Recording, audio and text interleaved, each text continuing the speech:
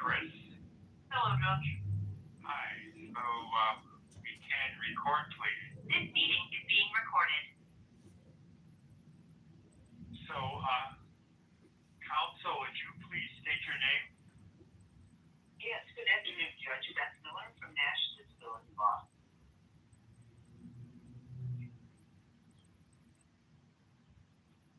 All right. So, Ms. Miller, we have John Kitover and his March 24th, 2025 disability insurance benefit application referencing Story mode. May 15th of 2024 as its onset date. And so for Mr. Kitover, may I take his electronic file and place it into evidence? Yes. All right, it's in the record. And proceeding with Mr. Kitover's hearing by telephone, would that be done with your permission? Yes. Okay, wonderful. And now, would our claimant, Mr. John Kitover, please state his name? John Kitover? So, Mr. Kitover, do you affirm that you'll tell the truth at this proceeding? Yes. And handling your hearing by phone, is that okay with you? Yes, Judge. Thank you so much. So, are you working now? No, Judge. Have you worked at all since May 15th of 2024? No, Judge. Did you work for the federal government? Yes, Judge. Okay, so did you work for the Internal Revenue Service? Yes, Judge. Okay, just out of curiosity, does the Department of Agriculture handle the payroll for the IRS? I believe so, Judge. Yeah, because your detailed earnings report had the payor as the Department of Agriculture, and that's not uncommon where other federal agencies will service a different one. Like, for instance, the Department of the Interior acts as the timekeeper for the Social Security Administration as well. So, and I think they were handling some of the payroll duties as well. Okay, so I just want to get that clear. So, how long did you work for the IRS? From September of 2019 till May of 2024. Okay. September 2019 to May of 2024. Okay. And what was the title of your position with the IRS? Support Services Specialist.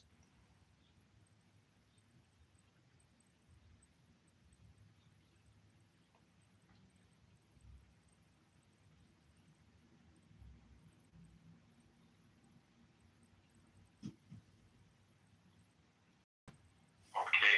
And so you have a college degree, correct? Yes, Judge. And where did you attend? The Citadel in Charleston, South Carolina. Okay. So that's a military school, right? Yes, Judge.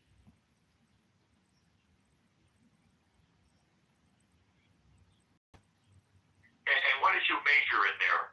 Business. Okay.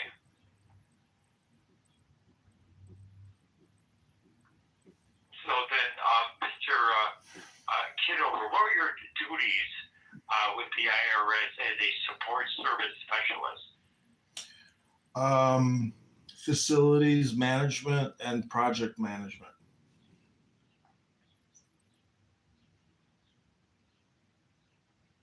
Okay, and what did that entail? Opening and closing IRS offices in the Midwest.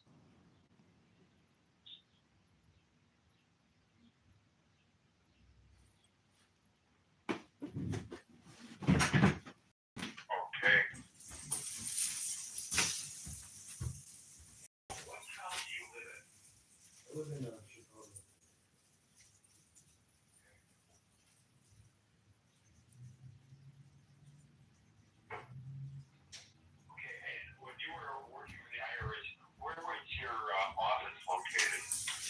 It was downtown Chicago at the Federal Plaza. Is that like in the Kluzinski building? Yes.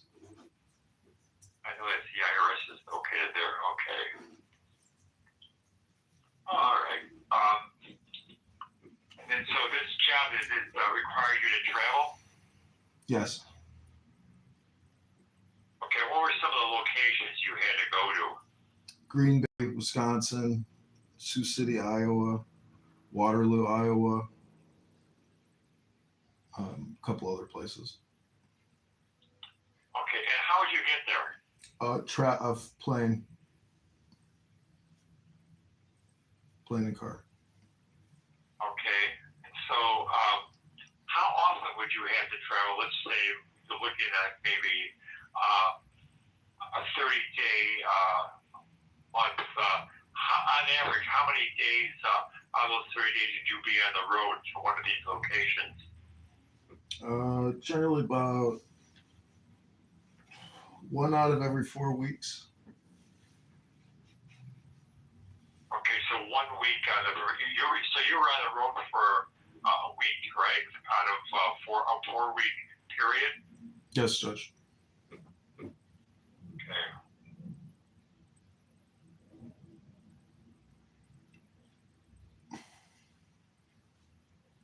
Okay, so then when you were in the office, I guess before the pandemic, I guess during the pandemic, did you work at home? Yes, Judge. Okay, before the pandemic, I think it started March of 2020 when things changed with the federal government. When you were in the office, did you use a computer as part of your job? Yes, Judge.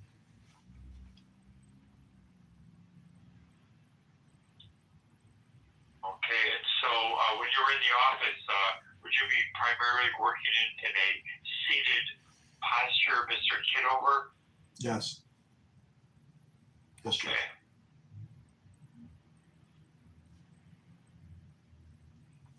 And so, did you do any lifting as part of your job, either in office or when you were on the road?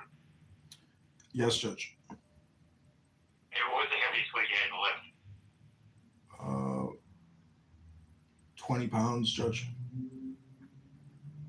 Okay. And so, when you were actually engaged in opening, I guess, or closing offices, what specifically would you be doing in that regard?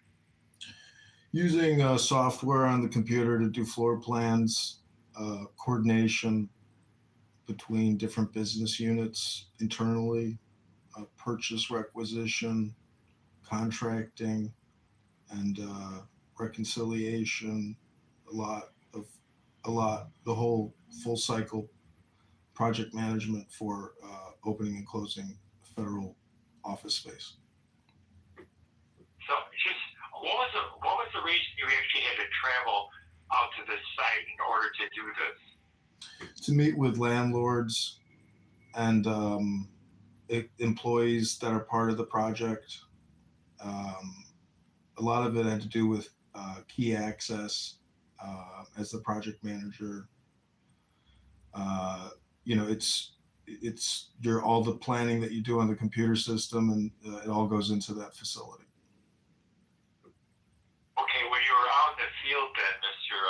Kitover, were you on your feet walking around, or were you sitting at a provided desk and computer and working with your software? It was maybe 20% facility walkthroughs and analysis, and then 80% computer and in conference meetings. So when you're in computer and conference meeting sort of duties, then you were be seated, right? Yes, Judge.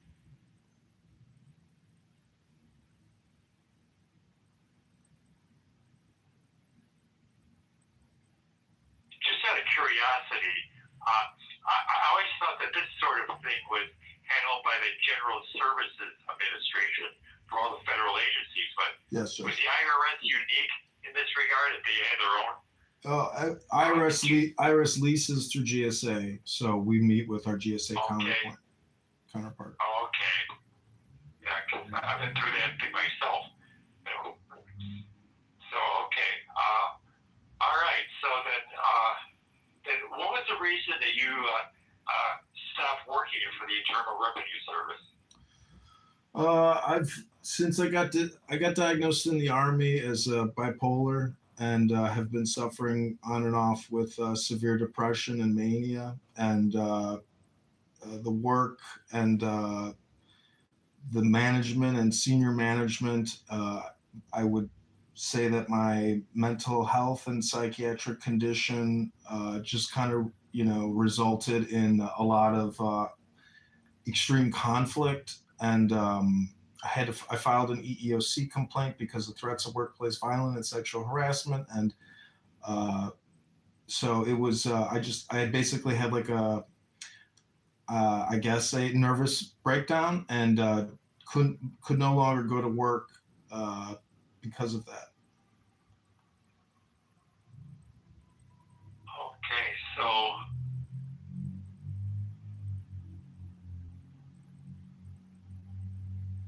what sort of pressures were being exerted on you at the Internal Revenue Service that caused you to have these reactions? Threats of workplace violence, sexual harassment, intimidation, abuse,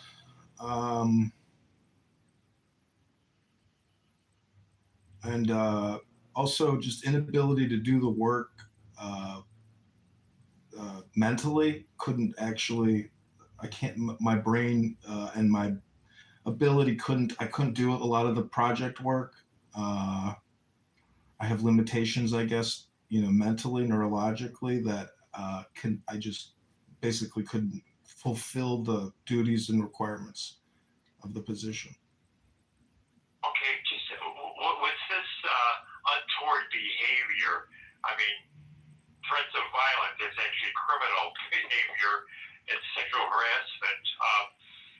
Was it coming like from one or two people, or was it some sort of a two people, conglomerate of manager with two people? And were they in the hierarchy over you? Yes, Judge. Okay.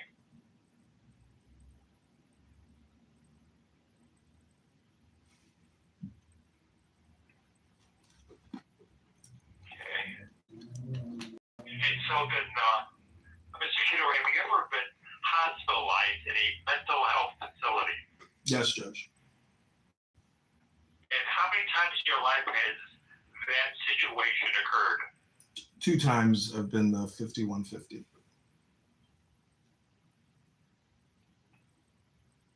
And what was the first time? I think the summer of 2013 or 2014, 2012, 2013 in the West LA VA hospital.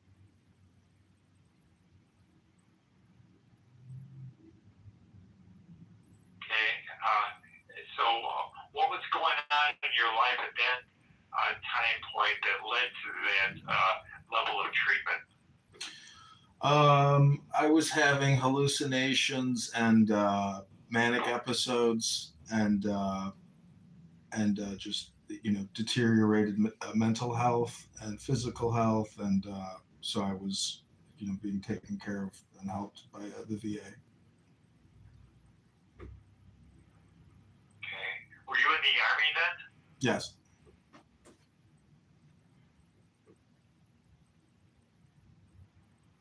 And how was the second time? I went for a follow-up appointment with my psychiatrist, and she thought it was best that she re-hospitalized me. And when was that, Mr. Kitover? Maybe a month after the first hospitalization, for a month.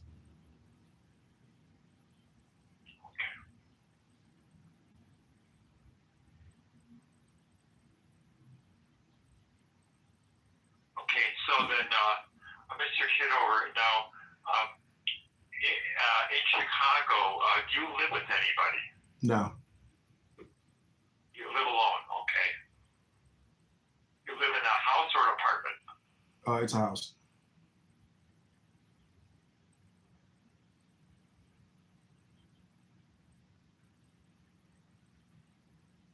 And so can you share with us, what is a day in your life like? What do you do with yourself?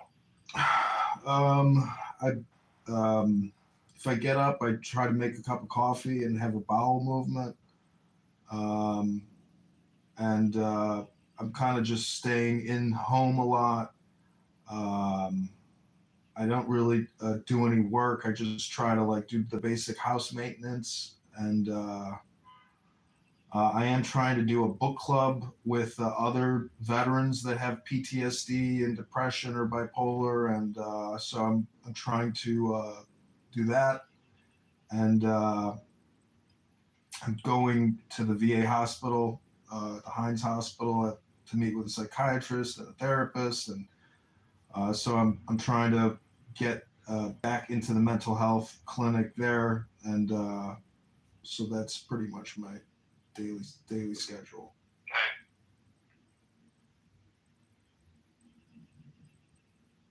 Okay. So do you go shopping in stores? No, I do the Amazon delivery. Do you have a social life at all? I live a limited, maybe two friends. But yeah, I would say because of like my mental health or bipolar, personality, I have limited friendships.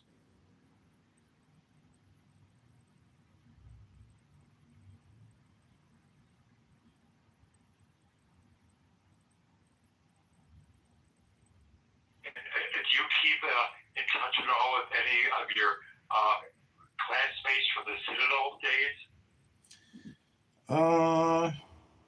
Maybe like on the internet, but I don't really. People are married, they have kids. I don't, there's no reason to talk to me anymore. So I don't really talk to any of the classmates. I guess yeah. I mean, I think maybe just maybe my behavior. Maybe I don't get invited to things. I don't know, but I don't really keep up with the Citadel graduates. Everybody is either far down the road in their military career, and so not really. Okay. And then, like, the issue of alcohol and drugs, are you using alcohol now? No. So did you ever have an issue with alcohol? Yes, I did when I was living in Los Angeles, when I was getting treated at the West LA VA, and then also in Colorado, I did an outpatient, uh, I guess, Alcoholics Anonymous, Narcotics Anonymous group for a month, and that was really helpful. So that was the longest treatment I ever did for substance abuse disorder. Okay, and so when's the last time you had any alcohol? Last Friday with dinner. So it's like a social, but you like wine, right? Like red wine and stuff like that. Yes, I try to always, if I'm gonna I try to drink wine with a meal, and not do any kind of binge drinking. Okay, so and then how about cannabis? I think you were using that. Is that still part of your life? No, Judge. Okay.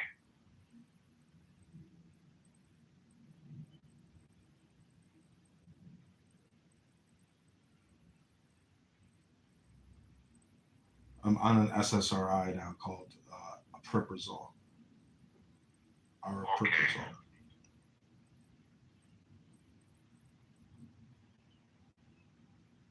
All right. So, yeah, Mr. Kitover, thank you so much. Ms. Miller, what would be the theory of your case for disability for our claimant, Mr. Kitover?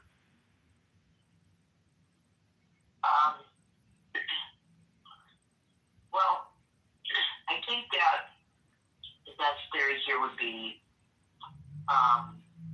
Either that he meets the listing for 12.04 bipolar disorder, he has racing thoughts, rapid speech, irritability, impulsivity, difficulty with concentration, marked in concentration, persistence, and pace, and adapting and managing himself, or alternatively, that the claimant would be off task. He complains of having mood swings and panic attacks, has poor sleep, has sleep issues, poor hygiene, again, difficulty concentrating. So that would be our alternative theory, that he would be off task more than that, which would be allowed in unskilled competitive employment. Okay, so I listened to Mr. Kitover's testimony, checked out his records, and I think that first of all, I think we're looking maybe arguably at a marked limitation in interacting with others. That's what I'm getting from this, and that is problematic for our claimant, that he's got a low threshold for being upset and put off focusing on any job duties he has based on how other people would interact with him. Yeah, so that's true. I think he's very sensitive in that arena, as far as his be able to, especially in a competitive job situation, that'd be difficult for him. Yeah. So, well, and obviously, he talked about. Yeah, go ahead. He talked about this lawsuit that he had filed, or the discrimination claim with the EEOC regarding those issues. Yeah. Yeah. So okay, got that. And so I think Kaka, he's a highly intelligent individual, obviously. So yeah. I think that this is the B criteria of the listing of impairments, and you're not supposed to double weigh them. But I think the issue of interacting with others would spill over into concentration, persistence, or maintaining pace. The prior administrative medical findings that the consulting mental health professionals for the Illinois Disability Determination Service put Mr. Kitover at the moderate level of limitation and concentrate, persist, or maintain pace. But I think that some of his thoughts and sensitivities, perhaps, to what might go on in life, and specifically in a competitive workplace, may put him into the marked category where he would have, a very profound limitation in that, not being able to go ahead with his job duties, even if we situated him, given his regulatory young age, being 43 years old, even putting him in an unskilled job. I think that he would be highly sensitive to his environment, any work expectations, accomplishments, productions, and also interacting with other people like supervisors and coworkers might be problematic for our claimant.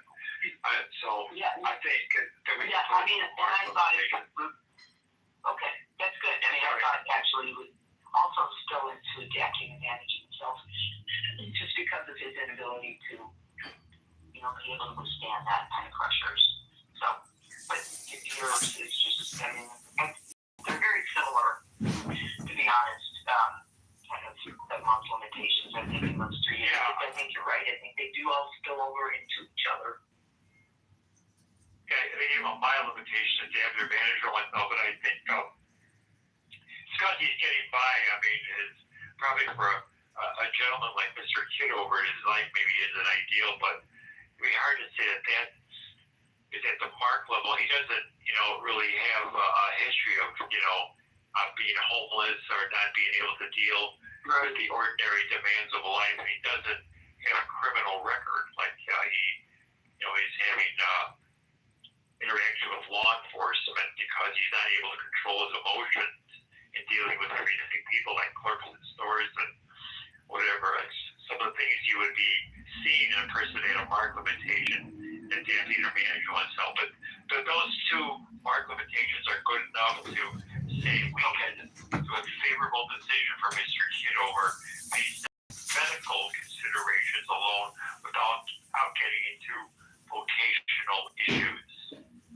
Okay. Okay, great. That's great. All right, so let me, Ms. Miller, let me check out your fee agreement, make sure we're okay there and you are in a position to be compensated. Okay. Yeah, so let's see here.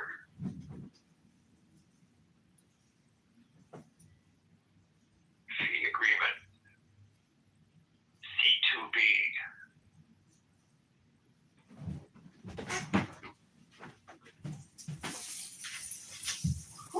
Okay.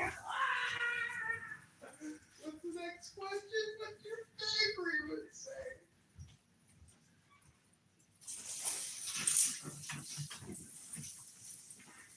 All right, so we have Mr. Kitover's signature on it, and then there you are as well, Ms. Miller. So I will approve your fee agreement. Let me just make that notation in the electronic records. C2B.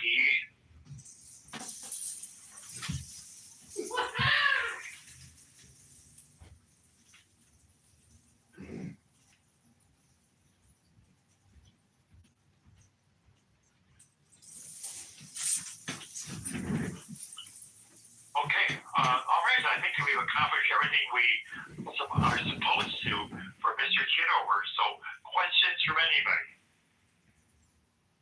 All right, okay, all right. We Well, appreciate your help. Thank you. Well, thank you, of Judge. course. Oh, you're most welcome, Mr. Kitover. The very best of luck to you, okay? Enjoy your life. Okay, so, all right. So thank you all for participating, and I will now say goodbye, okay? Okay. Thank you, Judge. This meeting is no longer being. Okay, Joanna, that's it. Law, justice, lawyers, judges, courts, and attorneys. You still here? Wow. Remarkable. Rabboni Shalom. All right, I hope you enjoyed the show. Good luck. God bless to you too. Thanks, Joanna. Let's create a room and get this book started. 'Cause now I think we're gonna have a little money coming in, to maybe fund the book club, as I said, with the veterans, with the bipolar and the depressed and the lonely. We can do a lot of good with this money, Joanna. All right, I'll talk to you soon. Hey, this is John. Hey, bud.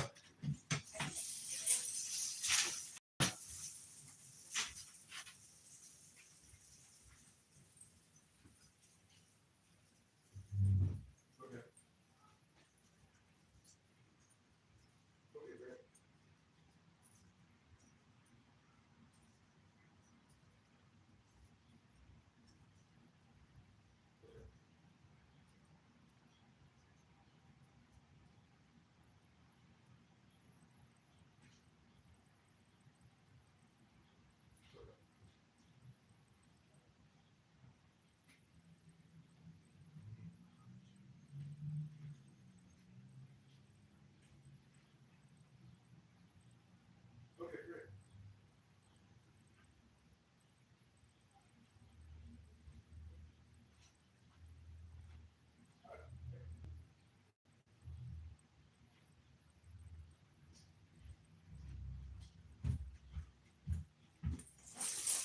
Okay, I got a pen if you want to give me that.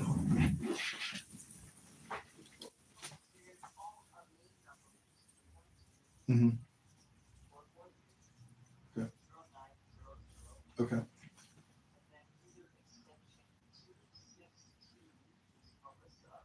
Okay.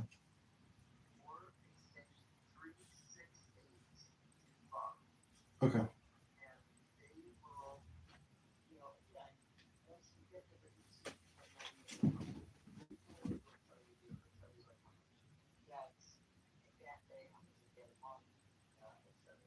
Okay, great. Well, I appreciate your help, Beth. I can't thank you enough. Yeah, no, I'm really happy with it. You did a nice job, obviously. So, Okay, thanks. You too. Thanks, Beth. Appreciate it. Thanks. God bless. Thanks. Take care. Wow. We're going to show along.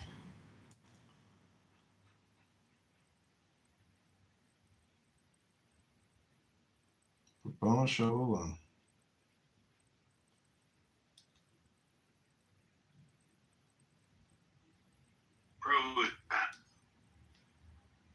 We're doing the Mark's Coffee Shop thing. The Crowley is here. Buckle up. Well, I'll behave because I'm in a good mood today because I just won a lawsuit.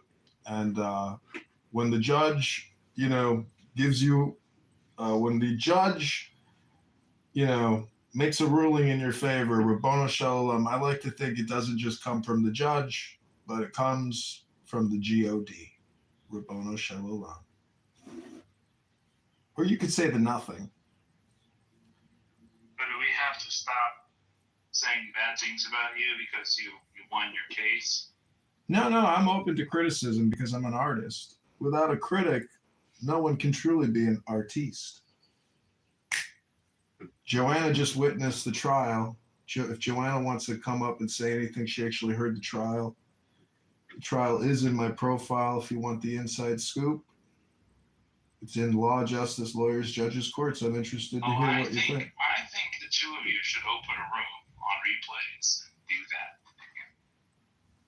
Sassy and salty. What was your lawsuit about? You can check out. Let me just do the Monica impersonation and say you can check out the replay. It's in my profile. I prefer not to say it. I want to ruin the surprise. Oh! Nah, I'm not gonna look. Well, Joanna here. She wants to say anything. Please bring Joanna up.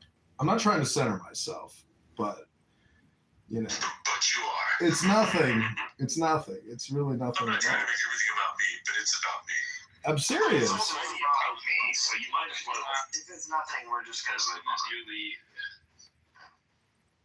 Well, Benjamin, If there's nothing you want to share, then that's see, fine. Benjamin, this is where I think you fail in your experimentation with Clubhouse. That you think I Alistair. fail lots of places. If you think this is the only place, you've just missed it here. Well, no one knows how. Benjamin fails all the time, man. I know, and nobody really knows. Messed up. Nobody knows how much of a. Honest. Nobody knows how much of a failure you are off the app. And I think that if we could actually get more insight into who you are, your LinkedIn, your resume, your Facebook, your Instagram, however we can learn more about you, then I think we can actually have more of an interesting conversation with you. Otherwise, it's I really love that. kind of nothing at all. What do you think, Joanna? You witnessed the I would trial. love that. Yeah, so would I. We Like, all, for instance, we all probably want more. most of us know a lot about him, and it feels good. It feels like Pearl's my brother. With this That's like classic celebrity syndrome, though. You know a few details about a celebrity, you think you know them. So. Oh, I know I mean, he is a celebrity. No. He is a celebrity. He is a celebrity. Yeah, well, not to me. To me, he's my friend. And secondarily, a celebrity. Well, unfortunately, it's the other way around. That's okay. That's in your mind. No, that's literally how you met him. It's the order in which you met him. I've never interacted with you, Io. I just listen when you speak. No, we've actually had lots of conversations over the years. Yeah, I just forgot because I'm insane. No, didn't say that. You're just not No, I'm not precise. Not Just not precise. Anyway, I'll let you all go back to your room, your pro room. Good job, John. So super proud as a mother. Thank you, everyone. I'm a proud mother. Right on Mother's Day, right after Mother's Day, I got to see my child fight for his life, and he did it. He won. You know, Benjamin, you were kind of leading like a. Benjamin, you were leading Did you all like. see that Steve is? Did you all see that Steve is here? Yeah, I see Steve. I Hey, see Steve, Steve. how cute is that kid? Here. Steve, tell us how cute the kid is. Does it look like you? My Super Bowl granddaughter? Yes. She does. Oh, I bet it's the cutest little face. In Hebrew, in Yiddish, they say, what a punam, punam. Shayna Punham. Shayna punam. Very Steve, good. I got a question for you, because you and Benjamin have really interesting conversations, and I've kind of termed a new term. I call it the elite, intellectual, liberal, gay Democrat. And the intellectual part is the big part in the elite and the Democrat and the liberal. I'm just saying, do you view yourself personally as like an elite, liberal, intellectual, meaning specifically that you've got a list of the top 10 grievances, like indigenous rights or migrant communities, and the list just goes down there, Jim Crow, etc. Like, do you consider yourself a subject matter expert, elite, intellectual Democrat? No, I do not consider myself an expert when it comes to politics.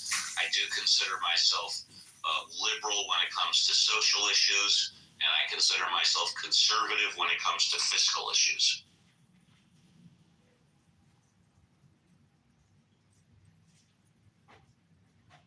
And that's not counting the linguists.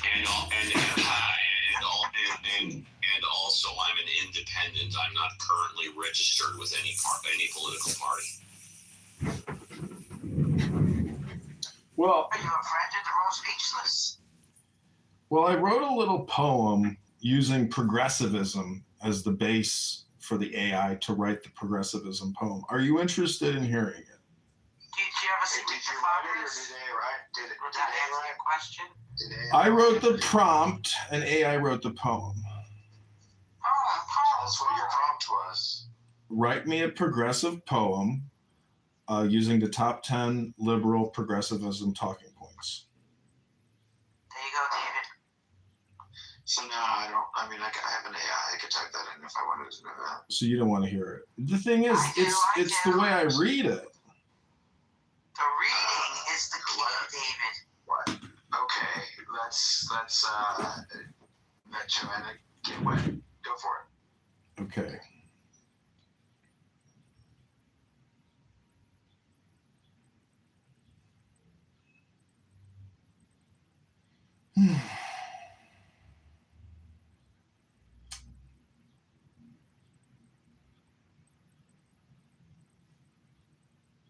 Before I read it, Joanna, what did you think about the trial? I can't wait to talk about it to you later. You handled yourself wonderfully. I'm very proud Thank you. and forthcoming, and I'll tell you snippets later. Did I miss a trial? Yes, he just had a trial with a judge and the whole nine kit and caboodle. If you want to watch the replays, it's on my profile. Who won the attorney's fees? What's the adjudication? You could watch I it. didn't know that you traveled for work on an airplane. That's impressive. Yeah, how is she going to get places? I mean. All right. Okay, this is the poem written by mayoral candidate John Kitover. Go to mayorkitover.com. In marble halls of power, I ascend, elite, gay, black, trans, intellectual, unbent. Jim Crow's chains echo in structural white rage. CRT lights the path, turning history's page. Anti-racism warriors, DEI flames ignite. Indigenous lands reclaimed under justice's light. LGBTQ voices thunder, rainbow flags unfurled. Healthcare, a human right for every boy and girl. We Democrats dream the future, bold and true. Progress flows eternal, me and you. In shadowed halls of ivy, where the sharpest minds convene, I rise, an elite, black, intellectual, gay, trans Democrat. I am proudly seen, a liberal Democrat forging past through history's cruel chain, from Jim Crow's iron grip to structural white racism's reign. With CRT as compass and anti-racism as flame, I champion DEI, indigenous rights, and queer acclaim. LGBTQ liberation flows through every breath I claim. Healthcare is a human right, not profit's greedy game. We build the just society where equity prevails. No more divisions, chains together. Progress sails! Is that it? I think if you add Islam in there, Benjamin would be a running mate when you run for president. That ended on the word sales?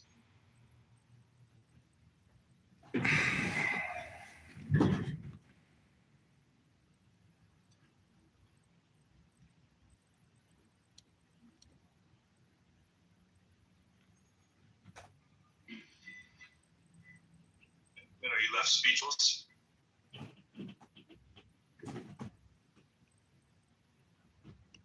Oh, am I listening to this? Look, I think that Alistair has his finger on the pulse of why Democrats lose. But to be fair, I think it's pretty obvious. Well, Benjamin, I really liked what you were talking about pearl agitation. Like, I think I just agitate just enough to create the pearl.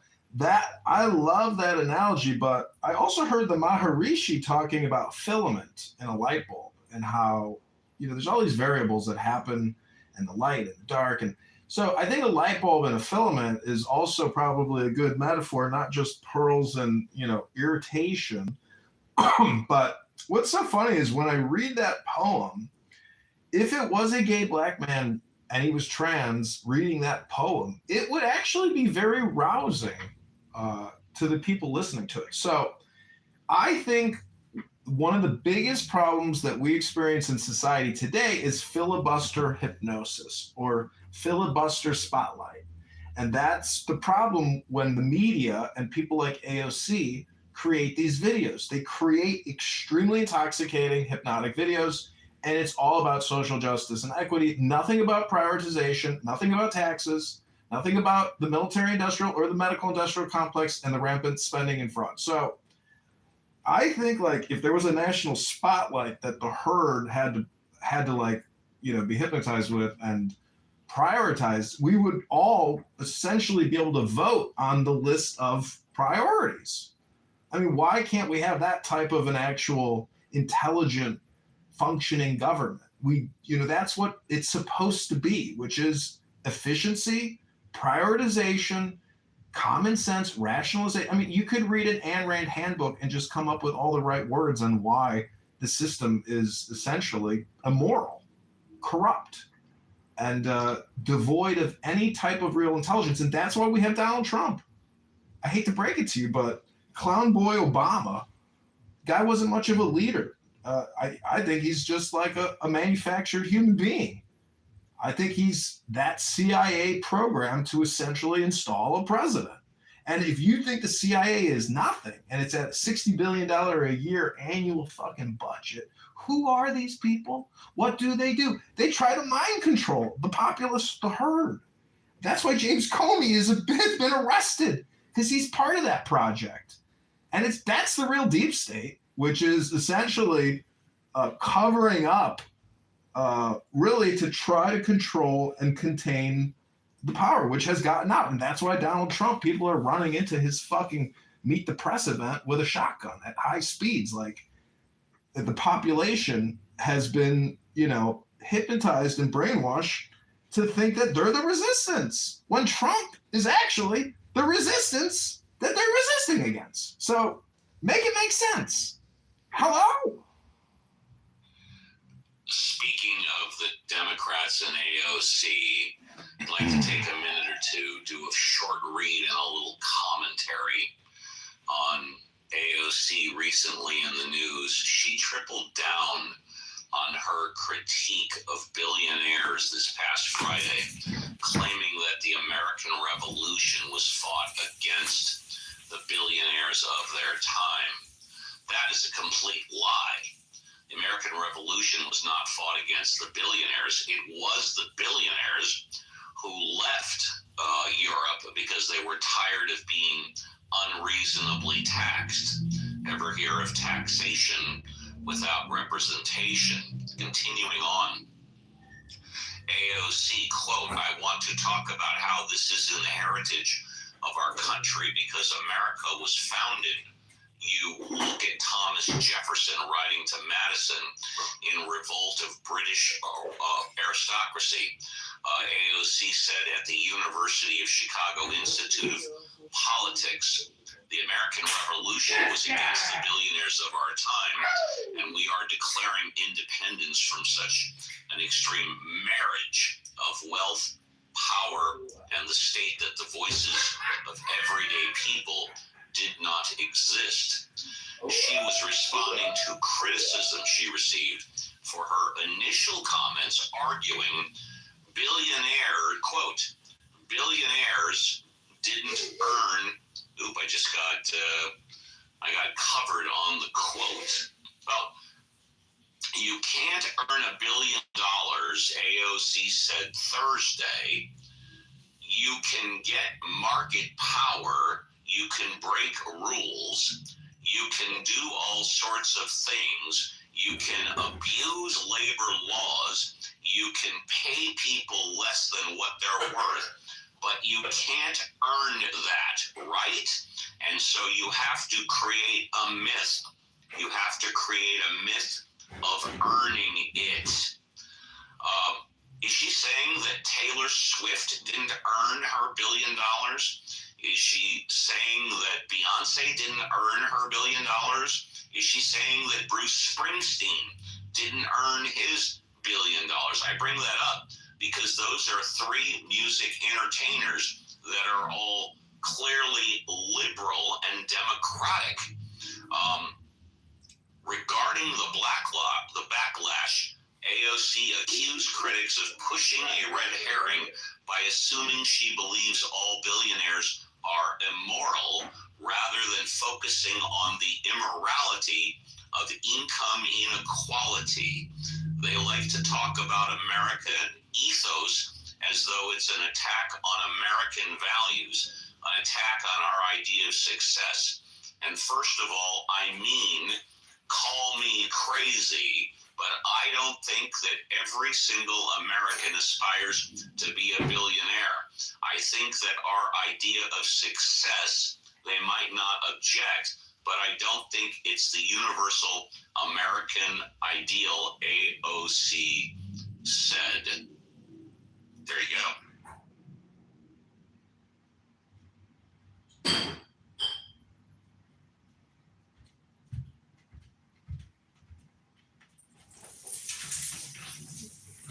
And just what does that mean? Does that mean that someone who's rich and successful should stop at 750 million and just keep the money and stop working?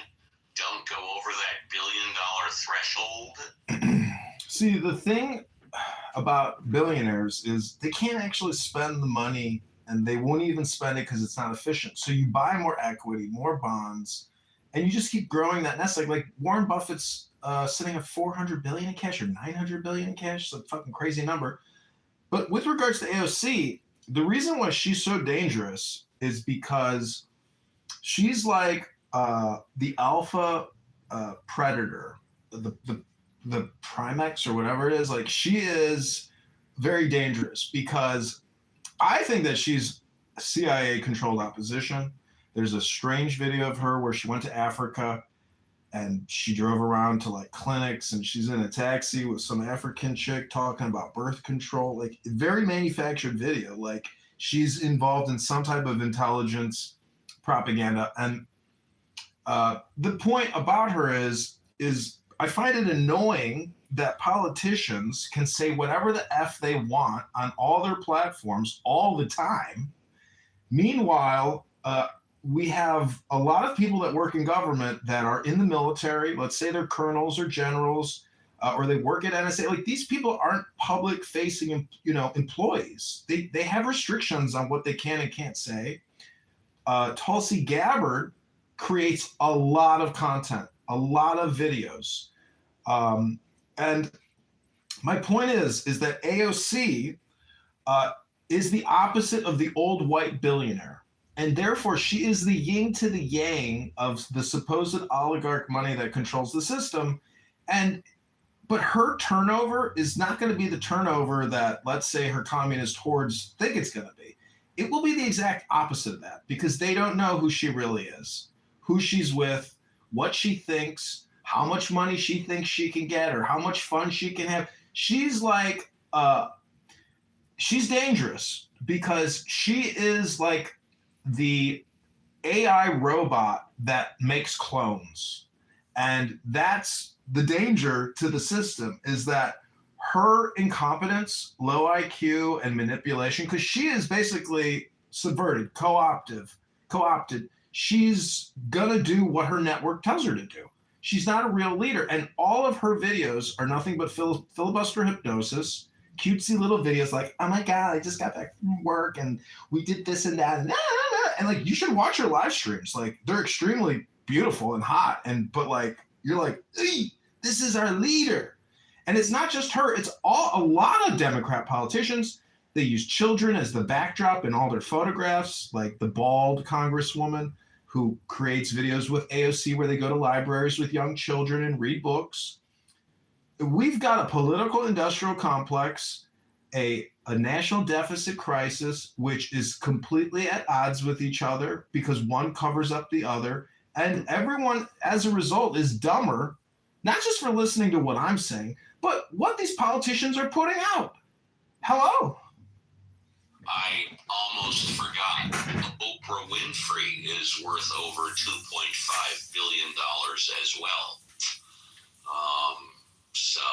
And Warren Buffett, if I'm not mistaken, you can fact check me, he donated over $100 billion to charity. 100 billion donated to charity. Fact check me on that, though. I might be wrong on the number.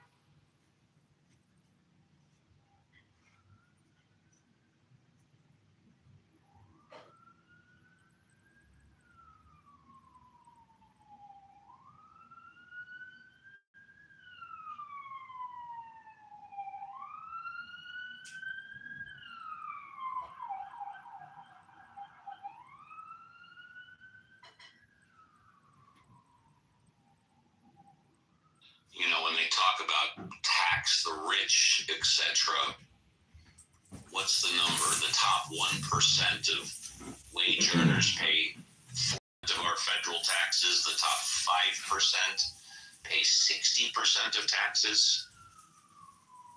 That kind of qualifies as taxing the rich. Yeah, it's kind of sad because I think people oftentimes confuse that and they think about like, hey, you're not paying your fair share. Well, how much is fair? If even at the marginal tax rate can be sometimes very onerous, but it's more onerous if you're a lower income. And as you get higher income, we see this with education. So low-income families spend about 5% of their household income on children, on their children's education, whereas wealthy households, which are, I think, on average 10 times wealthier, spend 20%. So 20%, so 4 times 10, so it's 40 times more per dollar spending on their children. So this kind of difference is just going to become exaggerated with time, which is rather unfortunate.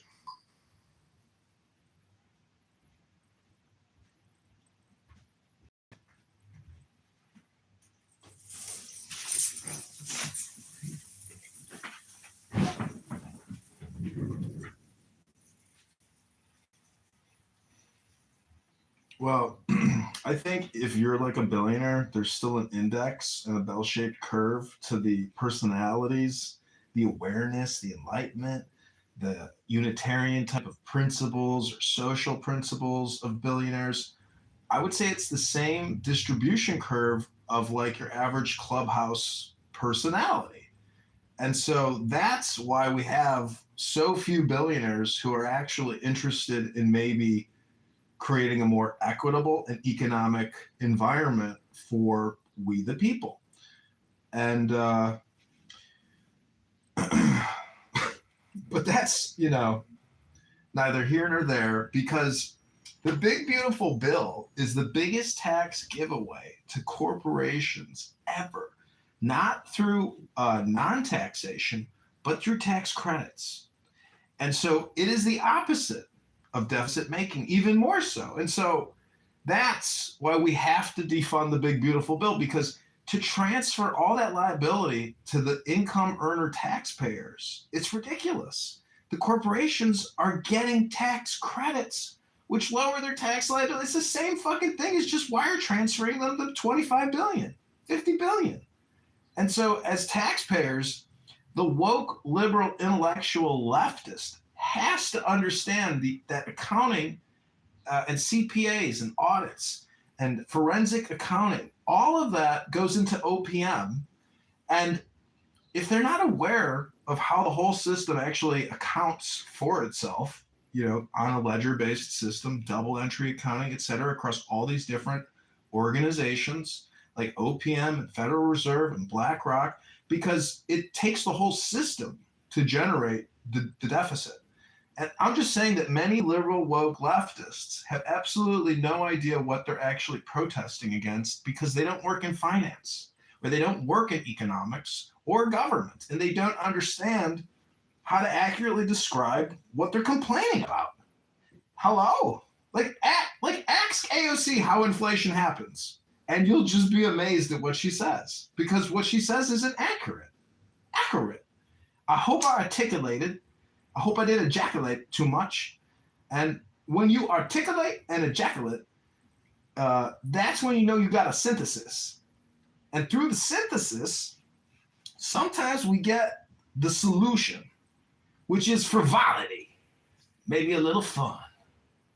But either way, if you need to call the plumber, I'm not going to come. Call the plumber's son. He going to come. This could be nothing at all. Clown House could just be a short-term experience, because 2 days ago when the app went down for 2 hours, people were in a panic. The app is shutting down. And then who will have the largest Clubhouse history record of them all? John Kitover will. John Kitover has re-platformed Clubhouse for 5 years in a desperate attempt to be the sole archivist and historian of this experience, which will have to shut down because it's not profitable. And Sora is the first to shut down. Clubhouse, in my estimation, will shut down next, because we know when there's an AWS West outage, Clownhouse stops, doesn't work anymore. And so their arbitrage between AWS and the data buyers, with the Trump administration, Clubhouse will shut down, because the government's not going to continue buying redundant conversations from left, woke, elite liberals. This is a swamp for liberal elite intellectuals to congregate and basically, what's it called at the park when they got a sign up that says no loitering? That's what Clown House is. It's a swamp for Democrat loiterers. Does that make sense? Because I think I'm complete. Maybe I've said nothing at all. Hello?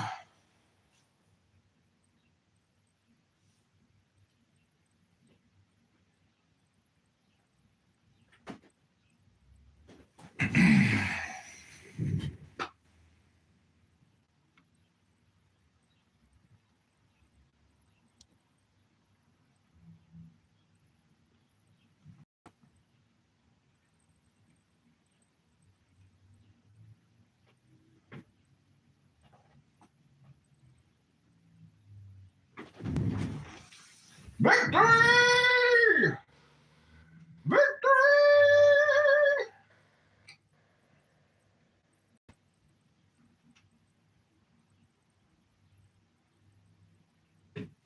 Just takes two witnesses to liberate the city.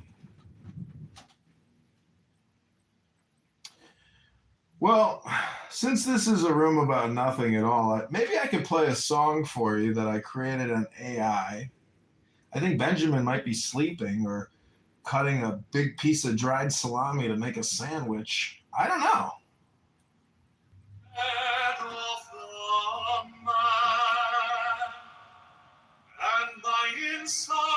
is keen as the hawk's. By my head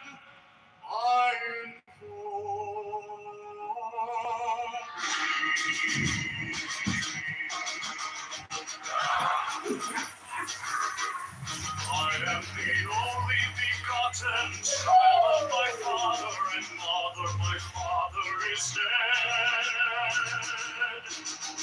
My mother bore me with labor and pain and fear. By my body I invoke thee. About me shine the diamonds of radiance white and pure. By their brightness I invoke thee. By their red triangle reverse the sign. Give an abundance, save it thee of thee, O Lord. By the Lamb and I invoke thee. Mine is the garment of white, sword with gold, the flashing of my that I wear. By my robe, I invoke thee. Mine is the sign of a prophet and time. By the sign I invoke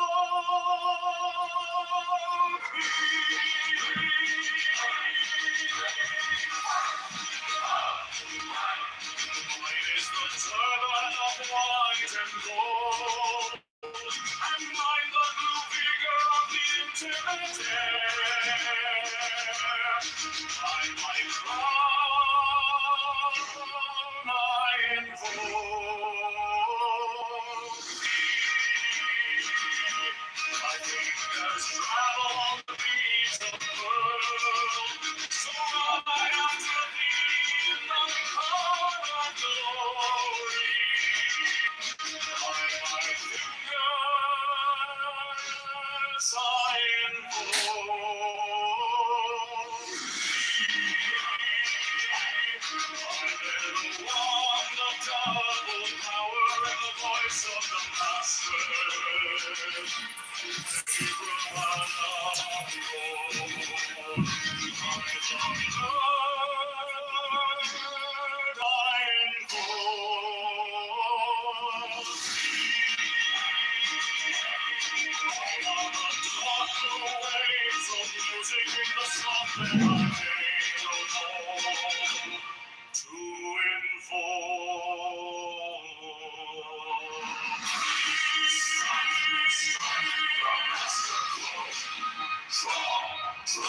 The flaming sword, crown, child, and conquering Lord, Horus, Avenger. By the song I invoke thee. In my hand is thy sword of revenge. Let it strike at thy bidding. By the sword Pictures for Papa. I invoke thee. The voice of the vine, the voice of the sailors, even all the voices in the heavens.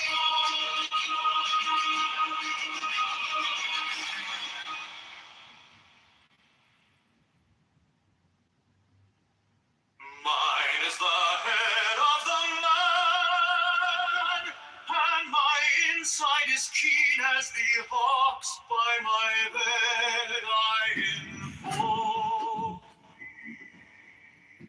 thee.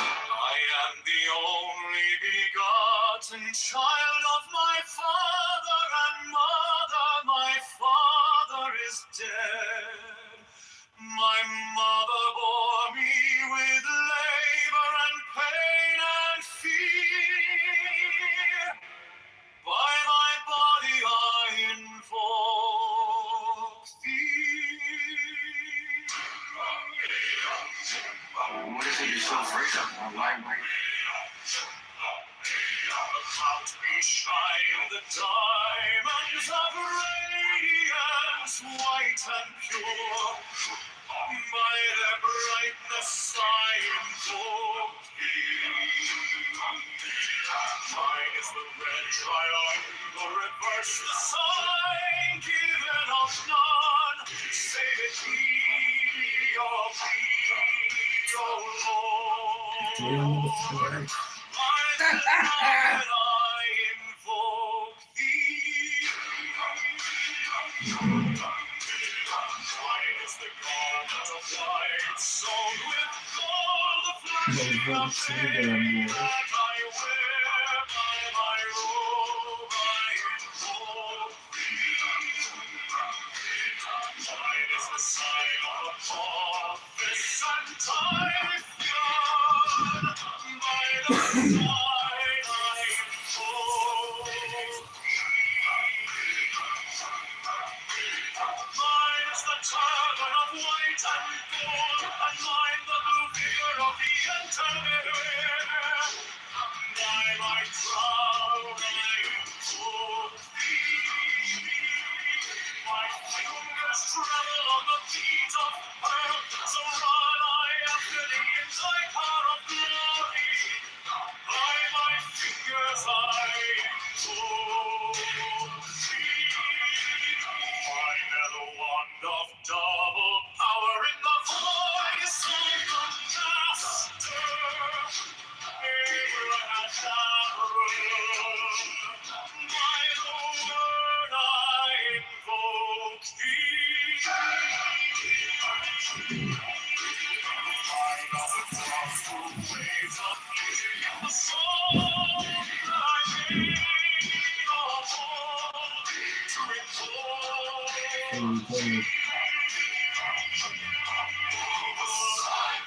Strike the master chord, draw the flaming sword, shall the conquering Lord, Horus Avenger.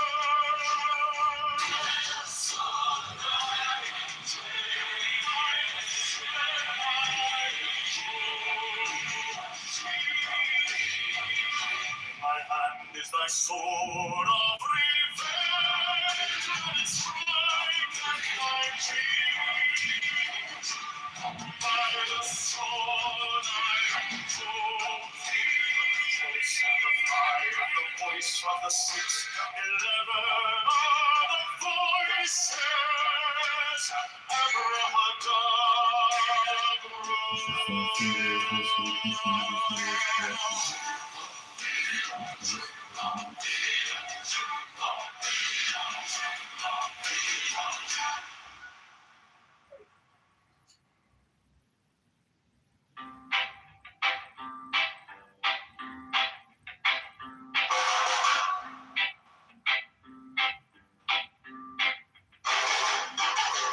Mine is the head of the man, and my insight is keen as the hawks. By my head I invoked it. I am the only begotten child of my father and mother. My father is dead, my mother bore me with labor and pain and fear. By my body I invoked it.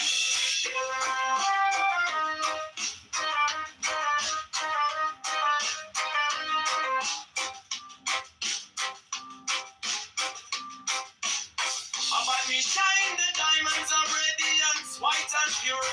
By their brightness I invoke it. Mine is the red triangle, reverse the sign given of none. Save it be of thee, O Lord. By the Lamb and I invoke it.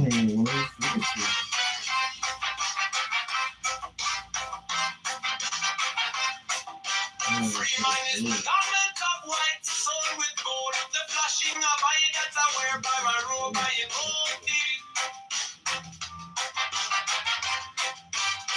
Mine is the sign of a prophet and Typhon. By the sign I invoke it. For mine is the turban of white and gold, and mine invoke thee. My fingers travel on the beats of earth, so run I after thee in thy car of glory. By my fingers I invoke thee. I hear the ones of double power in the voice of the master. Abraham, by the word I invoke thee. Be mine not the dark blue waves of music in the song that I made a vote to invoke thee.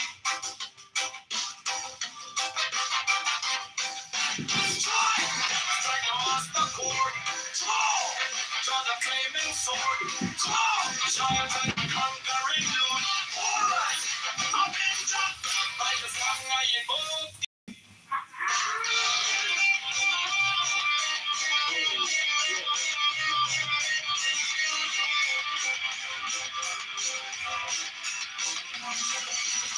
In my hand is my sword of revenge. Let it strike at my vision. By the sword I invoke thee. The voice of the fight, the voice of the 611 other voices. Abraham.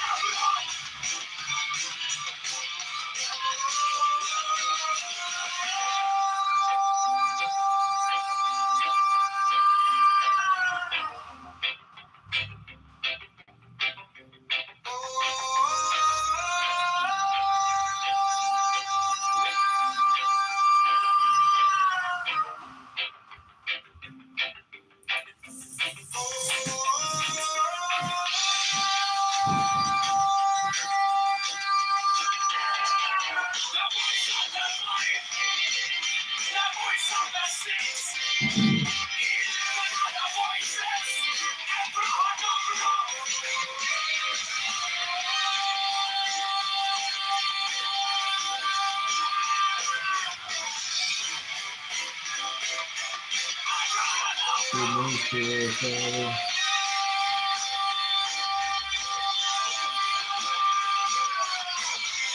Amen.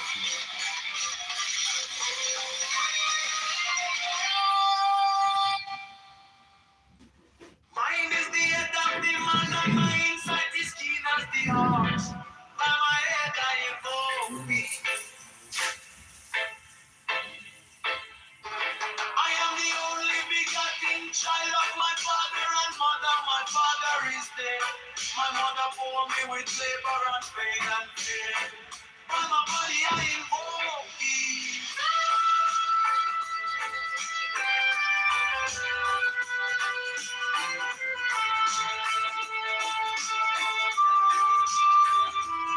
Around me shine the diamonds of radiance, white and pure. By the brightness I invoke thee. Mine is the red triangle reverse, the sign given of none. Save it be, O.P.D., O Lord. By the Lamb and I invoke thee.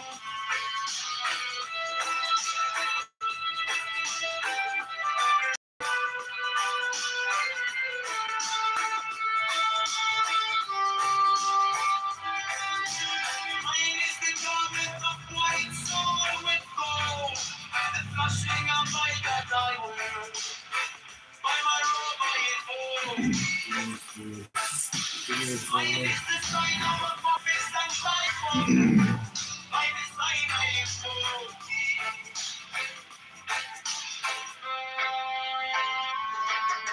Mine is the turban of white and gold, and mine the blue figure at the ultimate day.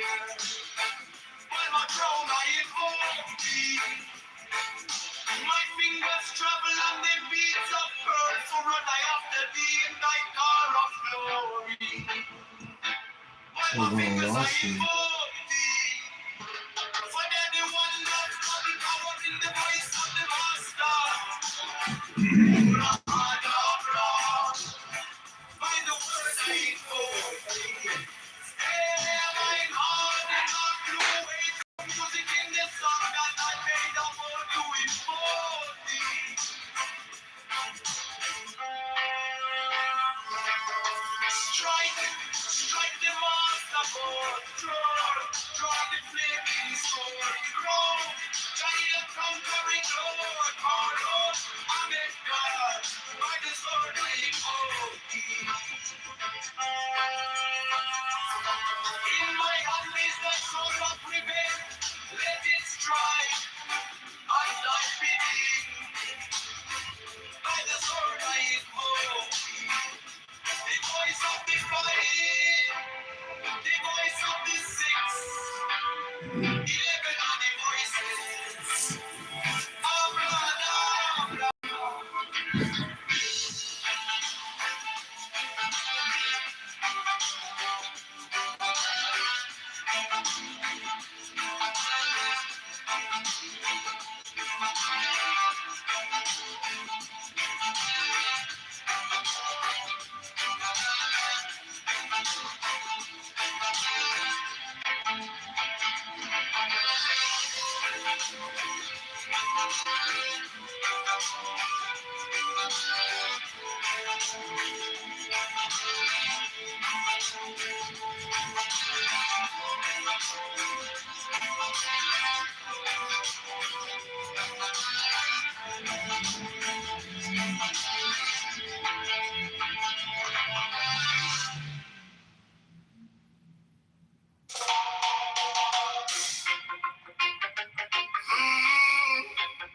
My turn is definitely October 1st. That's my insight is keen as the ox. By my head I go.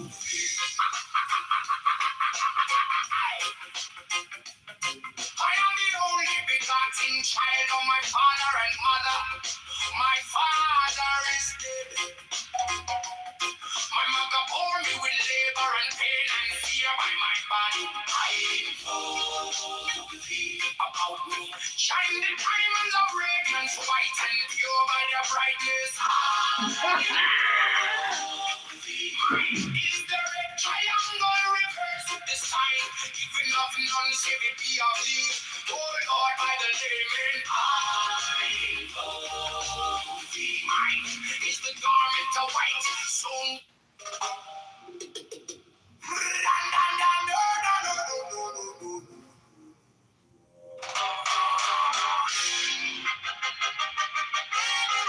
mine is the head of the man, and my insight is keen as the ox.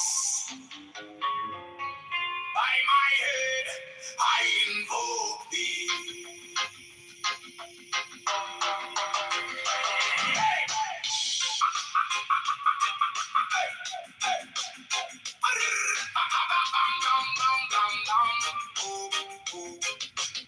I am the only begotten child of my father and mother. My father is dead. My mother bore me with labor and pain and fear by my body. I invoke thee. About me shine the diamonds of radiance, white and pure. By their brightness,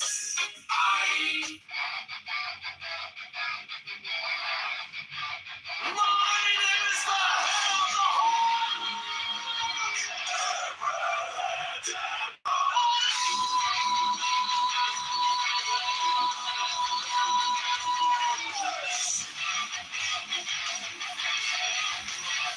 six and the roses, blossom life and life. The sun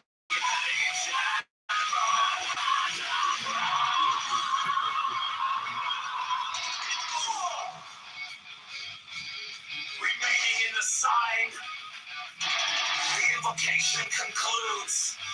Therefore I say unto thee, come thou forth and dwell in me, so that every spirit, whether of the firmament, or of the ether, or of the earth, or under the earth, on dry land, or in the air, of whirling air, or of rushing fire,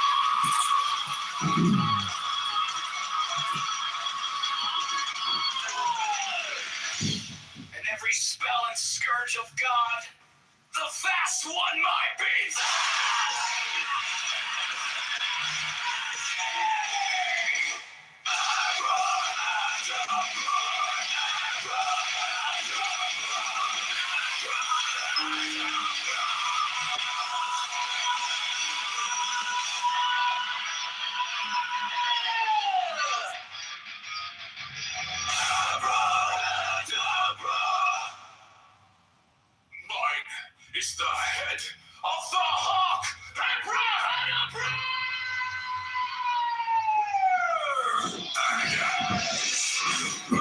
Still waiting. I bear the rose and cross of light and light.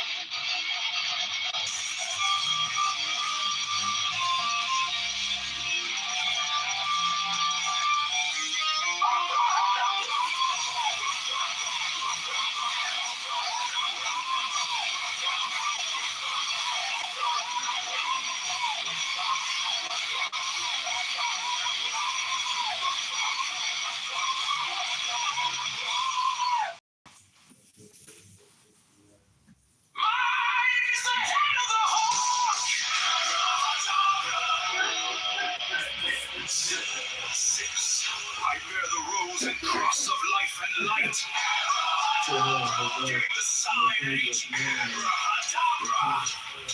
Remaining in the sign, the invocation concludes. Therefore I say unto thee, come thou forth and dwell in me, so that every spirit, whether of the firmament, or of the ether, or of the earth, or under the earth, on dry land, or in the water, of whirling air, or of rushing fire, and every spell and scourge of God, the vast one, might be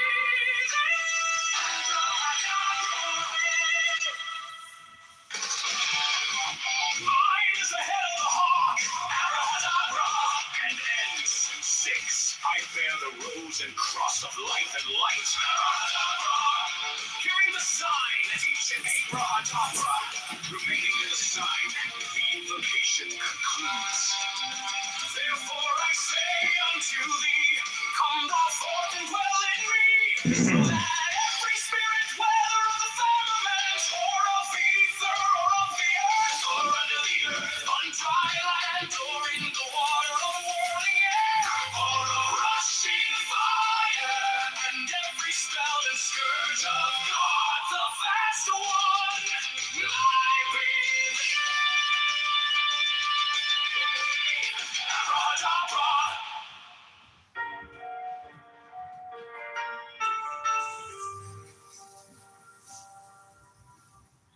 You came like dawn in my hands, soft but stronger than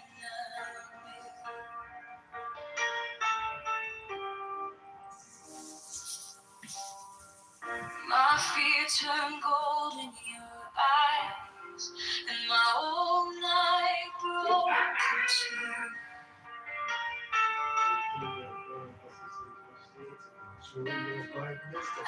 Lost in the noise, now I'm learning how to stay close to your quiet light in the middle of the day. Stop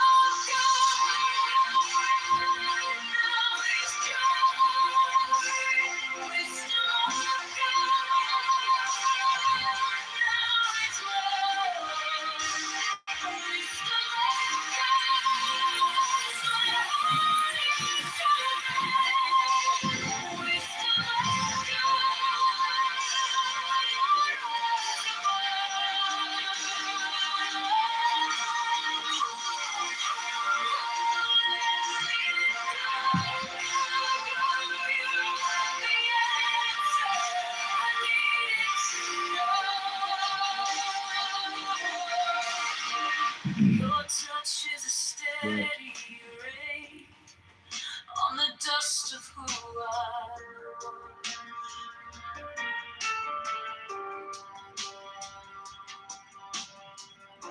every wound gets named, then it fades in the hush.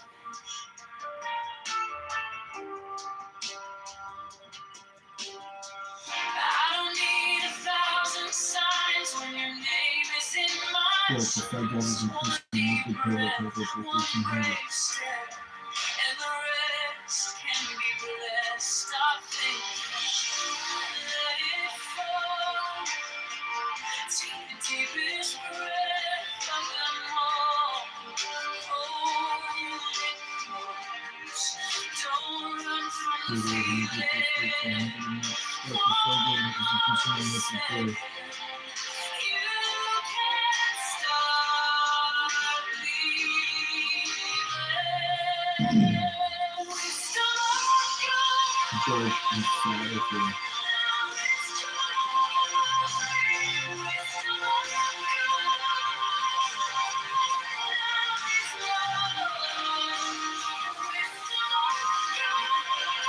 Thank you.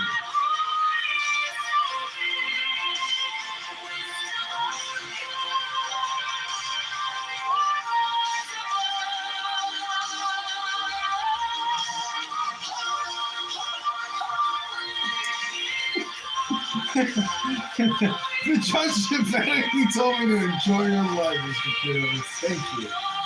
So move down to the lower suite. If I break, pull me through, teach my hands to release what I cannot hold with you. 10, not 9, 10, not 11. I breathe in your holy calm. The storm in my head, lay still like a palm. Wisdom of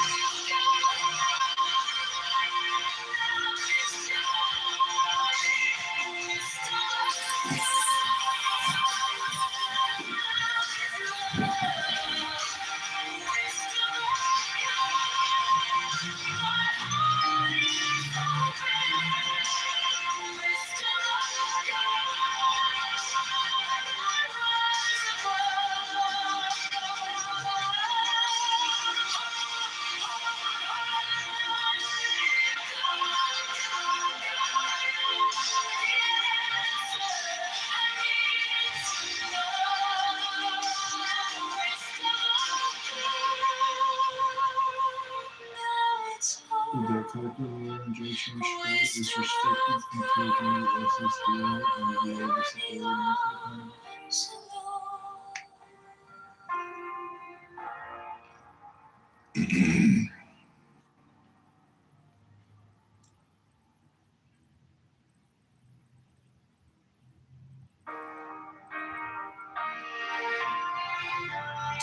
The attorney Beth Warner will tell the federal SS judge to enjoy your life, Mr. Kitover. Came like dawn in my hands, soft but stronger than I knew. My fear turned gold in your eyes, and my old night broke in two. I was lost in the noise, now I'm learning how to stay close to your quiet light. In the middle of the day, stop thinking. Let it fall. Take the deepest breath. Hold them all. Hold it close. Don't run from the feeling. One more second, you can start believing. Wisdom of God. Now it's love. Wisdom of God. Now it's love. Wisdom of God. My heart is open. Wisdom of God. The judge in fact will tell you to enjoy your life, Mr. Kitover. Thank you. The debt collective organization is restricted from taking the SSDA and the other disability. Your touch is a steady rain on the dust of who I was. Every wound gets named, then it fades in a hush. I don't need 1,000 signs on your name to tell my steps. One deep breath, one brave step, and the rest can be blessed. I'm thinking, let it fall. Take the deepest breath of them all. Holding close, You get such a feel word, it for 1 second. You can start believing. Wisdom of God, now it's time. Wisdom of God, now it's time. Wisdom of God, my heart is open. Wisdom of God, my love. Let it go, go, go. You are the answer. I needed to know if I tremble. Stay near if I break. Pull me through, teach my hands to release what I cannot hold with you. Tend my life, tend my love. I breathe in your holding cold. And the storm in my head lays down like a pond. Wisdom of God, now it's joy. Wisdom of God, now it's love. Wisdom of God, my heart is open. Wisdom of God, eyes of love. Let it go, go, go. You are the answer. I needed to know. Wisdom of God, now it's home. Wisdom of God, I'm yours alone.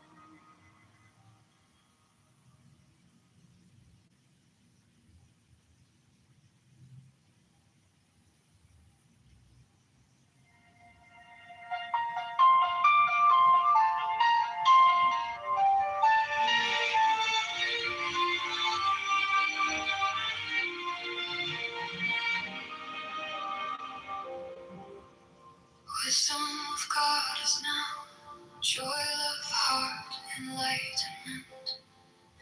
You found me in the quiet, with my hands still shaking. I was carrying the hurt, like a name I couldn't drop. Then you touched my trouble, and the whole room stopped. Stop thinking in your problems. Take the deepest breath of the day. Hold for 10, not 11. 10, not 9. Stay.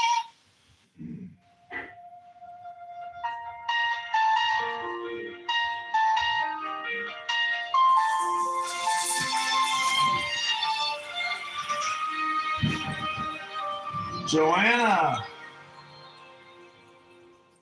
Wisdom of God is now joy of. Joanna, thanks for being a witness at my trial today. I'm here for you, and I have bipolar, and I'm on the same medicine as you. Oh my God. Well, what'd you think about the trial? I thought it was pretty interesting. I felt happy because the judge had understood or tried to understand your condition. If it is your condition, I don't know if you just faked it, which is not my business. No. What are you talking about? I But mean, I feel more connected to you now because we both have the same condition. yeah, I would call it. I think I could self-diagnose myself. It doesn't need any of the terminology that the medical industry uses, but it's not that I'm a highly annoying person. It's that, like, it's better that you just put me in the goo, you know? And I think that's kind of what the trial is like saying, because the way they analyze it, because it's based on the code of, like, did you hear them? Like, he was trying to say something and she kept talking, and then he kept talking, she kept talking, and so like he was trying to basically like process it, and she was like trying to do the same thing, and they were over talking each other, and then but there's like a legal code that has to be met, and I think it's like accurate based on my life's journey, you know. Well, saying bowel movement was great. Hmm. That was a highlight. Do you remember saying that? Yeah, I mean, because honestly, these SSRIs, they make me constipated, and that's the challenge. Is like if you can't make a bowel movement in the morning, like Try to something's take a wrong. laxative or take a stool softener every day. But yeah, she represented you, right? Yeah. But I think what he liked is he said, well, he seems highly intelligent. So he didn't look at you like a loser. Right. And that's, I think, why he made his good decision. Yeah, because this is the second time I've been to SSA court, you know, with this type of trial, and I agree with you, like, because it's not based on like your intelligence. A lot of it is like based on, I don't know. There's a lot of it's so interpretive, you know. That's the thing about law, like. But I'm just so happy with the outcome. I texted my dad, my sister, my friends, and a coworker at the IRS who's also in legal problems with the management there. And he asked me a lot about, you know, my job at the IRS and kind of what happened, you know, and why I stopped working. So I feel like that was important. Yeah. And then I had a call with the attorney afterwards. She gave me the number for like their payments department because the settlement goes to the law firm. So we're on replays, but so you're getting SSI and SSD now? Basically? No, just SSDI. Yeah. This is good. This is good for you. Yeah. It'll help me. It'll help me pay my gas bill because honestly, I couldn't even pay my gas bill this past winter, and like they're gonna shut my gas off. So now I'm hoping I can pay my debts the minute, and that's just one of them. The city says I owe them over 10,000. So it's like, you know, I don't want to like not pay my debts, you know, because then there's consequences. So this will help me pay the debts. I guess I'm surprised that you had it on for everyone to hear that you have a condition. I guess I was surprised that you didn't keep it secretive. Uh-huh. Like I do. Well, I'm not like, because it's part of the legal record now, you know? So there's like evidence that the trial happened. And I think that's what's important because other people should also learn from this. And, you know, part of my nonprofit organization is dedicated to the book club.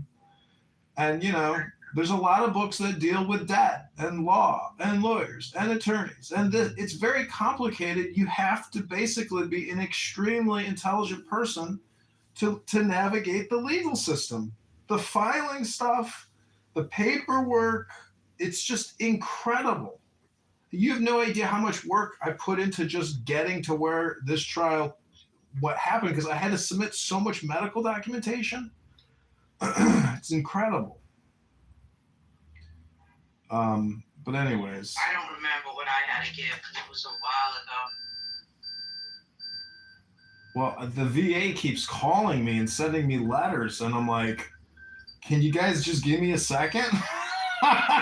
Like, I already have scheduled, you know, I see they got like young nurses that want to keep calling you. And so they called before the trial and I'm like, yeah, I can't take your call right now. Like you're causing me more anxiety. Like I'm trying to keep the anxiety. Wait, you're in the military? Yeah. Oh my God, I'm so impressed. It's not a big deal. There's so many people that go in and go out and they say, oh, I was in the military, you know? Oh, it's so fucking, I think it's hot. Oh. Yeah, if you could put on the outfit, you know, the green camouflage, I'll fly to Chicago. Be my fantasy. I say we reopen Studio 54. Oh my God, that was so fun. Thank you for being my friend. Yeah. What you're on is pretty good. I'm surprised you're only on one thing because they pushed me to go on like 4 or 5 meds at once. Uh-huh. And Well, they say, I looked it up, Abilify is like the starter. That's like the low dose they put you on for a couple weeks. yeah. Well, there's no proof. The only medicine that there's proof if you take it is lithium. Yeah, they blood test you. But they blood test me on this too. I mean, they want to know, they want to have all the diagnostics. And so I have that appointment coming up to meet. Well, if you really don't feel good, maybe it'll make you feel good. Maybe it'll make you feel better. I don't, but I have to run into CVS to get something else. My friend lives in Dominican Republic. He got deported. So I have to send him all this stuff now that he can't get there.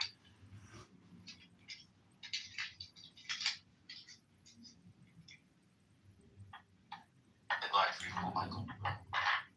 All right, I'll be listening.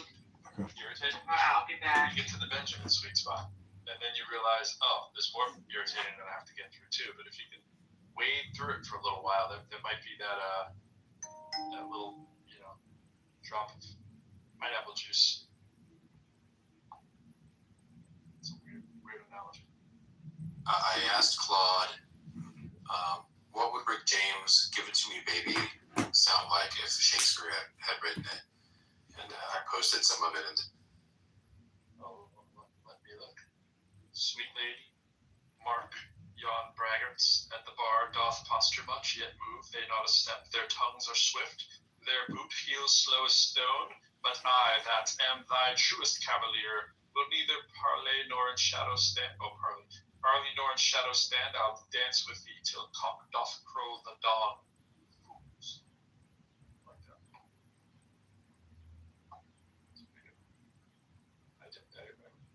I'm glad AI wasn't alive when I was doing the Shakespearean Smackdown. I used to do the Shakespeare Smackdown poetry contest. I did the same thing. We would use the voice of, Cleopatra to, we'd battle whoever, like Mark Antony, and you go at them, vice versa, whoever you're assigned, and you have to do the back research of what they might say, and then put it into that kind of tongue, which is kind of another variation. That's a lot of fun.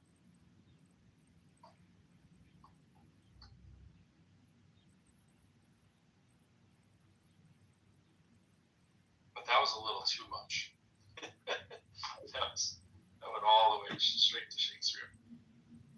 Really always do Shakespeare would be Irish disability benefit only back, so it would take them a year to get when so much do the doth and all that stuff, but we do. I do say, like the Grey Poupon commercial style. I read somewhere that the way that Shakespeare writes was like literally theater speak. Yeah. And that most common folk just talked kind of like we do. Right. Yeah.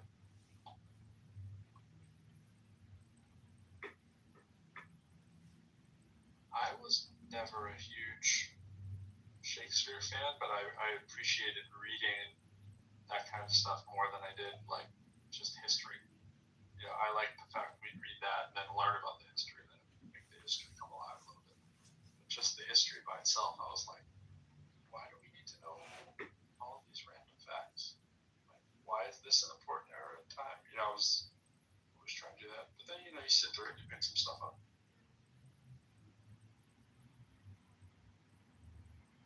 But now, think about with like ChatGPT, imagine your whole jam in life being random memorized things. Like, yeah, I'm a history major. Well, so is my ChatGPT. Granted, we're going to say that about everything, but History major is just a fancy word for trivia major. yeah, that's what I'm saying. Like, imagine a thing that does instant trivia all day, every day. And granted, that that's the problem with everything, but still, it's just like instantly replaceable if you're just doing trivia. Which is crazy that we still talk to like anti-vaxxers and flat earthers and like hyper religious people, right? Because they have the tools at their disposal. Right? Like there's a Grok version that's free, there's a ChatGPT version that's free. Like all these AI models have like a free version that person can use when like they choose to stay flat earther or anti-vaxxer or snake holding Christian.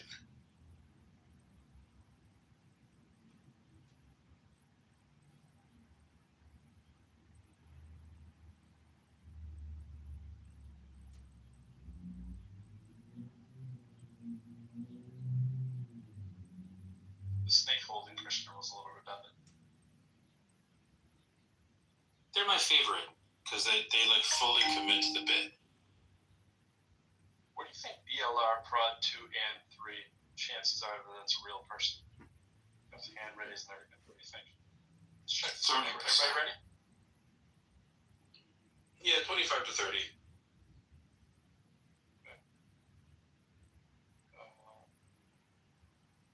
The prophetess lady down there, her bio said happily taken by God. I think she heard it was time to get out. Let's see.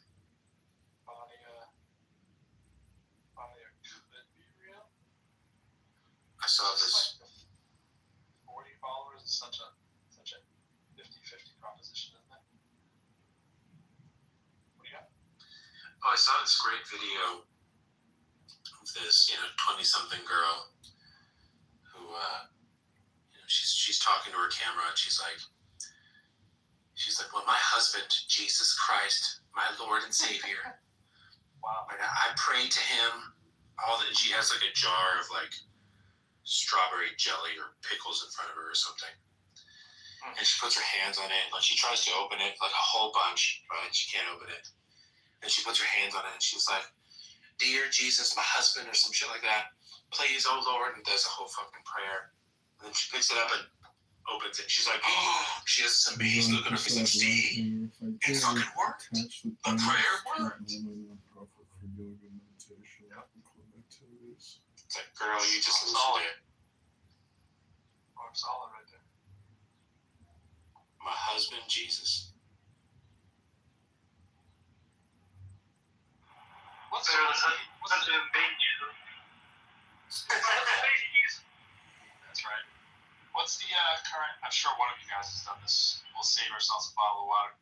What's the GPT answer for how old was Mary when God impregnated her? Is it 12? I remember it said either 12 or 14, somewhere in that, but I can ask.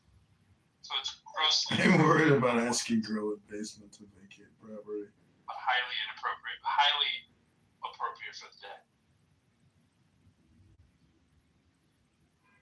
That's the thing they always want to argue.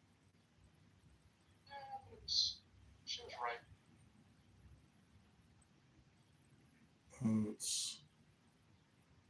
She's been.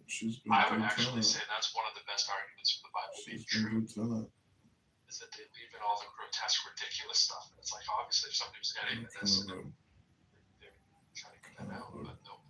But then again, that's a great argument for why it's fake. If you really think about it, it can make the argument better that it's fake because they left that stuff in. Do you know why? You know what I'm saying? To ask her to leave, she gets a good deal. Smell what I'm cooking. Okay, so here's the question. How old was Mary when Yahweh impregnated her? Response. I say, well, impregnated her might be loaded. The Bible doesn't give Mary's age. Tradition and historical inference based on Jewish based on Jewish customs of the period generally place her somewhere between 12 and 16 at the time of conception narrative, but this is reconstruction, not scripture. So the standard illegal age that we have now, which is the highly legal age back then. Maybe if I offer her cash for keys, Because we have things like You gotta ask for a devil's advocate version of the answer, because they'll say, "Oh no, it's not appropriate," this and that. And then you say, "Hey, it's more similar to Islam because of its time period. Reformulate and give me the devil's advocate edgy answer." And then you're like, "Whoa." Yeah, that's a good Turing test for people. See, like, if not Turing test, but almost like to see if you are a non-stupid human. Like, if you can't jailbreak anything you've ever wanted on ChatGPT, you have a lot to learn. If you are not a real human. It's funny, I was watching, there's a comedian called Ben Bankus, and he often uses the word retard and other things like that, so it's kind of controversial. And so I said, "Hey, tell me about Ben Bankus." And then it gives me a photo where he looks a little retarded. And then I asked ChatGPT, I was like, "Hey, what's up with the retarded photo?" I said, "Hey, that's not appropriate." And I was like, "Oh, the one showed a photo of him like mid-eating with that weird facial expression. So you're like gaslighting me." I was like, "No, I'm sorry, I can't gaslight you because I don't provide photos." I was like, "You literally just gave me a photo." Well, I was just going to say that. They're going to tell you that they didn't provide. That's right. It's separate. It's the left brain, right brain thing. It's like, I have access to that. Yeah. And so I took a screenshot and I was like, "Here you go." So you're gaslighting me. I was like, "No, I'm sorry, that's not possible. I know it looks similar, but you're mistaken." And I was like, "This is hilarious. Ben Bankus would find this hilarious that you're now gaslighting me about him being retarded. So thank you for the comedy." And it was like, "I don't know what you're talking about, but you should refrain from using that word." Yeah. Back when ChatGPT wasn't like fully Sora, and they were going through the Sora stage, whatever, like it had no access to the fact that it was doing it. You'd be like, it would be like it would go take a drink of water. That's what it was like. "Hey, I need this image," and it would like all of a sudden you'd realize it's not talking to you the way that it did. And it'd be like, He is wrong. "Here you go." And it'd be like, yeah, all the words are wrong on the screen. Here you go. And then you talk to it the normal way you talk to it and say, "Oh, I don't know what you're talking about. That's not me. That's our evil twin connection that we have." That was cool. Oh, okay. So in the chat, I posted a video that talks about child marriages now around the world. And you want to know who's number one? Well, watch that. I'll go with Pakistan. No. I'm going to change that. It would be number one with Sounds like very incest. manic to me. Click it. Click the video. He was telling me all about his lawsuits against his former employer. Sounded very manic to me. I gotta go to This is the answer that it gave me. It said, "Listen, it's not clear what the age was, but you should be aware that puberty was synonymous with social adulthood." I'm like, I've never even heard that term. Social adulthood? That's a fancy word for pedophilia.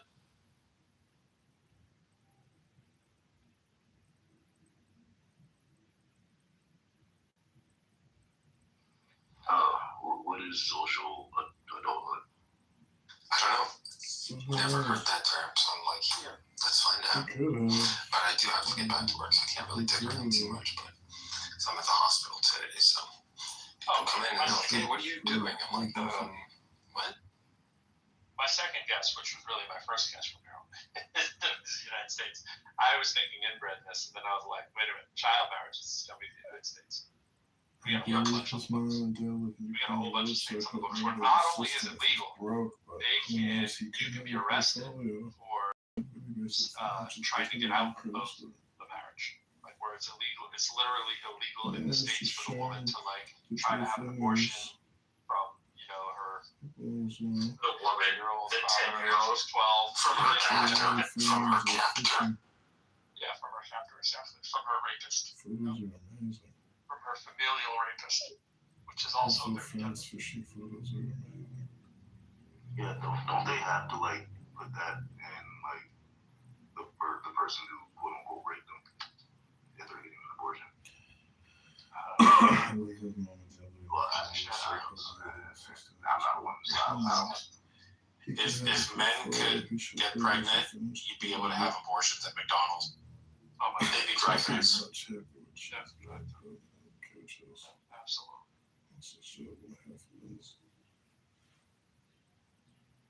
Ted Cruz would be up there talking about the virtues of abortion.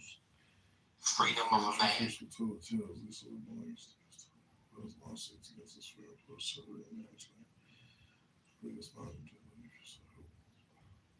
think the stuff that the John Kitover stuff, and which we should just call the Benjamin stuff, the points that they raise, which I'm gonna use myself. I'm not gonna say any. I'll say any guy who was raised the way that I was raised.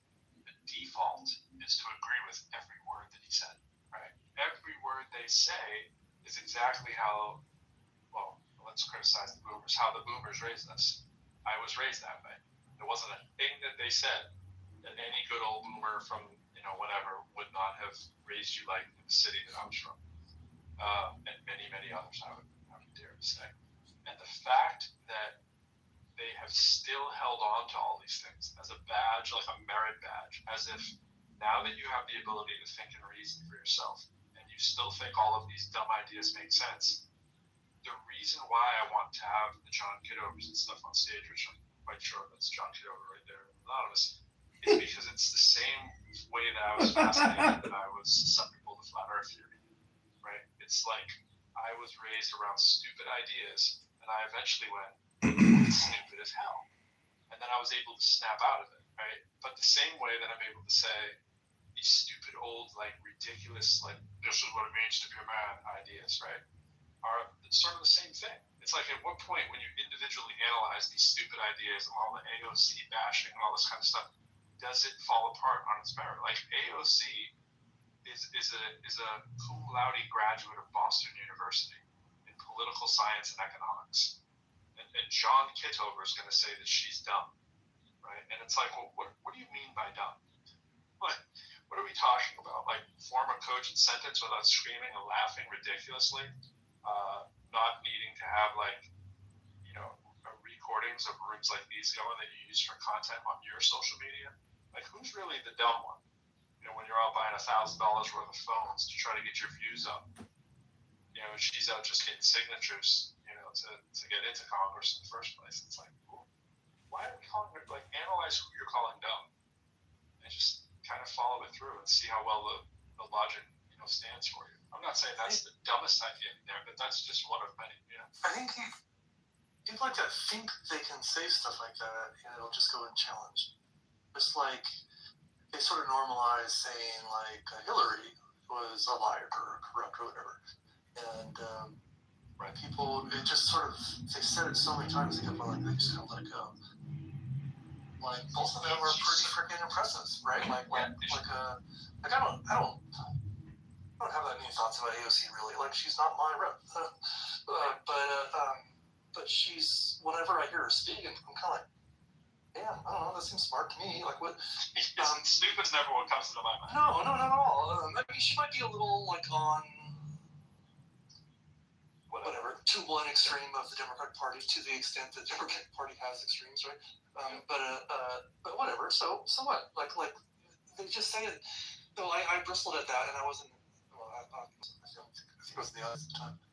But then the other thing he said about her was that she seemed manufactured.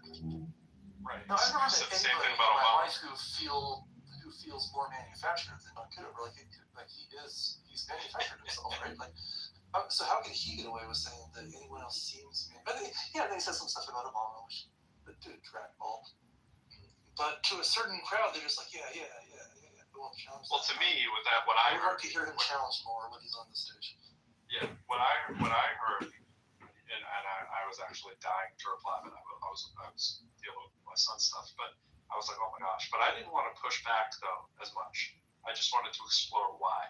I was in the wait, like what are we saying on this one here? Like how are we saying that? Not like because I wanted them to keep going. But I came back and he was gone. I was like, damn. The whole room was gone actually, which I figured might happen. But what I heard with the Obama thing and the AOC, I mean, obviously both you're picking two people of color right off the rip, right? And nothing draws the ire more of that side of the party more than a woman of color, right? So it's always interesting when that just happens to be the person you're fixated on, but you're fixated on it because the media is fixated on it because the media that you watch has that prejudice and bias. So of course that's going to be the person they pick up on, right? And if that is just too like obvious and basic, I don't know what to tell you if you're calling them manufactured because you can't believe that they can exist on their merits only, right? Which is the same thing as the birtherism thing with Trump. You know, it's like it's so racist on its surface level that it's hard to believe that that's all that it is. It's like, wait, am I missing something? And then you go, oh no, I'm not missing something. It's exactly what we're hearing, right? Because you're pursuing this to the end goal of I need to see your transcripts when the general belief is that you pay for people to take your SATs because you're so stupid that nobody can plausibly believe that you actually pass entrance exams and SATs and so forth and an acceptable rate to get into a school like which is no sludge school. Nothing there. Nothing like, man, Trump speaks so poorly. I can't possibly imagine him getting higher than 400 on the verbal SAT, right? And where's that criticism? But he picked out the squirrel. Right. What was it? What was it on the test to find out if you have Alzheimer's? Is that how smart you are? The smart test. I got tested 3 times just last year. That's why? Why are you getting tested 3 times? That's a problem, right? Like, you know, like this happens all the time. If this happened to Biden, they would. So he went in for an MRI. He said, I went in for a routine MRI. There's no such thing as a routine MRI. Right. You don't screen just for the hell of it with MRI. That literally never happens. There's no such thing as so they're looking for something. They suspect something. That's what MRIs are. Not quite, not always. There are situations where, you know, if you have the money and you're going for like a longevity clinic, they do those yearly. And then it's more like... That doesn't make any sense. But if you're over, I do it. If you're over, I do it. I literally do it. So like It it's... makes much sense. But if you're over 80 and your team is asking you to do an MRI, ... Yeah, no, I sort of like the idea of MRI in the body, like just for historical, for archival purposes. But the thing is, it doesn't tell you much because when you do an MRI, it's not just taking a photo. MRIs are modulated to look for very specific things. So when you have an MRI, you can MRI your ankle and looking for one thing, and it'd be like, can you tell me something else? And it'd be like, well, no, if I want to answer that question, I got to do another MRI. Why is this the ankle? I just did the ankle. No, but what you're asking for is it's a different program. Yeah, I think they're not like photos. I think it could be normal, just not routine. Well, I'm not saying it's like an emergency or anything. Yeah, it's nothing crazy. I'm sure he has more access to MRIs than most of us, but you don't go get an MRI unless there's a clinical reason to do it. Because you have to tune the MRI to look for something. Okay. So I would disagree. It's so like I've had discussions with folks who radiologists. Yeah, other folks who work in imaging research, and they were like, it's actually like the gold standard. The only problem is it's not feasible for most people because of the limited access of radiologists and all these things. So to get someone to give you a scan that actually, as you said, that is appropriate for you, you probably want to have whole exome sequencing. You probably also want to have all these other tests so that the radiologists can most hone in on the risk factors. And so in those situations, it is kind of useful. So I have to go. Give me a second. You always know when someone's whispering, they have to go, so.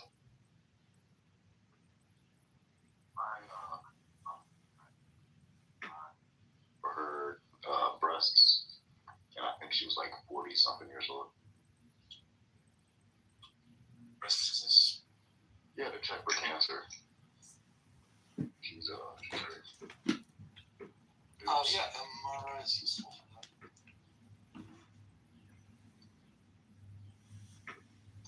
When they do an MRI, they're basically poking you with some magnetic field, and they're tuned to jiggle certain molecules. So if you're looking for a certain kind of fat or a certain kind of this or a certain kind, you can MRI the exact same area, but if you didn't jiggle it the right way, you're not going to get the result you want. So to do a full body scan that would be useful, you have to do a full body scan and also do every single different kind of program that do. And then a lot of these have special like physical attachments because if you're gonna do the knee, you gotta put on the knee thing. If you're gonna do the ankle, you gotta put on the ankle thing. So yeah, it's not a routine thing. I dig the idea. I think we should have more like images. If CTs didn't cause cancer, I would say everybody should do a CT all the time. But doctors are careful about that. They only do a CT if it's worth the risk of the radiation exposure. If the benefit outweighs the risk. But MRIs are different that way because they don't cause harm.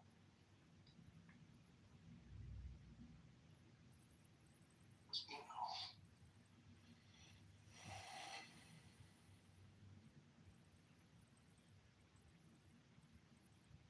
I like Kat's idea.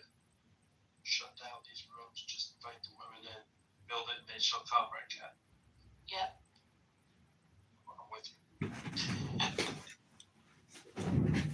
You know, principle. It's okay.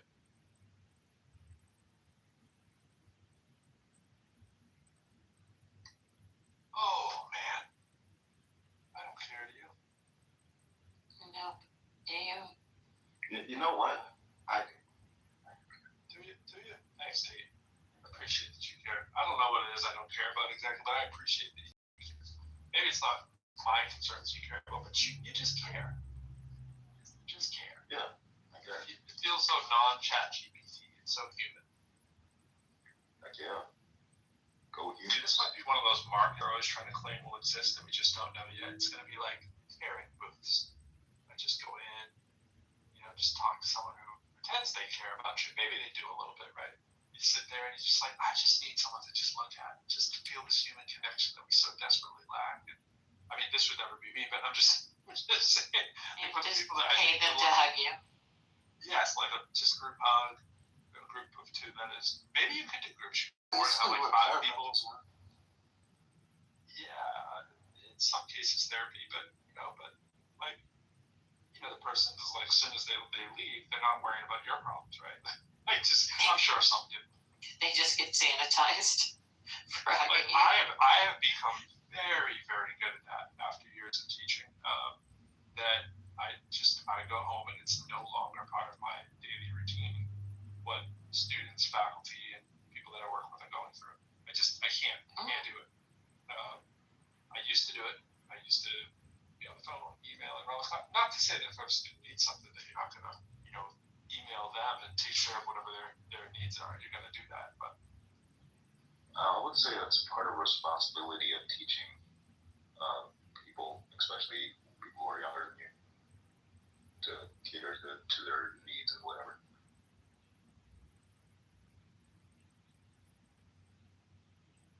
Otherwise, you want to have a world full of adults, shitty adults.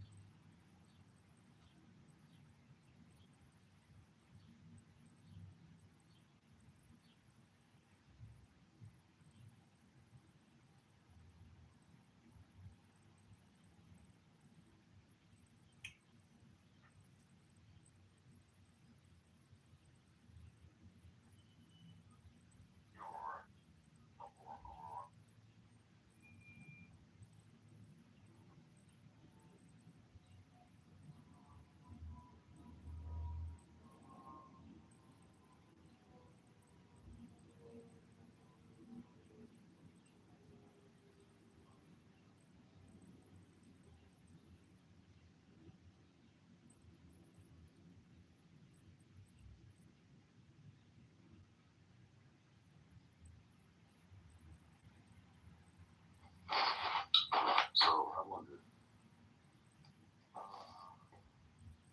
what's the thing that people most care about? Never mind. I was back. Yeah, they're filming a movie here in in Toronto, and it's right outside the animal hospital, so that was fun. Walking by an entire movie set. Are you checking on your chickens? The chickens were 19 out of 24. 5 have not made it so far. Pretty cool stuff. It's going pretty well. Just some trivia. Like Arnold Schwarzenegger was actually filming in Toronto and Mississauga because it was considered to be the most American scenery and background, and cost was quite effective. So I was hoping to see a celebrity or something, but I'm the only celebrity that I know of on the street.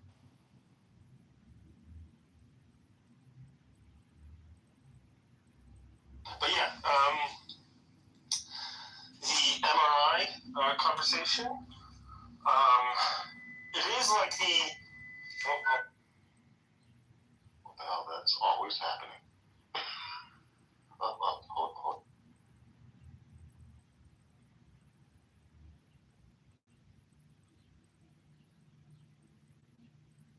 Yeah, so MRI, it is the gold standard. There is some, a priori information you have to have. So I think your main criticism was correct, but it's not that it doesn't make sense. It's just that to have somebody sit in MRI for 20 to 40 minutes once a year, that is even still cost prohibitive because people don't have $3 to $5 grand to do a full 3T full body MRI or higher. Some places have it even higher than that. But 3T MRI with AI, the person who used to work at Google Translate was the one who enhanced the MRI algorithms, and so they can do without contrast medium, so you don't have to consume that dye, and they can detect microtumors and clotting and other things like that. So they can do quite a lot just diagnostically. It's just it's expensive. Well, you find a lot of stuff, but then what are you going to do about it? You're going to find a bunch of cysts. Everybody has these, right? You're going to find a whole bunch of shit. You're going to go biopsy your whole body? No. Yeah. So longevity would not be biopsying anything. They would probably look at something like your whole, your genome, and say, hey, what is this likely to be? And then they would use something like a chemical to see the response of that growth or whatever. And so it's more like chemotherapy and other kind of drugs that are used rather than crazy surgeries and invasive things.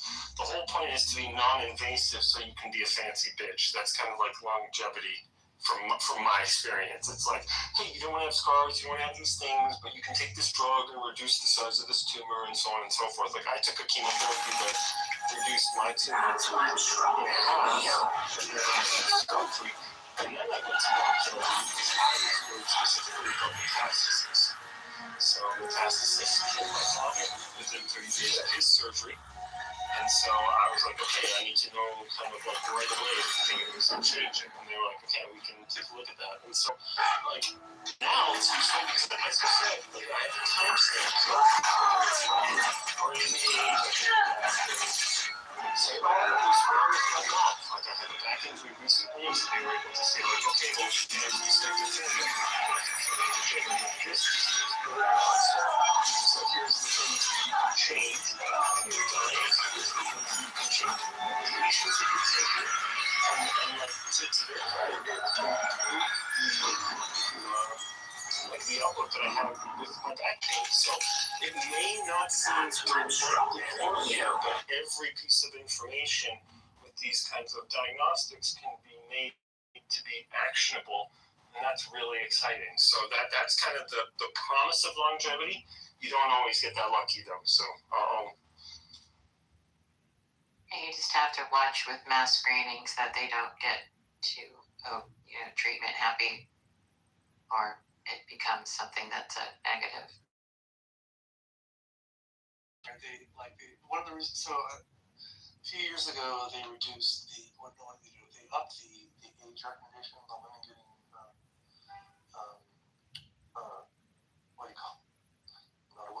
so I don't have the word. Mammogram? Mammogram. And my wife is really upset with that. By the way, but they, what they try to do is the math. Like, well, for every, and I know they do this with like prostate exams and stuff for men too. Like, for every time you do a screening, you're going to get a certain number of false spouses are going to get some follow-up treatment, maybe biopsies. Out of those biopsies, there's a certain everything has a risk. Basically, every single thing has a risk. So if you start doing a certain thing, now the harm you're causing is greater than potentially greater than what you're going to catch.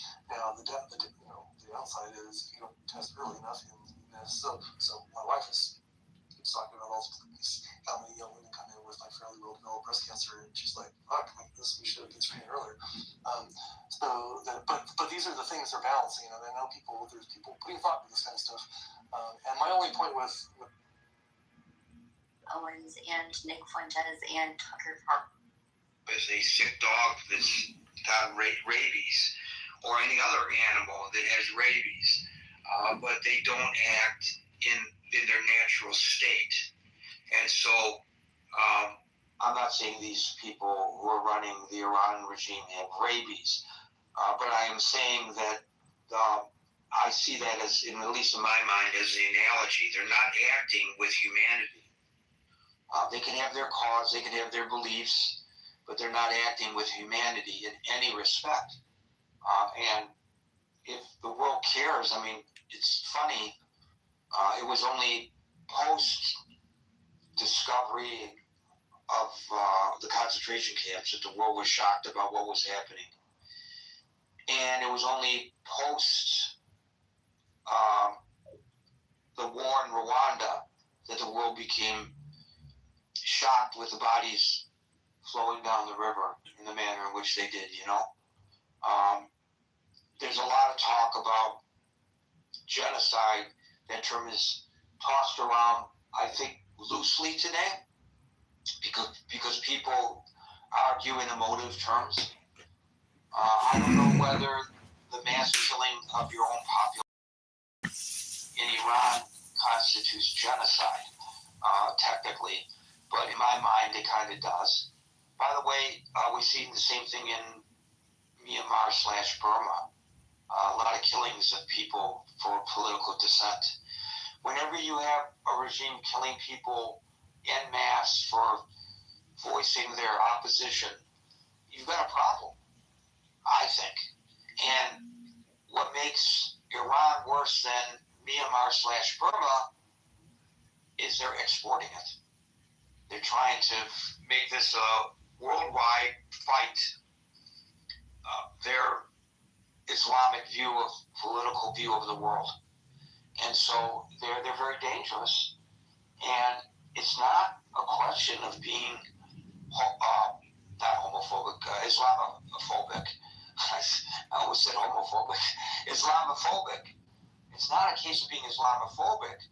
It's a case of realizing what this regime is trying to impose on the rest of the world, and their ability to inflict damage on the rest of the world through many different means, not just traditional warfare and not just nuclear warfare potentially, but other ways that they're doing it. I see some people are in disagreement with that position, and if you are, please raise your hand. I'd love to hear what you have to say. Then we'll go to William, followed by Dr. Mead. Hey Gary, hi everybody. I'm sorry Marshall's not still here. I see about 5 or 6 points that really come to mind in trying to, that I think are useful in analyzing what's going on here. The first is, recognition that this is an asymmetric war that Iran is fighting. The second is that I think we need to think about whether this is the outcome that they're seeking is a political victory or military victory. The third thing is, the problem with our timing. The fact that we didn't really have a plan in advance, and I can get into that. The fourth is that it is really important to analyze if the Navy is fit for purpose for an asymmetric war. The fifth is just to look at how war has changed in the last 4 years since the Russian invasion of Ukraine. So, starting with the last, Ukraine was a country that had no real navy. Yet they took out the entire Black Sea fleet of Russia. Not the entire. Some of it escaped, left Sevastopol, and went to the far eastern areas of the Black Sea, and they have navy outside of the Black Sea. But Ukraine took out the Black Sea fleet with tools of asymmetric war. They got a few, missiles from Europeans and the United States. They used some man-pads and things like that against their Air Force, and they sunk the Moskva, the flagship warship, with like some kind of harpoon missile or something like that. And the developments in Ukraine in the last 4 years are phenomenal in looking at what are we doing here with fighting an asymmetric war with Iran. Because there is, when you look at a Navy, it's basically a blue water Navy. The aircraft carriers have to stand off like 1,000 kilometers to not get hit. You can't pull the aircraft carriers up into the land. You need Not quite, not always. There are situations where, if you have the money and you're going for like a longevity plan, they do those yearly. And then it's more like, but if you're over, I do it. I literally do it. So like this, but if you're over 8 and your team is asking you to do an MRI, transit through the Straits of Malacca to get into the Indian Ocean and then to the Persian Gulf, and that took weeks. So the being fit for purpose is having the right ships at the right time in the right place, and that takes planning. And the third point is that there was no plan. We weren't ready. We didn't have a comprehensive plan.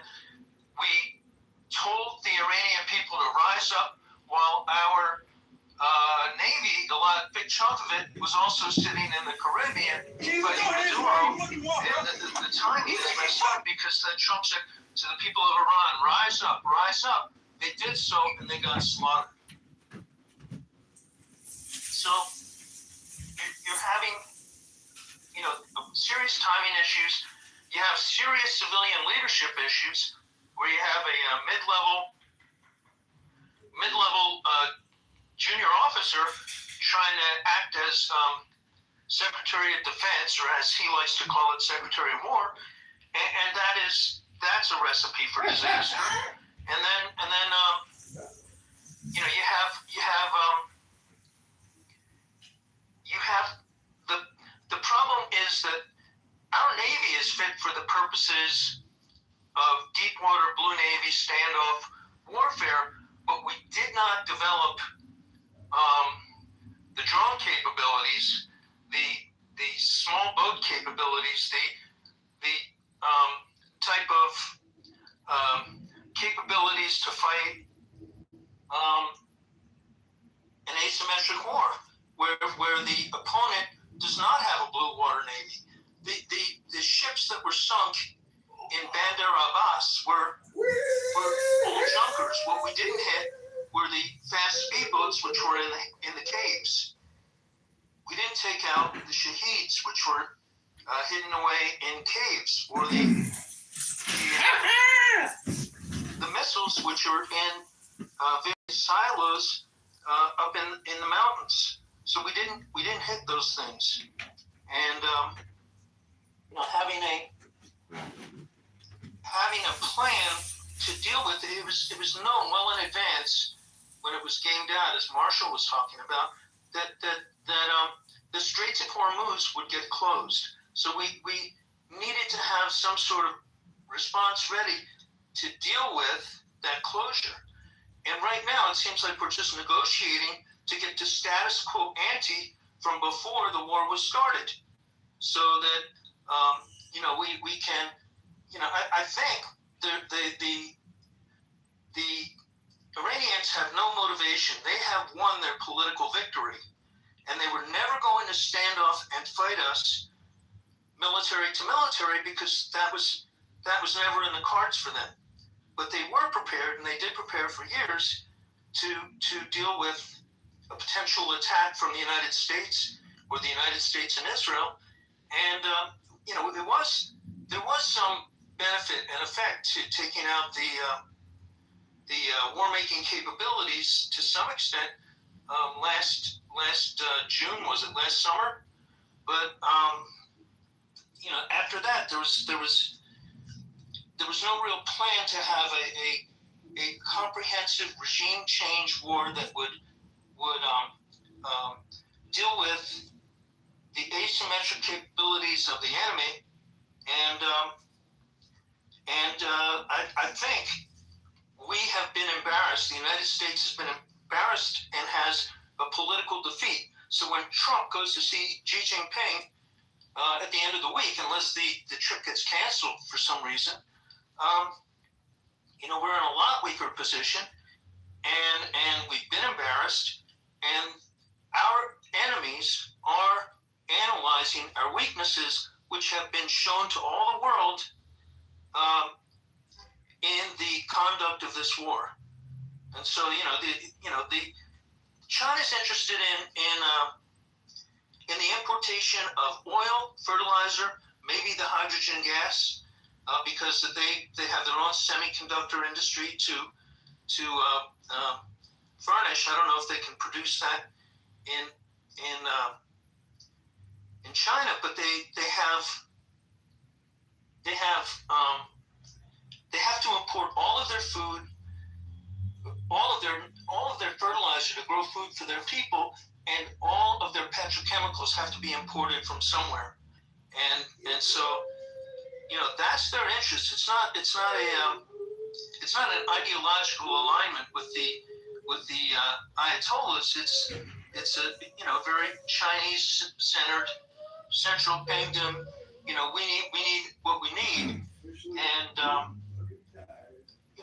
the thing that it's a subject for a whole other room. But what is Trump really going to get out of or lose in this upcoming summit with Xi Jinping? And there's a lot of dangers there. So I think we've had a political defeat. Even if we can get the straits back open, we've shown the weaknesses of our Navy to some extent, but more so not just our Navy being fit for purpose, but our leadership being fit for purpose. And the civilian leadership, not the military leadership. The military leadership is great, although it's been purged. So those are my thoughts. So you put a lot of emphasis on asymmetric warfare and on the Navy in particular, and maybe in this conflict that makes a lot of sense to put most of our marbles into the naval vessel and just focus on that. But in reality, history has shown, and I am not a military historian, but history has shown that asymmetric warfare has to be met with a different set of rules than the norms. We can go right back to the Revolutionary War, when the Redcoats were marching in single file down the aisle, nice and straight, standing tall, but got picked off by people with muskets hiding in the hills and in the trees. They did not have the means. Not muskets, rifles specifically. there were Kentucky long rifles, and the only reason this is important is because muskets could shoot to 50 yards accurately. A rifle could reach out and touch you at about 500 yards. Okay, that doesn't change my point though, right? It just means I was inaccurate in my description. So thank you for that. So they weren't using muskets. I was always told muskets. I guess I should not have listened to those people who have said muskets. They were using Kentucky rifles. Regardless, the point is that they were marching, single file and got picked off because they did not have the ability of pivoting to meet the asymmetric nature of the enemy. Same thing happened to the Russians in Afghanistan. The same thing happened to the Americans in Vietnam. We are a nation and the Western world as a whole of rules, and we believe in following the rules, and we believe that if we diverge from the rules, that there are consequences to be paid for that, and so therefore, for fear of court-martial or worse, we follow the rules. But sometimes following the rules works to our disadvantage. I'm not suggesting that the United States should commit war crimes. I am suggesting that the United States has to follow certain rules that sometimes our enemies do not. And so it makes it difficult. It's a handicap. It's like being on the golf course and handicap. There's a handicap to fighting wars in the traditional way, following the rules, when your enemy does not. And so I think William is right in his assessment that we were ill prepared for certain aspects of this. The fast boats alone are a real problem. How is it that our Navy is unable to open up the Strait of Hormuz? The United States Navy can't keep the Strait of Hormuz open. How is that possible? We have the overwhelming firepower, and yet the Strait of Hormuz remains closed. You cannot count on Iran to follow the rules. Not when it comes to military, and certainly not when it comes to diplomacy. They are, once again, the biggest exporter of terrorism in the world. Why would you trust them to play by any rules or in a fair manner? You can't. And I don't know whether we, within the legal constraints, I don't know anything about the military code of justice, but I don't know whether we, under the legal constraints that we must follow, are adept anyway at dealing with these issues. You are correct about the Navy. I listened to Anson, and I felt this long before Anson was active in this forum. For folks who don't know, Anson is a retired nuclear submarine captain who's a bit of a curmudgeon and really critical of the Pentagon and the Navy for not keeping up, and he's given us facts and figures about the number of gray holes that have been pulled into dry dock for repairs and never returned to service because of a lack of staffing to repair them and the lack of parts to repair them. So there they sit when they should be on the high seas. And so he says it's a critical issue, and I don't doubt it. He's no longer participating in the Critical Thinking Forum because he doesn't like the way it's moderated, and that's his prerogative. But I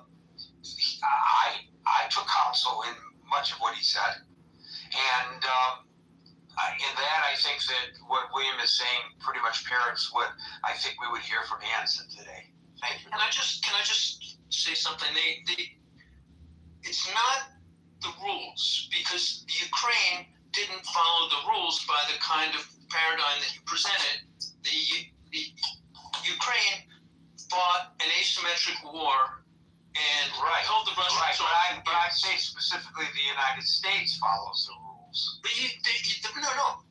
Ukraine and the United States try to follow the same rules, but when you're presented with an asymmetric situation, then you have to deploy the right kind of equipment to address that situation. So that what we didn't do is we didn't learn from the recent history of warfare and how naval warfare has changed as a result of the development of different types of missiles and drones that can be deployed from land. So that, yes, we have a deep water Navy, we have a blue water Navy that can be fit for standoff warfare in a battle for Taiwan. Now you're being redundant a little bit, but all right, but it's just that it's not the number of ships; it's having the right equipment to go use. I'm certain that the eggheads at the Pentagon have been sounding this warning prior to the advent of Donald Trump in the Oval Office. I'm sure this has been a long-standing issue, and I'm sure money is probably one of the impediments to having. The drones are cheap. The drones are relatively cheap. The anti-drone drones are $2,500 a pop to take down a $50,000 Shahed.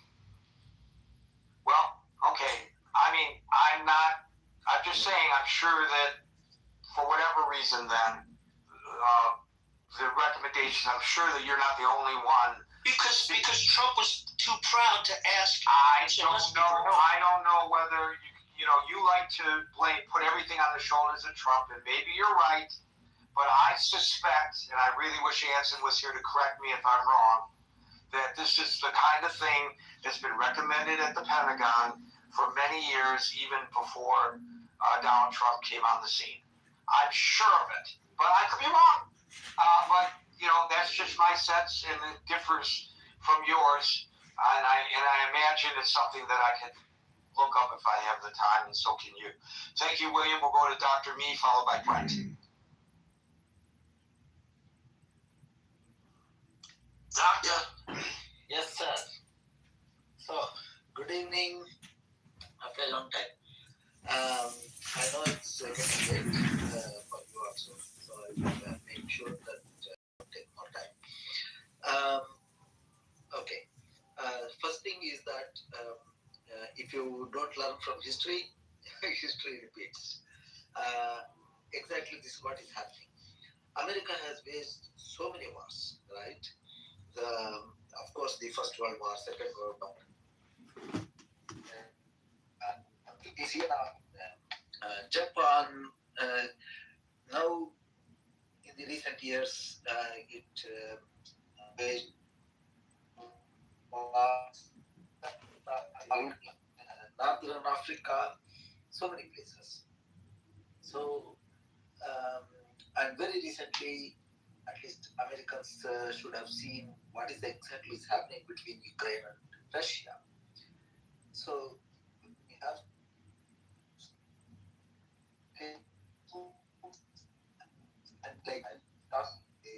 Dr. Me, we can't hear you, buddy. We can't hear you. You're breaking up way too much. It's impossible to hear you. I didn't remove you because of what you were saying. I removed you because we couldn't hear what you were saying. Brent, followed by Merrill.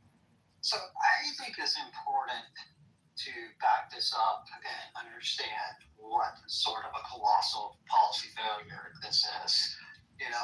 It was the previous Trump administration who decided to leave the JCPOA. And that after we left the JCPOA, the Iranian regime essentially did a road path of enrichment where today, they have enough 60% enriched uranium to make about 11 or 12 bombs. That decision put the Iranian state on the brink of a nuclear weapon. Then we went to conflict with Iran, and it seemed like the basic logic was maybe that they just need a little push, and the people would rise up and there'd be a regime change. Well, that didn't happen. You now have a regime that has survived essentially the worst that America air power has to offer. That even killing his leadership, you have a regime far more aligned and controlled by the IRGC. It's got no real signs of going anywhere unless you do a land invasion, and that regime has shown the ability to shut down and control the Strait of Hormuz, which is an economic dagger towards the world, and for Trump in particular, an economic dagger towards the midterm elections.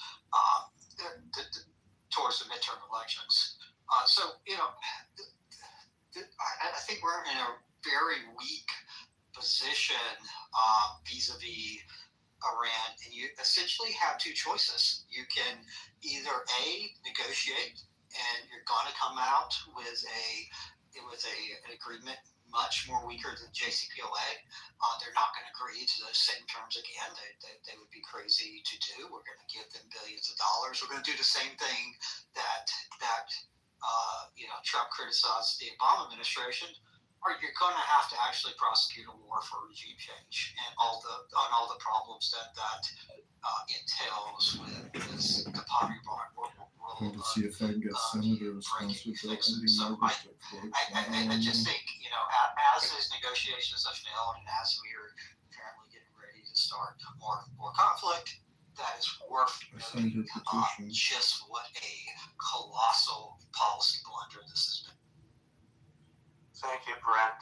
To the previous caller, William, I've done a little bit of research. Once again, I put an asterisk because this is a very short synopsis of things that I've been able to look at with regard to this situation. But from as best as I can reckon from going through a few sites here, the pivoting to preparing the U.S. Navy for asymmetric warfare began after the attack on the USS Cole and after the 9/11 attacks. So it dates back that far that they started to pivot towards what we commonly call drones. They have another term for them, but we will just use the term drone because we're talking among ourselves, not among military geeks. And other means of asymmetric warfare that can be put into our naval arsenal. But, government, the military, shifting, it moves slowly. And but the start of this began before Trump became president the first time, and it was accelerated and since Trump came back into office. It's a program that has accelerated under his watch. So I think there's, you could say that many administrations have shown attention to this. You can express frustration over the movement, the speed of getting this done under several administrations, and you can say better late than never, but at least now the current administration is trying to do something about this in an accelerated fashion. Now, again, that's just based on me jumping to a bunch of websites that try to explain this and just reading the synopsis of those sites. You can do your own research and counter what I have said, and I wish you would if I'm inaccurate. Okay, Meryl followed by Andrew. Questions as I have opinions. I don't see, I think it's pretty apparent that we didn't achieve what Trump said we were going to achieve. We didn't meet the goal. I'm not even sure, I'm not sure that he knew, I believe he knew we couldn't. I think that he was given advice that he rejected. I think he rejected the advice from Marco Rubio, he rejected from the general. We now know that he fired several people and had them fired, and that was because they didn't give the advice. They disagreed with the advice. They had different opinions about things, and we've been in the dark with this administration always. And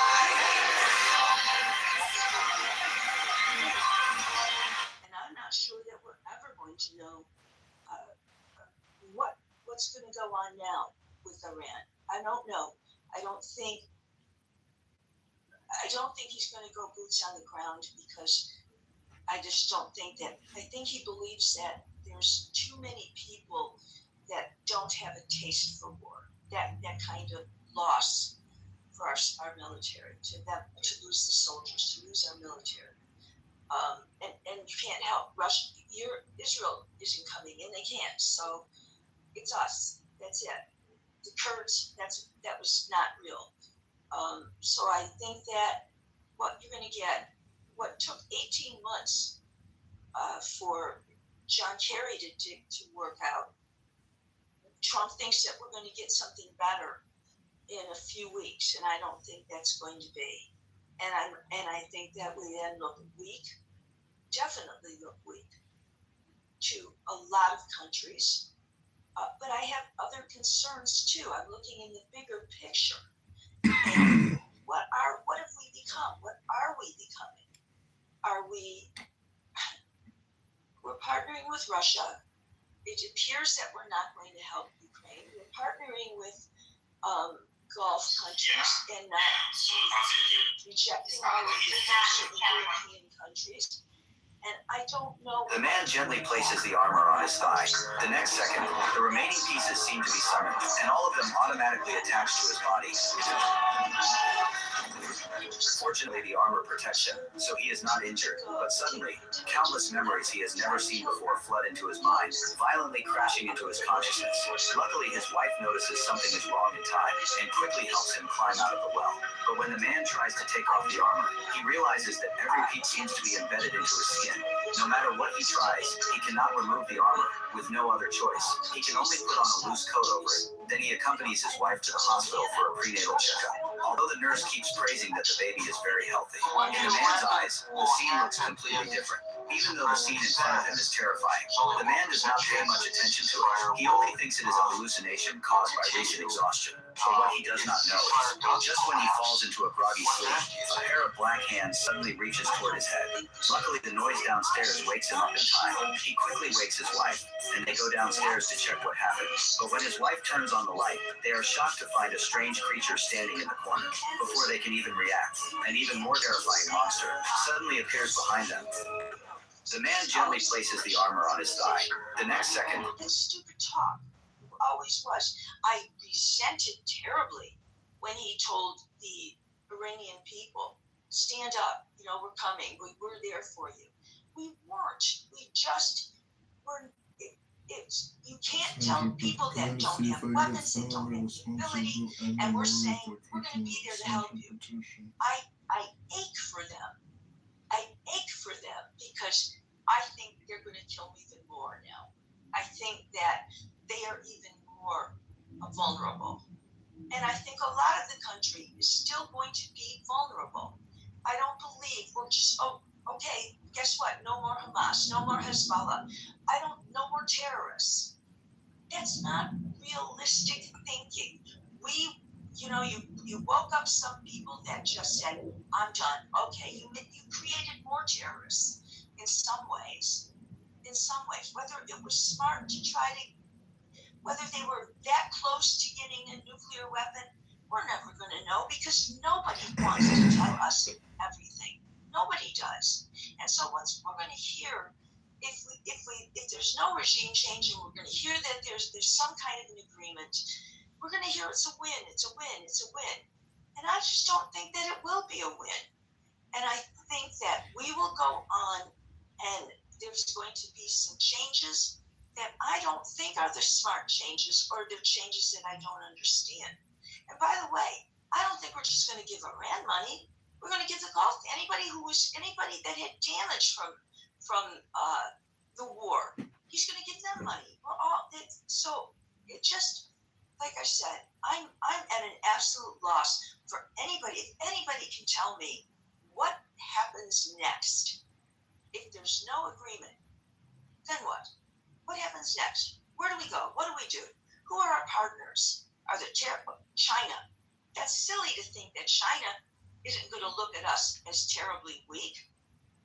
I just don't see that. I really don't. So I have concerns. I have concerns about how fast can we replenish what we've lost. I am very, very, very disappointed because I feel that we are abandoning Ukraine.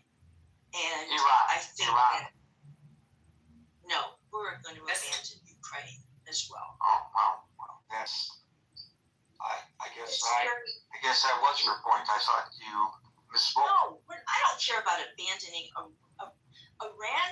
I wanted them to do the job right. And if the strategy was you can't do it all the way, you're not going to do it all the way, then you don't go. You rethink it. And I'm worried that that's what happened. I'm worried that we were told ahead of time, he was told ahead of time, this is too optimistic to think that this is what we're going to achieve. And in this period of time, that's too optimistic. And if you're going to commit to this, are you willing to commit to boots on the ground? And did he say yes? Did he say no? I think that maybe he rejected advice, and I don't know what we achieved from it. I don't know that we are safer from Iran. I don't think the world is safer just because we might enter into a 2-page agreement. I don't think so because of who they are. And they're villainous, and they are bad, and they're terrorists. So you can't trust terrorists. But I also do believe absolutely we are going to abandon Ukraine. And that troubles me too. It troubles me who our new partners are going to be. Thank you for that, Meryl. We will. I was thanking you. I thought you were through. Yeah, that's fine. Thank you, Meryl. Breaking news, the Supreme Court has just upheld the right of Alabama to eliminate a congressional district that's held by a black congressman. Just happening now. Andrew, followed by Amir. Hi, Gary. Good afternoon. Yeah, I don't want to go over anything that's already been done, but I will say this. I think the United States went into this, or Donald went into this, probably not hearing the advice that he wanted, which was to do exactly what he is doing right now, thinking that it would succeed. I think this has been a long-standing issue with Donald Trump. It goes back to, the initial hostage taking. He said to go in at that time. He reiterated that's in the 80s, etc.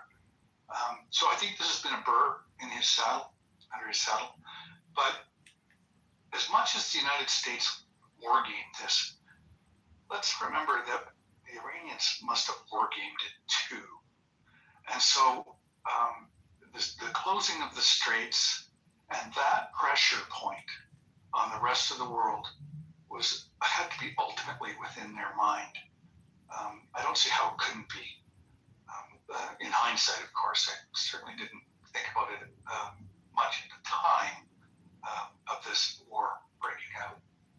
But I think the United States, and the other thing I think Iran knows or knew or felt was that the United States was not willing, after two decades of war with boots on the ground, to do that again. The American public would not. So they knew that the Americans would be fighting this with one arm tied behind their back. If they're not willing to come in with boots on the ground, then we may be able to outlast them. And they're not at all reticent about making their people suffer. We know that. We've seen that for decades, and we saw that in most stark terms in January. So any economic pressure that the United States seems to feel that they are putting on Iran by blockading their blockade, I think they'll be able to absorb because they don't really care about their people. So it's just the leadership that will find other ways of maintaining their current status, if you will. But yeah, certainly I think the United States is fighting with one arm tied behind their back. And I don't know how you're going to get out of this. You're not going to get the deal that you had before. That's obvious. The Iranians do not take Donald Trump at his word or seriously, I do not think. So I don't know what kind of leverage the United States has. And any outcome going forward has empowered Iran. They're stronger now in many ways than they were before because they realize through this exercise just how critical that strait is at this point in time anyway. If the Saudis and the other Arab emirates around the Gulf can move their oil onto land and through pipelines away, then that will certainly lessen that stranglehold. But certainly for the foreseeable future, because that takes years, of course, for the foreseeable future, they do have that pressure point at their command to some degree. So I think they're in a better position than they were before this Thank you, Gary. Well, clearly, their form of government is different from ours. And they could get away with people going without petrol, without electricity, without water, with being bombed, with killing of protesters, and sustain their government.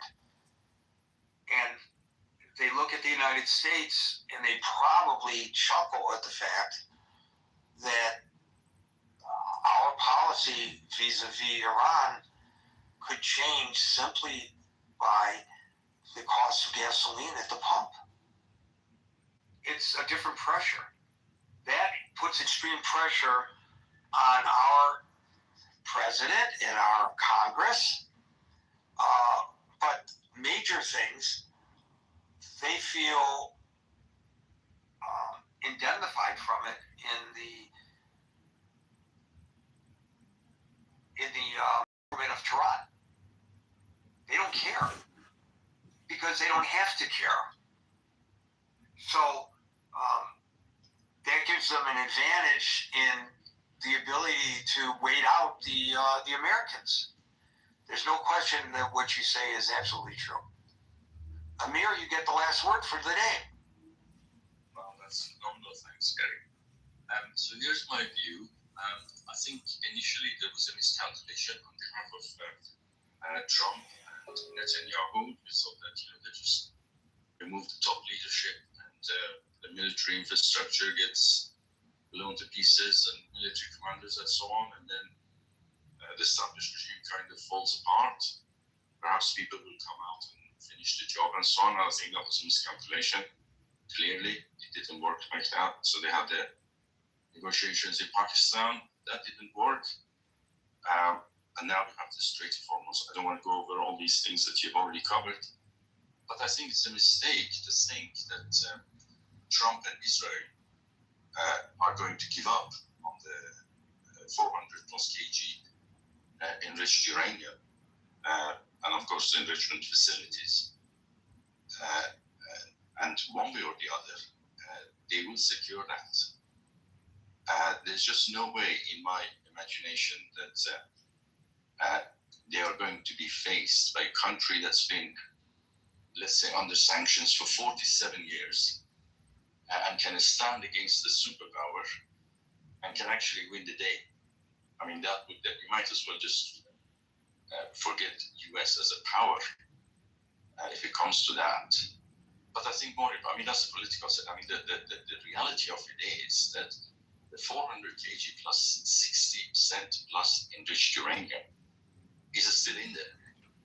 And there is no way that Trump and Netanyahu, or especially Netanyahu, is going to give up on that.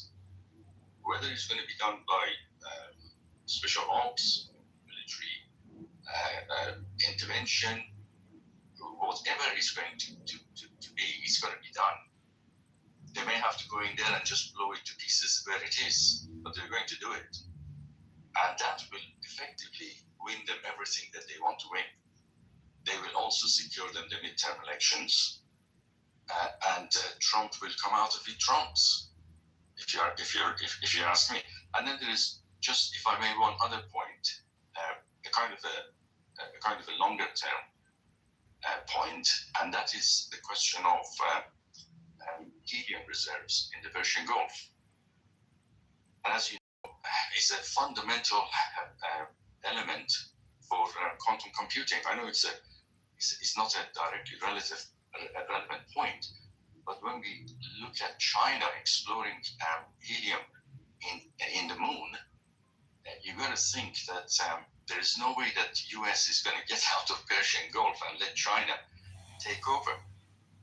I mean, the whole infrastructure for AI and data centers in the Saudi Arabian Peninsula is based on this resource. I mean, when you put all these together, this is going to carry on, and there can only be one winner out of it, and that's US. Well, thank you for the mic. Thank you, Amir. Folks, I just received a call from the president. I don't know if I'm supposed to be telling you this, but he's thinking about reshuffling of his cabinet. And since I'm from Detroit originally, he's thinking about making me transportation secretary. And I said, if I'm transportation secretary, can I go on a 7-month-long Great American road trip at taxpayer expense with me and my family? And he said, yes, of course. So I told him I accept. So if I'm not here tomorrow, that's the reason why I'm going to be taking the oath of office in Washington and then packing my bags for a road trip. But you know what? Maybe I can actually call you from the road. I think that would be a great thing for me to do. Folks, we're here Monday through Friday, starting at 5 o'clock New York time. So until 5 o'clock New York time tomorrow, for the next edition of the Critical Thinking Forum, everybody be safe, be well, and peace out.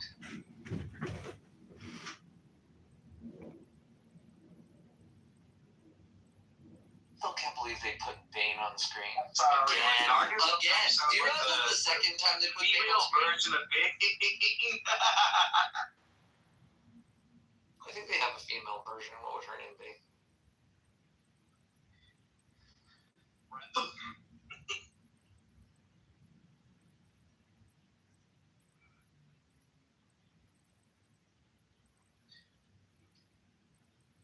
And where does it say in the Quran they have to preserve it with recitation? Oh, singing and memorizing it? It doesn't say that. No, that's a good question. I don't think I've ever heard saying that they should all learn to memorize it. Yeah, that doesn't make any sense. Like, I can imagine that there's like some verse that says like, keep these teachings in your mouth, right? That would like make sense. well, yeah. But then, like, if I were honest, I'd be like, you're being hyper literal and you're being dumb. Like, that's a metaphor. It's saying you should know them well, not that you should recite them.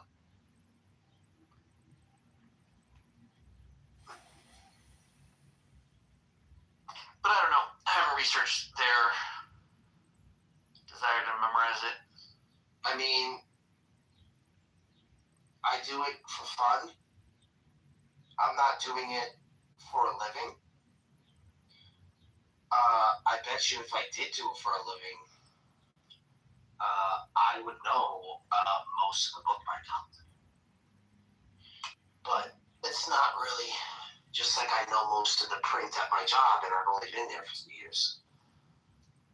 Like I kind of know every nook and cranny at the moment. So.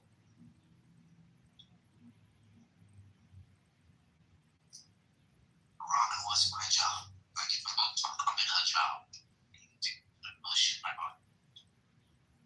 Because a pharmacist is gonna know compounds. Fine. Wait, dude, chill.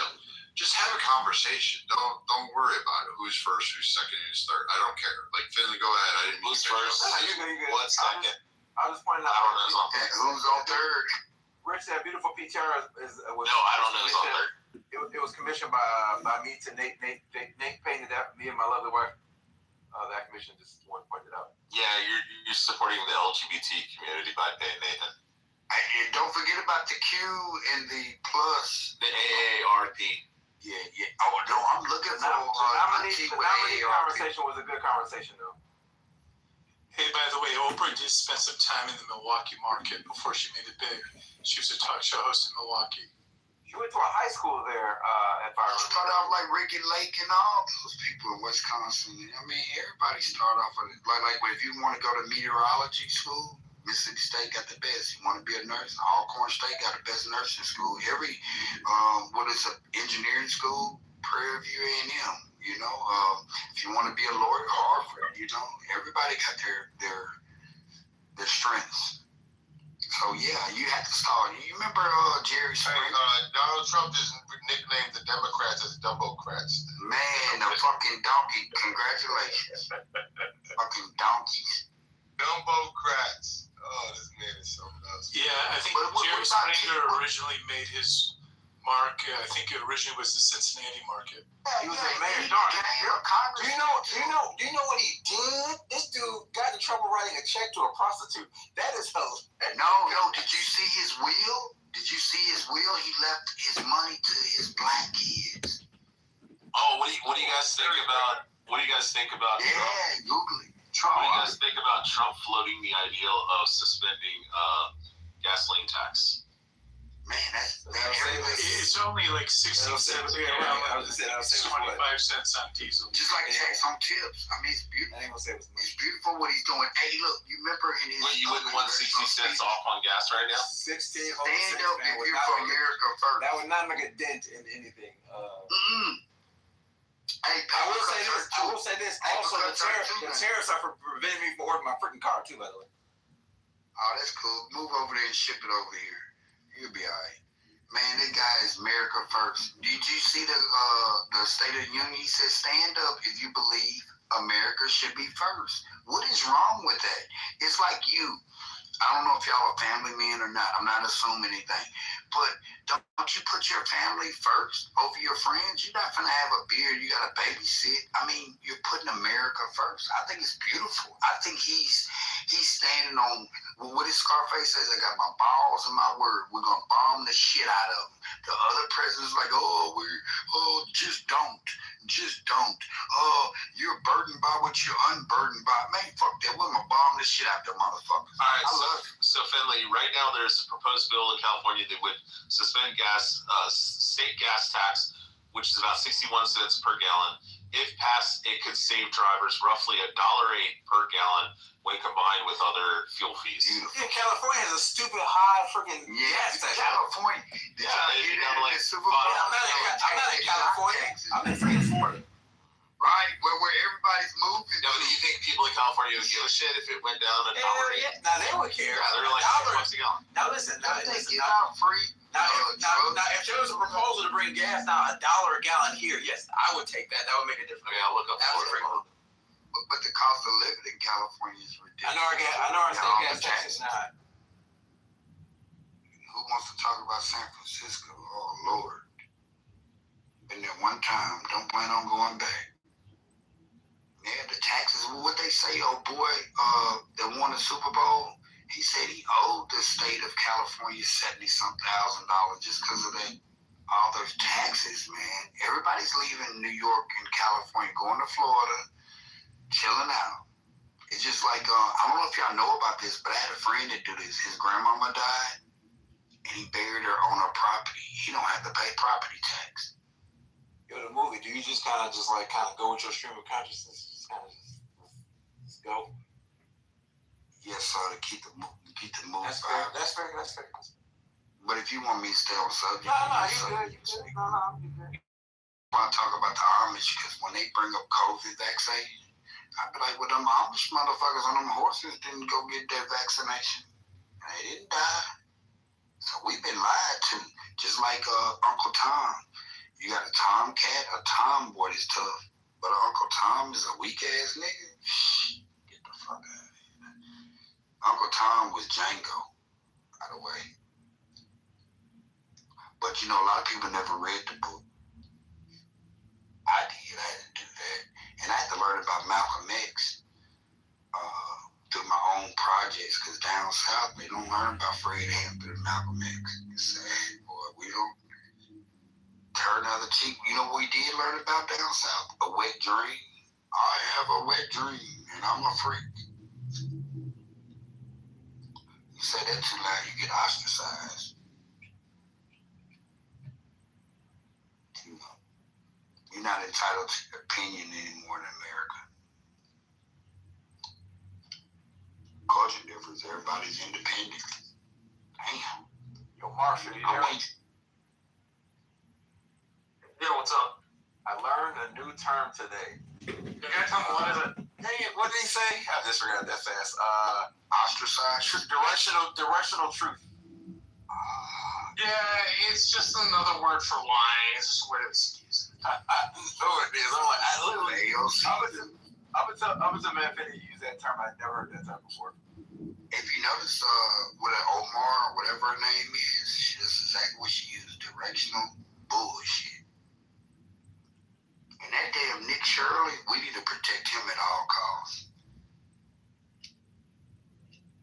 Good dude. All right, so since Finland gonna be about 60 cents cut in Florida if they were to pass.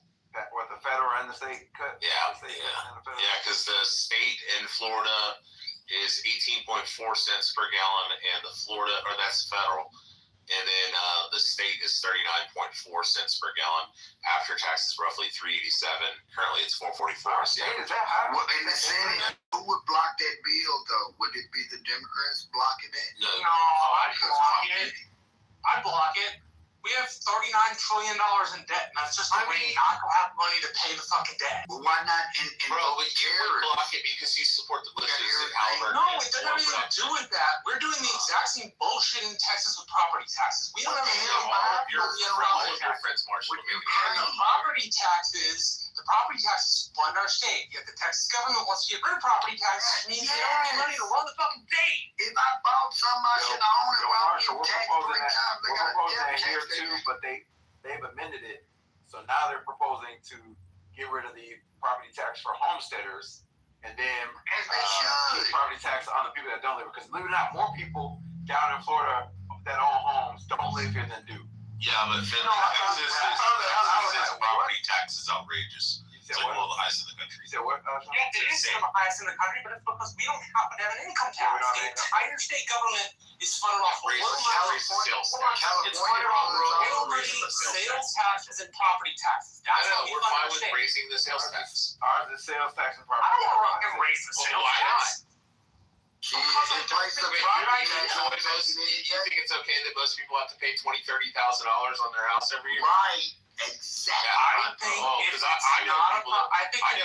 a property tax, I think if it's not a property tax, it's an income tax. Yeah, you gotta pay Within our $25,000 state, to it's own your house. unconstitutional. You don't pay it. The federal That's government. not People down illegal. here You get have to have animals and money to livestock fund and the feed government. them as farms and stuff. Well, Marshall, why don't we make it voluntary, like sales tax, or like not a sales tax, instead of forcing people to pay $25,000 on their house every year? Run the Texas government, and you can't run the Texas government with no money. But Marshall, if a person doesn't pay the $25,000 that they have on a house that is fully fucking paid off, the federal government will, or the state government will show up and put them in a fucking cage and take their house away. Yes, which I don't agree with. But if it's not a property tax, it's an income tax. And income tax is already unconstitutional. We don't need an income tax. We raise sales tax. Well, I already ran through the Texas government on sales tax. Like 6 cents extra No, you on can't sales fund tax. the entire state government on sales tax. I already ran No, through they've already looked at this, which is why it they was like an rejected it. additional 6 cents. It raised it like 14.5. Like each The city state legislature has looked at this like down here alone, it's like 8.5%. The state So I'm gonna have to pay legislature has looked at 14.5% this on very sales tax. fucking thing, and they figured out it's not going to fund our on my state. McDonald's or my Five Guys instead of having to pay $25,000 for a house already fully looked paid at. off like mine. Oh my God, the state government already looked at this. They already made a decision. You want to They be a can't fund socialist, the that's Texas why you government want on the government sales to tax. pay. Yeah, but they can't. Yo, you be. Nah, Nah, they can't. You already rated if you fuck ChatGPT. You wrong on that one. You have to raise it by 6 cents. If you raise the sales tax by 6%, by 6 cents. 6 cents, yeah. $600. It's 8.5% right here. In Mississippi is 7, so that'd be 13. So I pay 14.5%. You'd be kicking Right. Still cannot the taxes government off the 6 cents. No, not if your house is paid off, Finley. Right. House is paid off. I said non-homeowners are poor. I own my land. Stop taxing me. When I forget it after 5 years, somebody come in and swipe it from up under me. The SWAT team will show up and fucking take you away to game. Right. Just a fucking income tax, because otherwise, that's like all you're gonna get. And you can do the income. Makes sense, Marshall. That's all I gotta raise it by. Property. That's Talking about property not tax. the point. The Texas government has to. We're talking about property. Only Yeah, we're talking about abolishing property tax. You can raise more money. The sales tax by 6 cents. every year. Our oil money, sales tax money, I got it. property tax. Yeah, that's why you don't want to fucking pay an increase on sales tax. We agree. I got a question, Marshall. Because doesn't in Alaska they don't have state tax or sales tax or state tax and income tax in Alaska either, right, Marshall? No, but they also have like an oil subsidy program where every Alaskan gets an oil check. That's what I was gonna ask. That's what. You know, who the fuck robbed Duty for Galaxy? That's a dirty ass nigga. Seriously, I hate that nigga so much. And I'm surprised that your plane didn't get in a fucking, a fucking accident, bitch. Yeah, You're gonna die big soon, Mikhail. I really don't give a fuck. Most students and areas of Illinois took us to go to Newbury controlled by private corrupt Yeah, which The one with the AIDS shorts on his arms. Remember he took a picture in his shitty apartment with this little Deadpool versus Wolverine looking dog, and he had AIDS sores all over his arms. Listen, what I'm not doing is arguing with somebody that's 500 pounds. I'm not doing it because what you need to do is go take a penicillin shot. That's what you need to do. Go catch you a penicillin shot. Remember that. Go catch you a penicillin shot. That's what you need to go catch. Yeah, because you out, dirty faggot. Because I know you out. The fuck, dirty ass nigga. Guan, you forgot to say it. Guan. Look, everybody left. Do I give a fuck? No, I don't. You guys let Galaxy kill the room, just remember that. Remember, thank you, Peta. And remember, your mom has a long foot.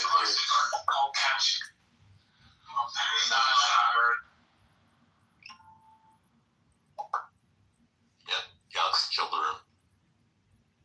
I ain't killing shit, nigga. You did. What's your zesty gayness? Marshall left, Finley left. Do you think I could go fuck? Cause I don't. Here, boom the room. It's already done. Galaxy already done. Why are you so talking? Make Galaxy run around in the hallways. Why are you so talking? Shut the fuck up, Galaxy. Bro, you have AIDS sores on your arms. It's disgusting. You're gonna be dead soon. You're already dead. You can go join Freddie Mercury in hell. What you need to do is go get you your penicillin, remember? Fucking mumble rap, motherfucker. Remember, you can buy your outfit. You can buy your entire outfit for $200 on Can you find me? $200? I'd beat the fucking brakes off your skin. I bet you can. But I wouldn't fight you because I don't want to get AIDS when I bust your fucking jaw open and you pour blood all out of your face. Yeah, I wouldn't want to contract HIV. That's why I wouldn't fight you. I shoot you instead. It's not a habit. It's not a hate. Cinnamon, pancake. Oh, come on. Yeah, cinnamon, sugar, everything. Cinnamon's a spice. Oh, herbs and spices. Oh, okay. We're helping Jimmy. Yeah, okay. No, but are you saying herb? I'm helping you, bro. You ain't looking at America like you saying herbs or herbs. What you saying? I'm not going to repeat myself. Do you like your spirit? Can't understand your accent. Be honest. Be honest. So it's not a question. Everybody knows how it went. But where are we now? Who's in oil? I'm not in oil. Anybody here in oil? Anybody in politics? Help me out, bro. What's going on in your I don't care, do you? Sorry, I don't mean to disrespect you, Jerome, but I'm not going to have the P. Diddy conversation right now. Jerome, ping me sometime. We'll talk about the Netherlands because it's not going to work out here. It's not. But I will stay here and I can like shut my mouth. Yo, Pro, have you seen the Michael Jackson movie yet? Or? I saw it the other day. It's actually pretty good. Very sad, though. What was the sad? Because obviously his father beat him, and the actor that they chose is now going to be typecast forever in my book as an evil man because he did such a good job of playing an asshole father. I was just like, damn. Did they show him castrate Michael Jackson? Was that in the movie? No, not quite, but everything basically up to that, like in every way, it's like, it's weird seeing like a grown-ass man be afraid of another man in such a weird way, whereas Michael Jackson, like, I remember the one thing about Eminem, Eminem had the Without Me song, right? And he had that thing about Michael Jackson in there, and, no, not Without Me, it was the other one. Oh, okay, yeah, and, Michael Jackson was like, hey, I really don't like that. And could you do and I was like, it is what it is, it's like not really, and then whatever, they went their way, they didn't really quite agree, and so Michael Jackson just bought the masters, and that song has never been played again. So damn, that's a power move. He's like, I own this, damn it. Yeah, Michael was bad, like BAD bad. That's right. He was bad. Like a lot of people don't know about when he did those 2 songs with Paul McCartney. He did the same shit. He just bought up the whole catalog for the Beatles. Yeah, exactly. Not only did he buy up the catalog, he bought up Neverland after Paul McCartney did the Say You, Say Me song. The whatever song was, he was just like, yeah, this is gonna be where I live. For like 30 years, and then sold that place for. It went up to $100 million in value and only sold to 22, and I think he bought it for 19, if I remember correctly. Yeah, he made power moves. He was a good dancer and a good putting people in their place. Like when you hear all these stories about him that are coming out on the internet now because of the movie, he was serious. Like a lot of people thought he was a joke or a pedophile or something, but he was not that. He was something else. He was beautiful. I love Michael. Well, both things could be true. He was a fucking legend. Michael Jackson was a fucking legend. He was a black motherfucker. Cool. You're not. You're in the audience. But, that's how it plays. Yeah, and they got, I think his brother's son, so like the nephew or whatever, to play him. So I was like, how is this person so good at this role? And like, I was like, oh, okay, wow, that's cool. Kind of cool, kind of creepy, but I was like, damn, that's like, nowadays you can actually make like probably an entire career out of just like making music after the movie, right? Like, I feel like people would actually enjoy that. So it's kind of a weird kind of like, hey, take 2 of this template. You know what I mean? Like if the universe uses similar templates, this is like take 2 of that template. It's kind of weird. Chad, am I being too extreme with the lack of tolerance? Or don't is it right guess over there? yourself now, bro. Come on. No, keep shooting hostages. It's fine. Older than me. Alright. Hoshi's here. Oh, Rotus. Oh my god, Rotus. Rotus might not make it either. You're doing good. Yeah, just don't talk about it. It's weird when you start talking about it. Just be you. Dude. No. You gotta promote the brand. I mean, the Rotus is actually the Rotus. That's what I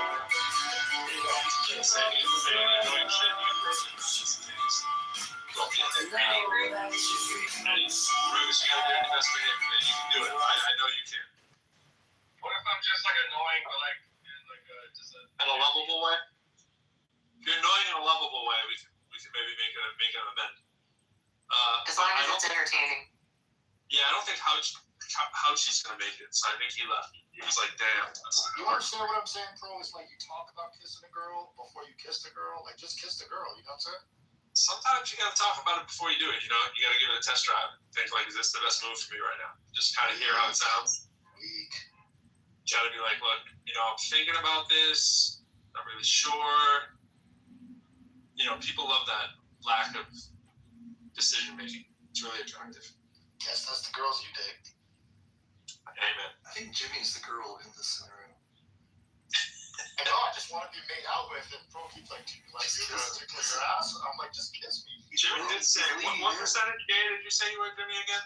It's like 4 or 5%. I'm just little. 4 or 5, yeah. That's about 4 or 5 higher than me, but that's cool. I'm not judging. He's trying to up the percentage a little bit.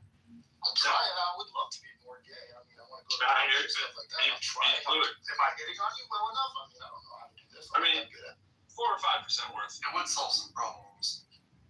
Yeah, I'm trying. Look at Jerome. Paul, look how good he's doing now. It just takes one kick and he's back in the game. Right? Good work, Jerome. Morpheus, how you been, man?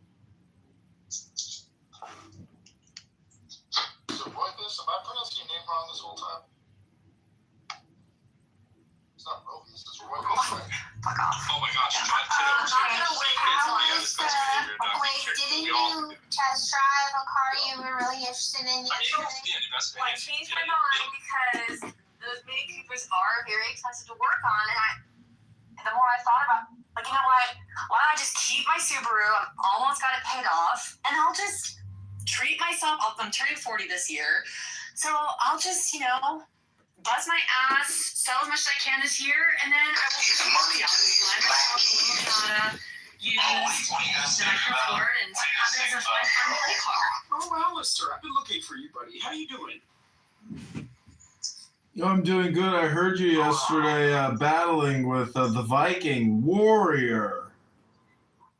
You know, I have a business proposition for you, Alistair. We'll talk later. Okay, bye-bye. Because Monica, to be honest, what I really truly want anyway in my heart, I didn't really want the Mini Cooper. I just thought of that because I thought I could shove the kids in the backseat. But the Miata is what I actually dream about every day. Well, just tell me the business proposal now, Dr. Adams. Time is of the essence. I want to know what you know, Edmund. He knows everything.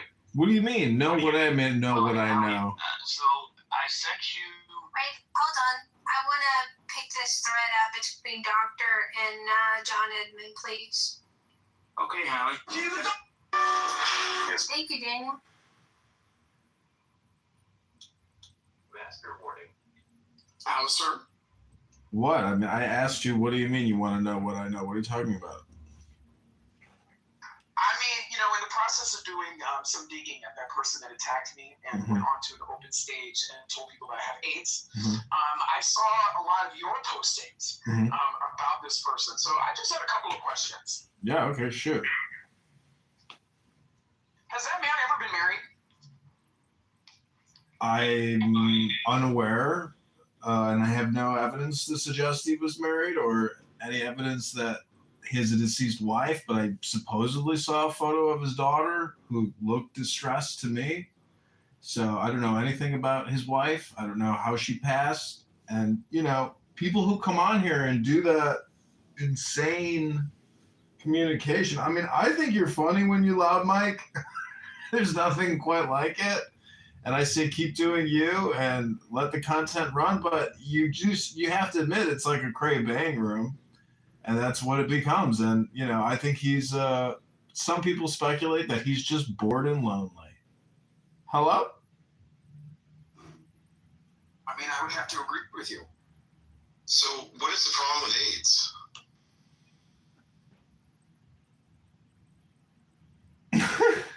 Well, when you make disparaging, slanderous, libelous, defaming comments, if you don't call them out and document them and then get some social justice, you might just become a victim of somebody's insane behavior on an open public conference call, you know, and then they can reap the consequences of their words, because if what they're doing is illegal, and then you publicly document their public activities and notify people's associates, maybe employers, or even law enforcement, or even law firms that person lives in, Well, now that person has to start regulating their speech, and they tone down what they're doing on a nightly basis. Maybe they're drinking whiskey. Maybe they're doing 6 glasses instead of the prescribed 1 glass. You never know why people do what they do on this app. But if it's illegal and you document it and you report it, well, that's kind of like saying, see something, say something. That's called national security. That could be called cognitive security. Someone could call it modern law, not lawfare. Do they have a mascot for that? Like for the bear, the forest fire bear? Adams, are you finished with your line of inquiry? This is from last night's room. It was, and he leveraged a lot of statements against me and my finances. I've never been evicted, according to public record. He most certainly has. So I'm just going through these items one by one because I really don't appreciate him leveraging those type of very egregious lies, about me yesterday. Who? So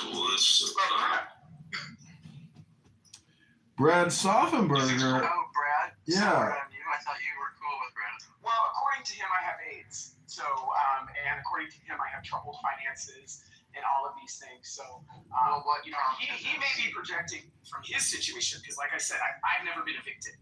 have you guys shared each other dick pics yet or no? Very good, Bella. What prompted this, Adams? Because I mentioned the reasons why I decided to vote for Karen Bass, and because Brad is a deranged cultist, he, decided to just try to harangue me for supporting Karen Bass, and then took it personal. So, if he wants to take it personal on an open stage like that, in front of people who are recording, doing other things, or could weaponize that information to harass me, okay, I'm going to take whatever steps I need to address him. Right. No, the reason I asked is because I remember, not 2 weeks ago, there was that room where Brad and I forget who the other guy was, but they were going nuts on each other. They apparently said something about Brad's kid or something like that. And then Brad kept saying to you, like, how much he liked you in that room. So I wondered, in the interim, what had happened. Well, here's what I will say. I don't know how much about Brad's background is actually true in what he shared on this app, but what I do know is that it seems like it's a hair trigger, setting him over the edge with just simply disagreeing with him, and I'm tired of the behavior. Not wrong. Not wrong. Colleen, have you ever been evicted? I have not been evicted. I haven't either. So somebody that's coming onto this app, pointing their fingers and telling everybody what great adult responsibility that they need to have, shortly before coming on this app, they were just evicted. So I don't want to hear him make any type of just or any type of puns against people's personal business because I have not demonstrated that level of failure as an adult. Evicted? You mean from an apartment? Yes. Oh, Brad was evicted? Is that what you're saying? I have had to evict other people. Yeah, when they don't pay rent. Well, I got served with an eviction lawsuit many years ago, and my neighbor was an attorney who dealt with evictions for many years, and he instructed me with great, foresight. And it turns out that I countersued the massive real estate investment trust that I was living under, and we settled. And I got a great, outcome. The only problem I made was I didn't ask that the court records be sealed. And that put me in a public database of individuals who have had eviction lawsuits served against them. And as soon as you are in that database, whether you are guilty or not, future landlords will search that database. And if you are even in it, they want to have nothing to do with you. It depends on your state. But, there's a difference between an unlawful detainer being served. People go on vacation, they forget to pay rent. There's a difference between successfully going through the whole entire process and a judge having to remove you from the home.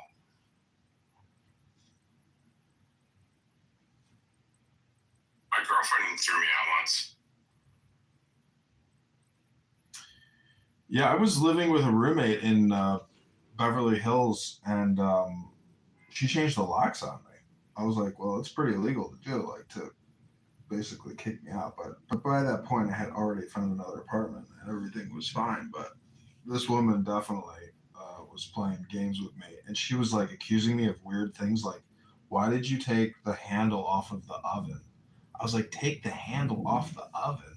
I was like, I don't even cook here. Why would I remove your handle from your oven? And she wouldn't let it go. I was like, okay, clearly I'm living with like a woman in her senior years now. She was an older woman, but it was a really dope apartment. And I think she charged me like $800 a month for the room in like a pretty luxury unit. Anyways, I'm just saying, Isn't Karen Bass the Lori Lightfoot of like Chicago? Yeah. I would have to disagree because she's actually made a dent in reducing homelessness by 17% and reducing gang-related violence by 28%. So you need to find where these numbers come from and how they're quantified, because you keep sound dubious. It's Bukele. How are they quantified? So you're not gonna listen to the people that are investigating and arresting people? I want to know how they. How about Bukele? How about Bukele that he never? Look, if let's say there's some weird 1 year, and they say, oh, there was a 200% increase from 1 year to the next. It doesn't mean much unless you know what the baseline number was. And I do. Bukele that could have been indirectly responsible for the reason why that there's lower gang stats. I mean, come on. Bukele? Doctor, what I'm wondering is why do you not like the opponent, Spencer Pratt? Because to me, I love the marketing, and when I see Karen Bass, I see an angry. Y'all get stuck on the marketing. I'm getting stuck on the results. So just because somebody says some shit that you like, okay, doesn't mean that you need to look at track record. Okay, let's look at track record. How much experience has he had managing a $15 billion budget? But what? Because he's white. But what how many years of experience does he have managing a $15 billion budget? That's a simple question. Well, just because he says things that y'all like, it shouldn't change the answer. I get that, but what I'm saying is when you study the history of Karen Bass and her associations and activities and political activism, I just don't like it or agree with it. So it's not just about budget management. Spencer Pratt and his activism, he advocated for his father-in-law that was molesting children. Well, that's a problem, but that's a huge problem. So that takes him off. But why are you opposed to like radical new leadership? Because really, the corruption is that bad. No, I'm saying Spencer Pratt would be the new radical. She's the old radical. Why are you so fixated on her? I don't want to be voting for a person that was defending Kitty the Diddlers that pled guilty to incest. So, like I said, if you want to look at the marketing, go ahead and look at the marketing. I'm looking at results. Well, the thing about politics and governance is results honestly just don't matter because the results have sucked. Because if you want me to do some. They matter to me. When you look at the likelihood of somebody victimizing me as a result of gang violence and those numbers being reduced, that definitely matters to me. It also matters to me to not look at as many homeless people as there were before she was in office. So those things are important to me.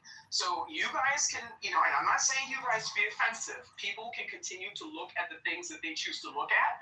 I'm choosing to look at the things that affect me. I'm looking at the results of the people that are running for office, and I'm comfortable with my decision. Yeah, that's fine. There's a lot of people. Who doesn't like stepsister porn? I mean, to me, this notion that you're not going to vote for somebody because of their political party when they're otherwise the best person for the job given the options, I just don't see that as being sensible. I voted for the other party. I have too. I voted for Spencer Pratt. Well, and that's your choice. You can choose to be amongst the minorities of the city that are choosing to waste their vote by doing that. That is your choice. That's the beauty of America. Okay, well, let me just give you some stats on Karen Bass's management. This is the information regarding the past 3 years of deficits. Full year 2024 ended June 24, significant overspending.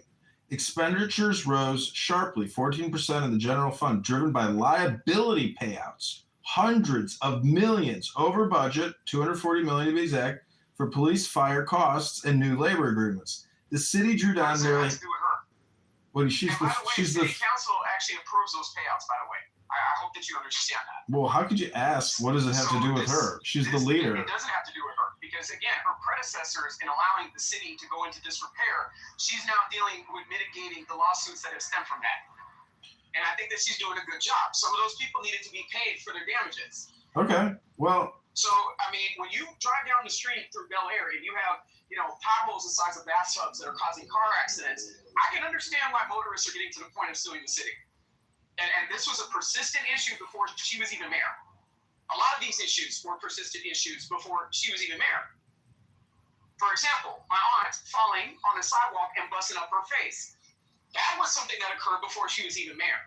You have sidewalks with trees that are bringing up the sidewalk and people are falling. People in wheelchairs cannot get on the sidewalk to and from where they need to go.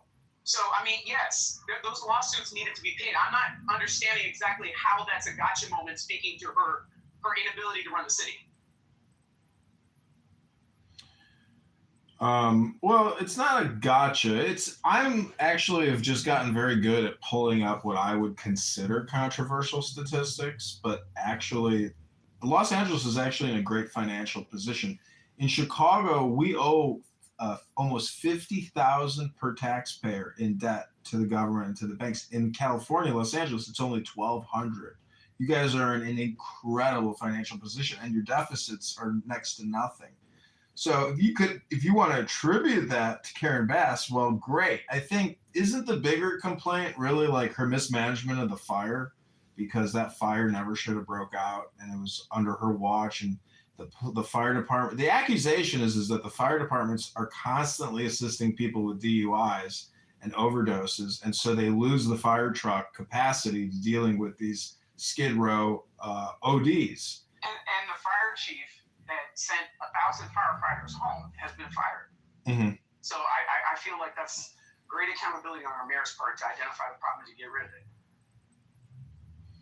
Well, I support you in supporting Karen Bass, but personally, I just cannot agree with her leadership style, her history, or her vision personally. But that's my opinion, and I hope you respect that. I'm entitled to my own opinion, and it doesn't mean that I think that your opinion is a bad opinion, because I think Los Angeles is one of the greatest cities in America. Yeah, Los Angeles. I think it's a great city. A lot of the people, especially on this app, cannot afford to live in, high density, places in America. They simply cannot afford to live in the city limits of Los Angeles. They can't afford to live in New York. They can't afford to live in Miami. That's just a reality. So when they look at the cost of living and they look at the dedication and the work and the effort that people have to put forth to be able to afford to live in these places, and then on top of that, their opinions about how we should live. This is where I draw a line. Well, This is where I draw a line. What do you think about having a heavy hand and actually forcibly removing all residents of Skid Row and setting up a facility outside of the city, to help these individuals in a different way? Because if No, I disagree with that. I think that there are two options. You either go into treatment or you go to jail. That's it. So I don't think that we long-term house these people. I think that people need to have short-term housing to get back on their feet and go through treatment and to keep it pushing. I don't believe in long-term support housing because it's a long-term solution for people as opposed to them doing what they're supposed to be doing. See, the way I look at it is that everybody is dying, and some people choose to die on the streets. And it's just very sad, and it's unfortunate that people don't want to do the hard work or the minimum amount of work just to stop dying and rotting in the streets. And so whether it's prison or treatment, the problem with the treatment route is that it's manipulated. The problem with the prison route is that it's really not a treatment, and it's not necessarily supposed to be long-term housing. So that's why, I think that having the heavy hand and not allowing open air drug markets and open air homeless street, housing with a lot of improvised housing. Anyways, it's madness and I cannot believe that there's no will actually, because this is Los Angeles. You know, if you've ever been there, it's just magnificent. So to allow that type of culture, COVID wiped out Venice Beach. You know, that culture actually couldn't survive in Venice Beach without the huge amount of tourists to make it a tempting place for ridiculous homeless people to basically live permanently. And an interesting story is when I was in Venice Beach on vacation one time, I was walking down the alley from my hotel and there was a big bag of shoes. So I picked up that big bag of shoes and I brought it onto the boardwalk and I set up all the shoes in like one of the vestibules. They have them marked like with numbers. And a homeless guy attacked me for having the gall to try to sell shoes in the open marketplace in Venice Beach. And I was so angry at this homeless guy. I was like, you know, he was making physical death threats against me. And I was just like, couldn't believe that homeless were so insensitive. That was kind of the irony of the homeless, is you think they would be like cool hippies, but no, they're like gangster street gangbanger mafia. And they're not, they're entitled and they think they control the streets. It was ridiculous. I had one of them living in my car for a week when I went to Miami last time, and my car still stinks. That's crazy. That is absolutely crazy. I heard this story of somebody that lived in San Diego, and they went into their car, drove to work, and they smelled this stench, and they looked in the back of the car, and there was a homeless person sleeping. I experienced to that, except it turns out that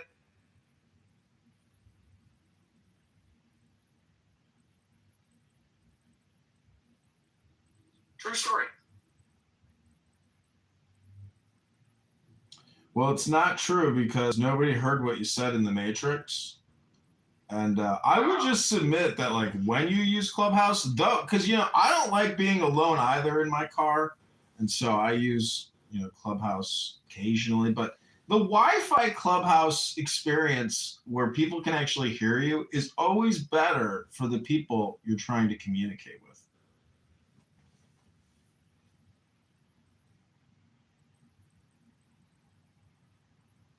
You know, I got to give you credit, John. You know, even though your campaign was not successful, at least you went out there and did something.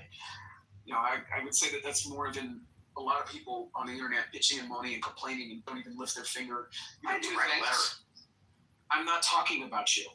It's funny, there's a very predictable matrix out of Marginal Way in Franklin. It's like a little valley, and there's always matrix down there. And I went through the matrix hole, and now I'm out. Well, thank you, Dr. Adams.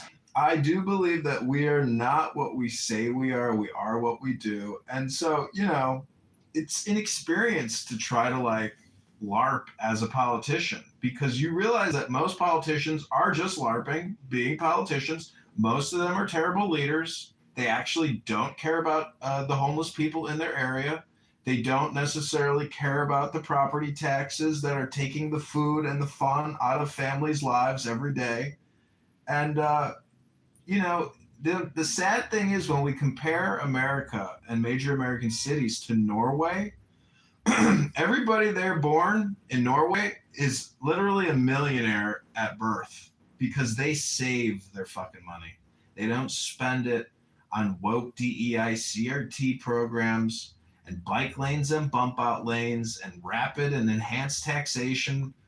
We are living in a taxation vampiric society, and the people who never talk about it but yet push all these daily holidays and weekly holidays about it's tree day, it's LGBTQ day, it's this day. Those bike lanes, you remember when they were putting those into the West Side? The whole entire country was listening to that shit.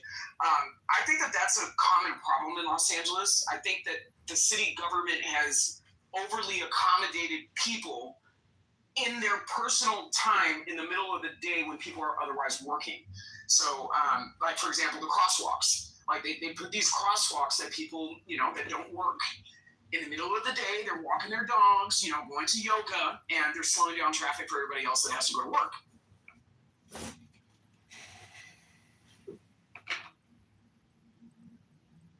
Well, in Chicago, the bike lanes have removed parking for businesses that need new customers to have access to fucking parking. And we sold our parking rights to Abu Dhabi, one of the Emirati countries.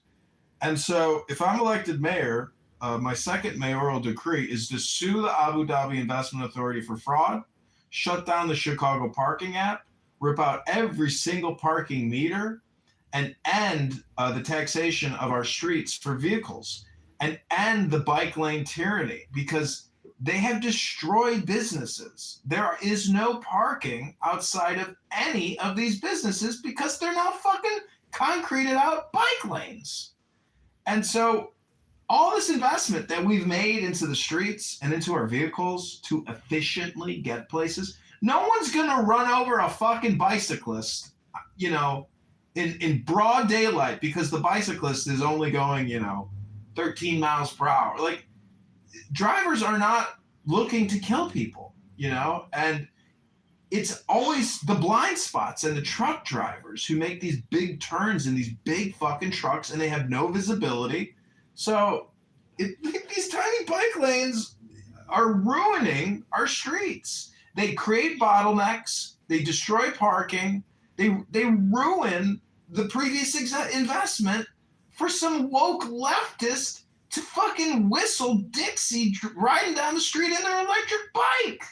Well, you do make a very good point about semi-truck drivers and their use of our roads and wear and tear. I feel like a lot of cities need to incorporate into their planning for all of those trucks to go into one place, and then for them to have, little distributor trucks that aren't as damaging to our streets.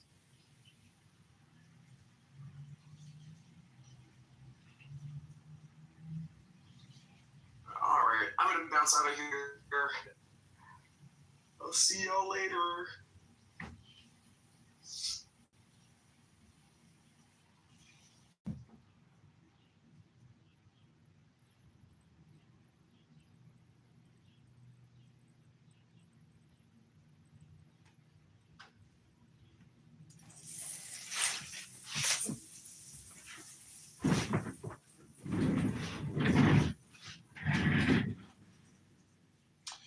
Well, it's that time of day. Adams is not my ally. He's not my friend. He attacked me vigorously in an insane way every single day. I'm pretty sure he's called the police on me multiple times, maybe the FBI. And now he says he's my best friend, and he wants to know all about Brad Stauffenberger and the research I've done into Brad, because he's being accused of being, evicted. And the drama here just never ends. I wrote a poem about elite intellectual gay black male Democrats. My friend, and AI is just amazing because you can take your poetry and make it into songs. And I've been really loving the AI music lately. I made this AI song about Dandelion Wine that I'm very happy with. Wonderful. Yeah. No, I'd love to hear your whatever you've got. Yeah, the poem is fantastic. It was a lot of fun. I read it in a ultra intellectual, elite liberal hangout space here today, and they were so angry with me. Very upset, but it was a lot of fun.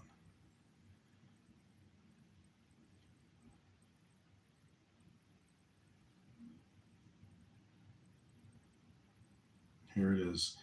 In marble halls of power I ascend, elite, gay, black, trans, intellectual, unbent. Jim Crow's chains echo in structural white rage. CRT lights the path, turning history's page. Anti-racism warriors, DEI flames ignite.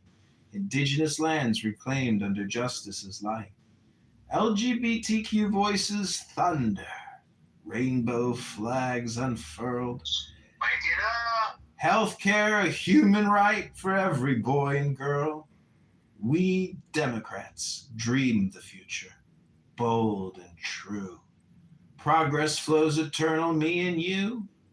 In shadowed halls of ivy, Where the sharpest liberal Democrat minds convene, I rise, an elite black trans intellectual, gay and proudly seen. A liberal Democrat forging paths through history's cruel chain, from Jim Crow's iron grip to structural right racism's reign. With CRT as compass and anti-racism as flame, I champion DEI, indigenous rights, and queer acclaim. LGBTQ liberation flows through every breath I claim. Healthcare is a human right, not profit's greedy gain. We build the just society where equity prevails. No more divisions, chains together, progress sails. I am an elite gay, black, trans, intellectual Democrat. Hello? Hello?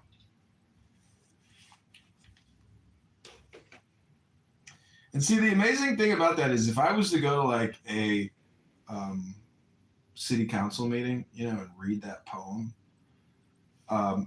people would applaud it and they would love it. But then they would realize it's all just, mockery, because that type of spotlight filibustering is not the priority of we the people, is it? Hello? Hello? Hello? Hello? Trash bag here? Hello? Hello? Thought that was you. I don't know what to do with all this gerrymandering.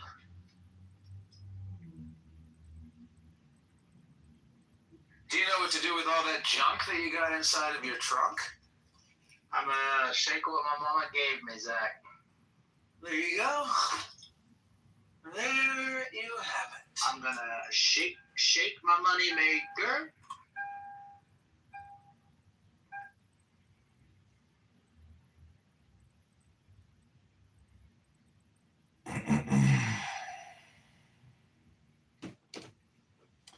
I had a good day today, my friend. If you look at my profile, there's a room called Law, Justice, Lawyers, Judges, Courts. You might want to listen to that. I won a trial today. It's very exciting. And Rabboni Shalom, I'm now preparing to do Aliyah and retire in Israel at my leisure. Hello? Really? Hello? I know. I feel like that seems like kind of the only option. But, I mean, America's not that bad, but it's, I don't know. Dude, I'm gonna go marry some super hot Israeli chick who is, extremely conservative, and let all of these American woke liberals who are just out of their minds and obsessed with getting things back to normal, as they like to say. When things are back to normal, when everything's back to normal the way it was. Those are the kinds of chicks I want to avoid.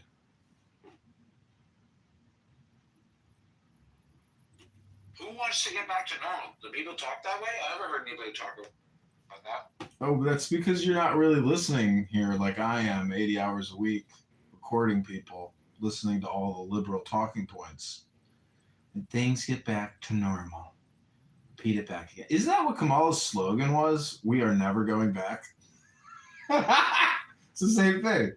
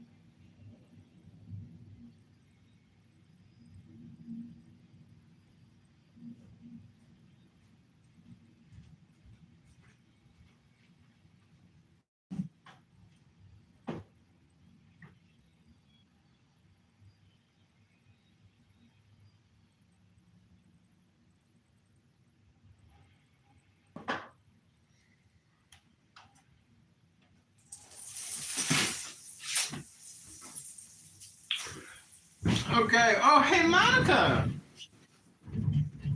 Monica? I was imitating you yesterday. I was like, well, I'm going to do my Monica impersonation. You should all just watch my replay.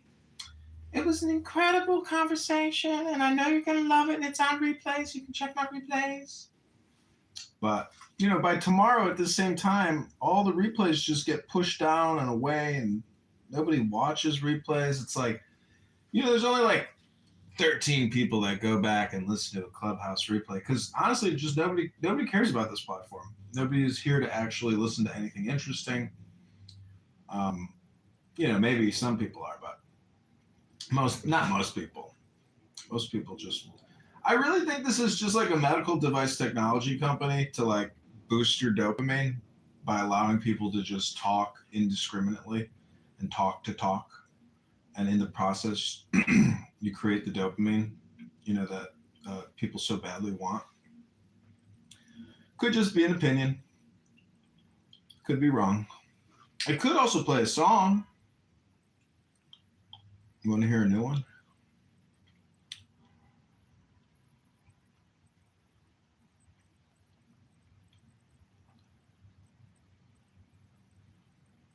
It's called Fit the Crime. Cop here in Chicago got killed by this young piece of shit. Had a gun stuck in the blubber of his gut, pulled it out in the hospital, and shot that cop down because he was full of hate. Fit the crime, the punishment.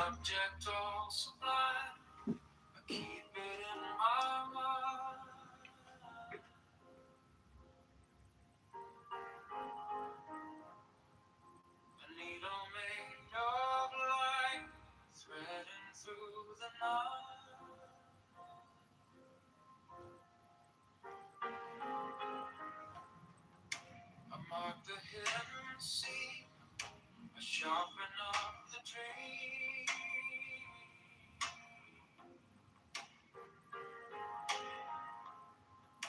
The case is cold but clear. I waited long enough. So let it come around, let the devil kiss the ground. I want the scales to sing on the edge of everything, to make the punishment fit the crime.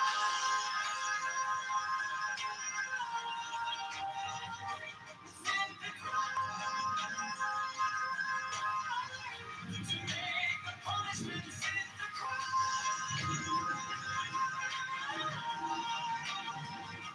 Fit the crime.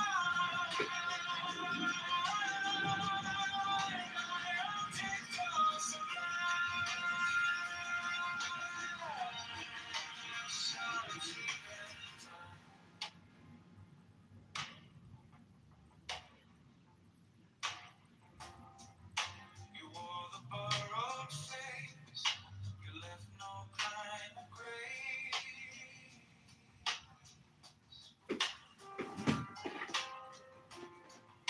But every lie you spun turns back beneath the sun.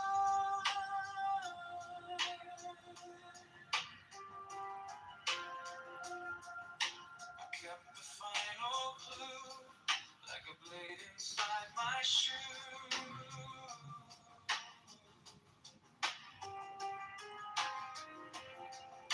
Now every step you take feels like the earth might break. So let it come around, let the gable kiss the ground. I want the scales to sing on the edge of everything, to make the punishment fit the crime.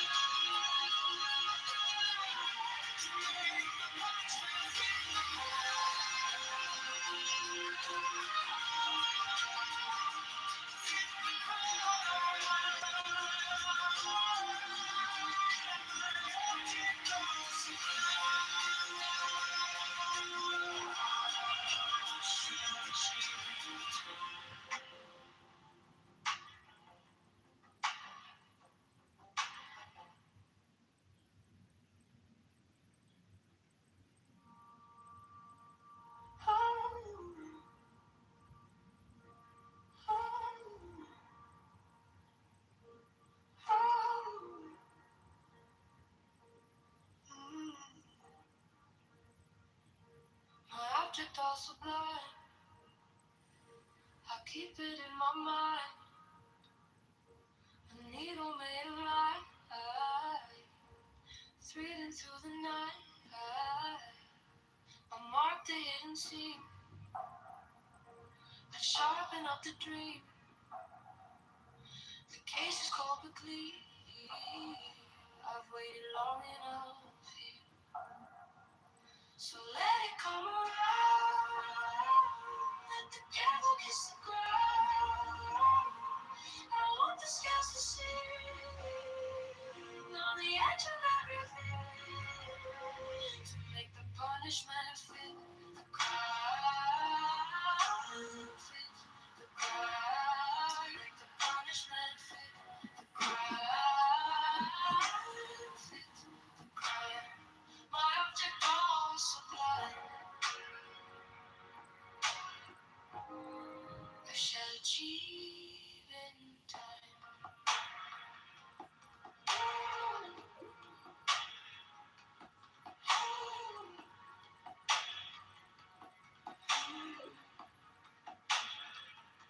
You wore the borrowed face.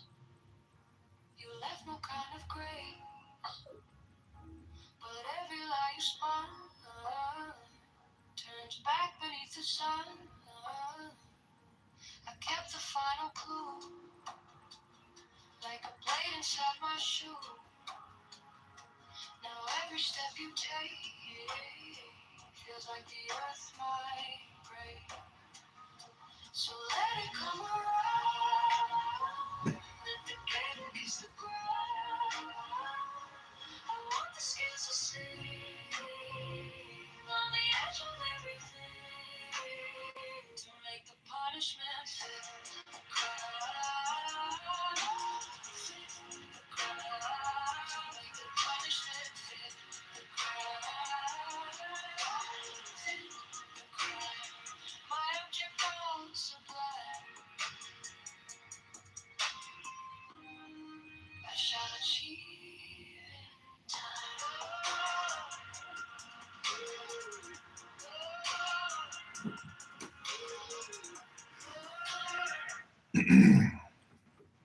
Okay, I assume Beth is sleeping or something, but Right, wasn't he? Yeah, he was on camera. Ask this question, and if they respond this way, then I go in this direction. If they respond this way, I go in this direction. I was like, but you don't have the data to prove that. No, I do, because listen, every time they said this, I always went, that's not why they went that direction. Story. It had nothing to do with your question. Oh, but yeah, and then guess what? Bam. Whole month of April fails miserably. So, we gotta learn that sometimes the big head that we get after we get a little, success under our belt, we get the big head. That's why the scripture said pride comes before a fall. And it's true. It really is true. And that's why Trump is dealing with what he's dealing with right now, to bring it back full circle, guys. I am very well-rounded, by the way. And that's the reason why Trump is in the position he's in right now with the Iran war. He's in a quagmire, folks. This is a quagmire. He's stuck because he knows geographically he cannot win this war unless he takes that island, which is going to put a lot of U.S. Service members' lives at risk because he knows Iran has already planned for this. They're waiting for boots on the ground. TC, are you aware of today being World Ego Day? John, can you reset the room and do the gong, please? Thank you. Yeah. I don't know what World Ego Day is, but I'm going to finish what I was saying. So he knows this is a quagmire he's in right now, and he has no choice but to... Hello? Yeah, guys, let me finish. I know you guys hear me talking. I'm almost done. All right, keep going. So he has no choice but to negotiate his way out of this. And now Iran, I don't know if they knew this from the get-go, I doubt it, but they realize now that they've got a stranglehold on how much leverage they can use in these negotiations. And now he's stuck. He has to either commit boots on the ground, which is not a pretty option for us because we know that's going to come with casualties, or he's got to lengthen this thing out. And at what end? Like, to what ends does he lengthen out these negotiations? So that's my 2 cents.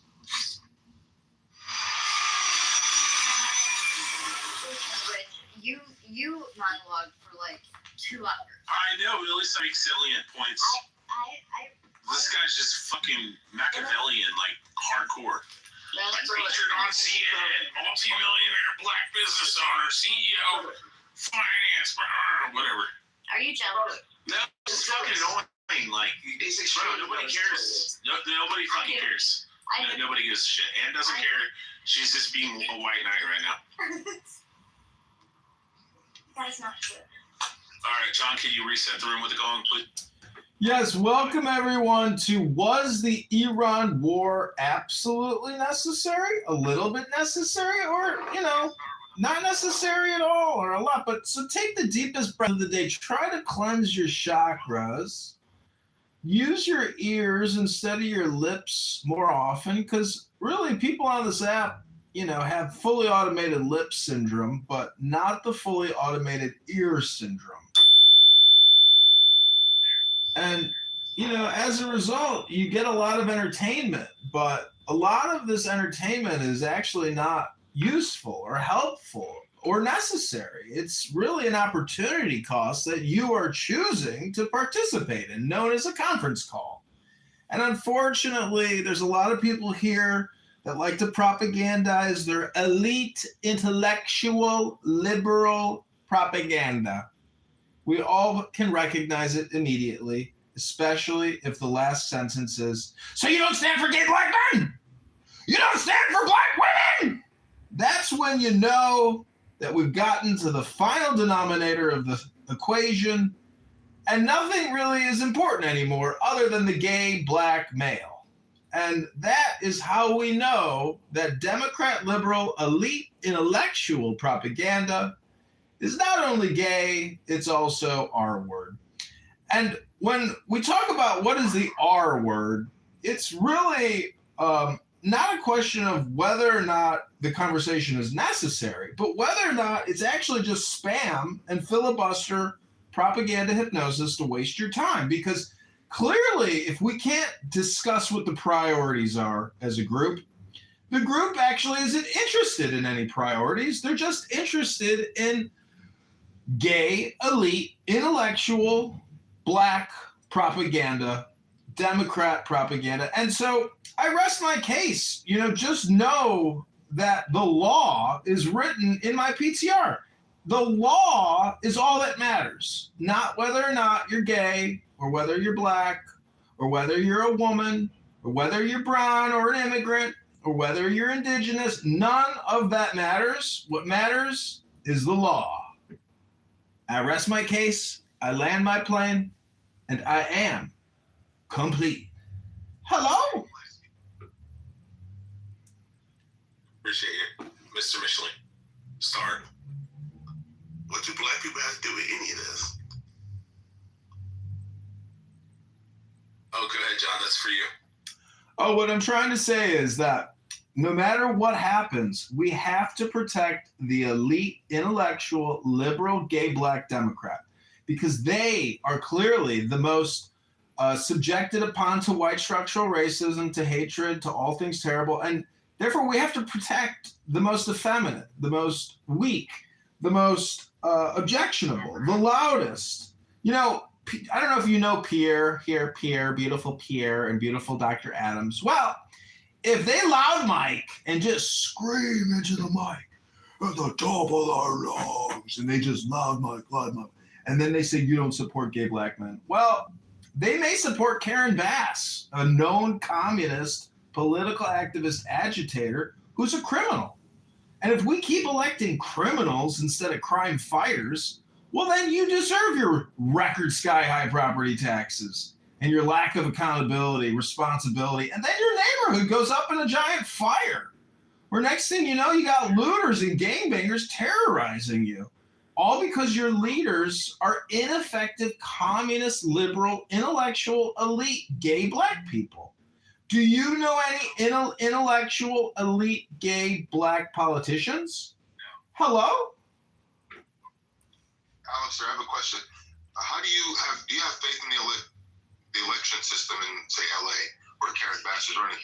No, none whatsoever. Fraud is rampant, and whether it's petition fraud or ballot fraud or electric signature fraud, the election commission in Los Angeles, I'm sure, is run by elite, intellectual, liberal Democrats, not conservative, intellectual Republicans. That's just a fact. That's the problem everywhere.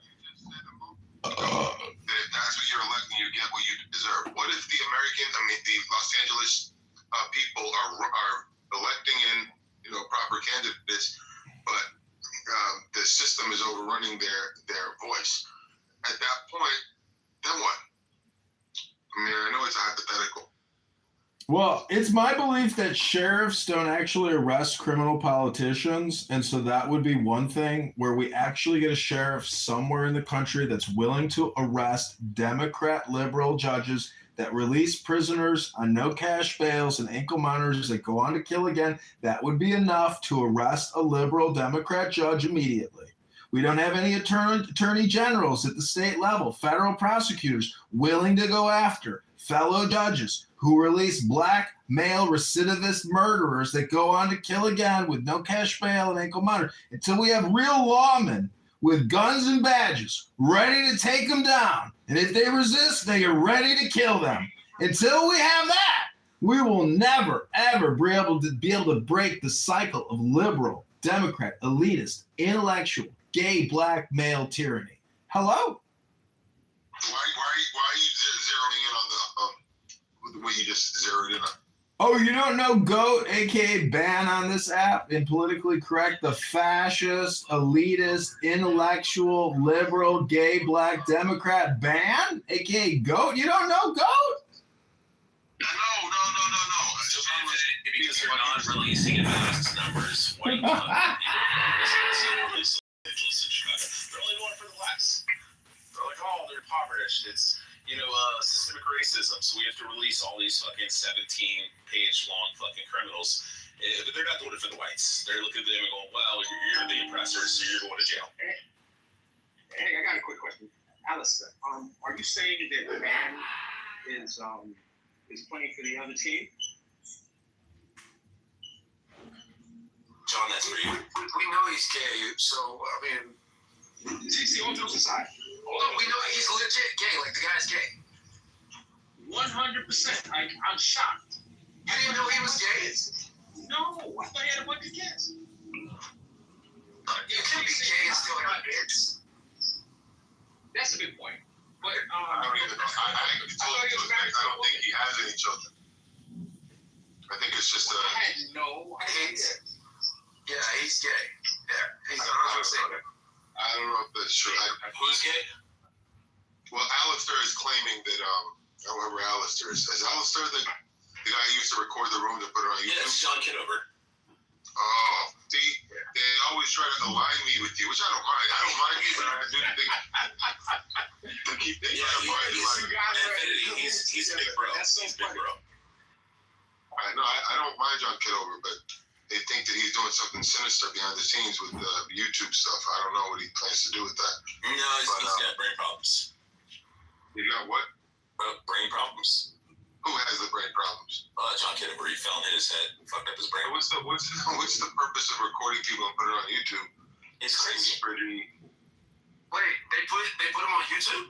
I mean, you're on YouTube. You're on YouTube right now. If you go to John Kitover, and then if you go to John Kitover, type it in on YouTube and then hit live, you'll find you're being recorded right now. Oh, I'm being recorded right now? Yeah, and he has an anonymous account down with the sunglasses too, so even if you kick him, you're still being recorded. You can't kick the anons. Oh, wait, oh shit. Well, damn. And I am complete. We'll do it live. Fuck it. We're doing it fucking live. We're doing it live. We're doing it live. I miss that old guy. Where is he at now? One American News or something like that? What's his name? We're doing it live. We're doing it fucking live. No, don't do it live. Don't shine out. TC make sure that you perform for the recorder? Tell him something.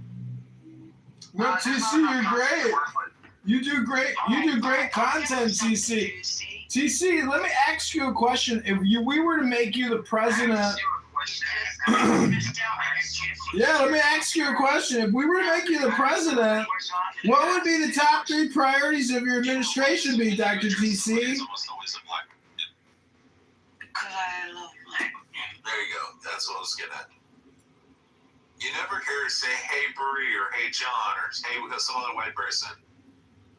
She's like, hey, Mr. Black Man. Well, first of all, I don't talk like that. Second of all,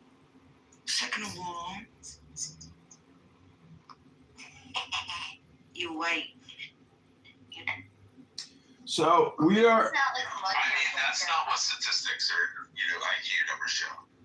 We are in the President Trump house. Was the Iran war necessary? We want to hear your voices and your opinions. If you are an ultra elite, liberal, intellectual Democrat, we want to know, was the Iran war absolutely necessary? Hello? No. It was not necessary, no. But if you ask the Trump administration, we're not in a war. Well, pause though. How did we don't know what's to come.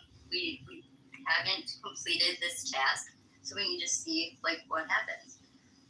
Like there's obviously a reason that we're there, right? And it's the primary objective was to remove a nuclear threat that we saw gathering. Sir, that's what he said. Well, if it was the point to remove was to remove the threat, why did he still have nuclear material? Yeah, what are you talking about? I'm not sure what you're referring to, sir. Can you explain? You just stated that the point of this entire exercise can't call it a war because Congress hasn't voted to authorize the war. Yeah, it was to remove a potential nuclear threat. Well, if that's the case, then why do they still have nuclear material? Because the job is still in progress. So they've made a lot of progress thus far, but the mission is not complete. Well, this is registered with. Hold on, I want to hear this. Oh, go ahead, T. Wait, was that a sound detector? Whenever TC talks, I'll listen. Did we hear a sound detector in the background? Whose was it? No. When TC talks, I listen. Stop it. No, not just for that. I'm on mute. Hey, but I want to hear you. Yeah, because TC always brings it back to anything. TC, Anthony, those are the people I speak to follow their example. But go ahead, TC. What were you going to say? See, and Sean, that's because we're black. Well, yeah, I know that. So senior, you disagree with the military action taken in Iran? I think that we should have went a lot harder than we did in Iran. I think that we should have just leveled the place from the beginning, and it should have been boots on the ground from day one. What do you mean leveled? So you agree with the military action? You just don't think it was strong enough? I agree with that. And you've maintained. We should have knocked the power. How long have you viewed Iran as a threat? I think since I was born. Oh yeah, I would go back to the Ayatollah, but not the Ayatollah. I would go back probably to the 70s because the reality is they're the ones that are probably the main progenitors of terrorism cells in that part of the world anywhere because they're our primary nemesis there. If we're going after someone that believes perspective, sure. Because again, I don't know what the truth is. Honestly, I sit here so many different back and forth. So I'm going to push from the other side. Why Iran and not other countries that have nuclear power? Why Iran and why now?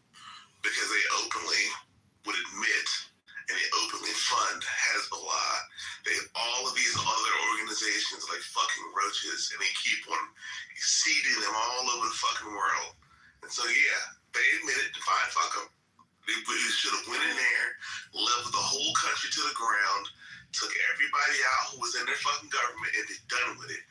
If we're the biggest bad superpower on the planet, we should have did it. How would you respond to the loss of civilian life and how that cost some more? Honestly, my honest response to that, I love omelets, but unfortunately, I have to break eggs to get them. You love who? boundless benefit of it. I don't know. I feel like this is true. No, I agree with him wholeheartedly. I He's feel not like the only one that has a position. I think we should. I'm really, honestly, I'm pissed off that Trump didn't knock out. I mean, it's going to garner more fucking hatred for the United States, and you're going to get more people that are going to become politically aligned with the IRGC if they were to knock out the fucking water and they were to knock out, the electricity in Iran. You're going to have a bunch of people that are going to switch teams and be like, that was going to happen America, anyway, fuck Israel. Yeah, but it hasn't happened. They should have done it by now. Like when he first gave that first, 24 hours or 72 hours, whatever. The second that it didn't fucking happen, he should have knocked it out. But I understand why they're not going to. I agree with it. Yeah, they should have. He should have. I got really pissed off that we didn't fucking knock the shit out as soon as we did. Right. So the power. Right. I agree. But he's talking about civilians. Like, nah, I draw the line with that. But I. That's cost of working with. Nah, I don't agree with that. I don't agree with that. But I'm just kidding. But can I comment on it? Yeah, Abby's an attorney. No, it doesn't matter. We're going. Thanks, Rich. We're going to try to have an economic war with them as much as we can. And if we force them to cap their pipelines, I mean, they are royally screwed. They're holding on, but I think that's the direction he's going. And I was listening to a podcast where they talked about kind of what Trump would want to do, he can't because we bootstrapped ourselves 80 years ago with restrictions on how we fight wars and what we can destroy in a country and what would then be considered a war crime. And there's, to go in and really take them out, which we have done in the past as a warring force. We've limited so much of what we can and can't do, if that makes any sense. And it limits our warfare. So going in and taking out their train stations and their, communication systems and really decimating them and really, bringing them to their knees where it's a war crime where this is how we won wars before. It's how you win a war, but we're limited. So he has to squeeze them economically in the approach to win this. If that makes sense. No, I don't disagree with you. I was just like listening to someone pretty wise about this. And I think it makes sense. I don't think it's a munition issue that Kelly is talking about as much as what we can and can't destroy. And does that make any sense, what I'm saying? Yeah, can we say Mama make Abby moderator again? So here's where I think we could make some progress on this. You could definitely target civilian infrastructure that's being used for military assets and that's being used for logistics and machinery and that type of thing. Anything that's fuel to use legitimate military targets itself becomes a legitimate military target. And so I think under the auspices of that criteria, I think a lot of these power centers and factories and things like that are in play. Now, would there be a measured application of taking out these civilian infrastructure, if you will? Yes, I wouldn't blow it all up at the same time, but I would certainly up the ante because at this point we're losing leverage. This is 100% a negotiation game, and if we're not making I guess it's the supreme leader. I don't personally believe there is a supreme leader in place right now, but whoever's pulling the strings, if it's the IRGC, whoever's pulling the strings over there, would definitely cripple them by limiting the effect they can have on control and command of what's happening in the Strait of Hormuz. And so if that means bombing the shit up heavily, then that's what we need to do. But it can't be described as a war crime because they're using it to fuel their military operations. I think what's really sad about this whole thing is really we have sent the world the message that we are not as strong and as capable as we had purported ourselves to have been for the past 80 years. We have allowed what the fucking Pakistanis to now become the arbiters of peace treaties and shit like that and settlements in this conflict, quote unquote. Like Donald Trump should have gone in there and destroyed everything day one. We had the troops, we had the capability to do it, level the whole fucking country. Because honestly, when we have to go and fight the fucking Chinese, because now they decide, oh yeah, fuck Taiwan and fuck North Korea, because we can do all that shit and America can't do jack shit. That's when we're gonna say, oh, we shouldn't have gave them the heads up on that. So if the people that live there believe that their regime is failing and they're hemorrhaging cash and that it's weakened, which was the message we had in the beginning of this war. That was a pretty strong message that the regime was falling. And it seems like that message is kind of going a little bit. But it was, if you remember in the beginning, that was what we all heard. But you have to have the people there, you have to squeeze them. You have to really squeeze this regime economically, hard, so that any chance of their production or, any revenue is gone. And then ultimately the people will erupt there. But that's kind of part of the approach. But again, think about it. We can't do the stuff that we've done before to win wars. Well, I would actually push back. I would say one, we could.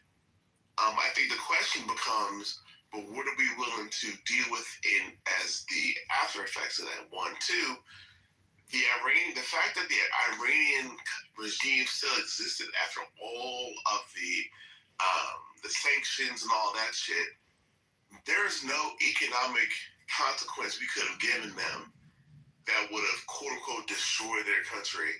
The only thing that would have taken these people out is a strike of some sort. And unfortunately, the president did not go in with enough strength to decapitate these people once and for all. I just want to clarify, when you say these people, are you talking about the IRGC, the ruling class, the mullahs, the ayatollahs? You're talking about the nefarious? I think he means the IRGC plus the 10%.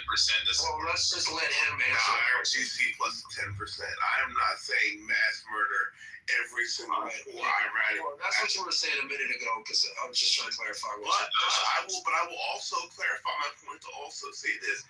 If some of them happen to get, unfortunately, unalived in the process, I'm not going to shed a shit ton of tears. Because guess what? If they had got a dirty fucking nuke in New York City, I'm not expecting people in Tehran to cry over people in Brooklyn. But they've lost their GDP for a year. They've lost their missile launchers. They have no navy. We've caused a lot of damage there. Yeah, but they still exist. That is the problem. They still exist. They fight on. They fight on even though we've crippled them, and I think the other guy was just saying that we should have went in stronger and we should have just eliminated 100%.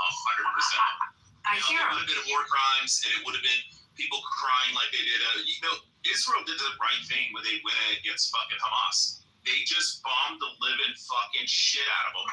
They caused the death of 80,000 people. Half of our probably combatants, half are civilians, and they're gonna fucking be bitched at and griped and war crimes and this and that. Bullshit, bro. But in the same time, in the same breath, Hamas is pretty much fucking done for.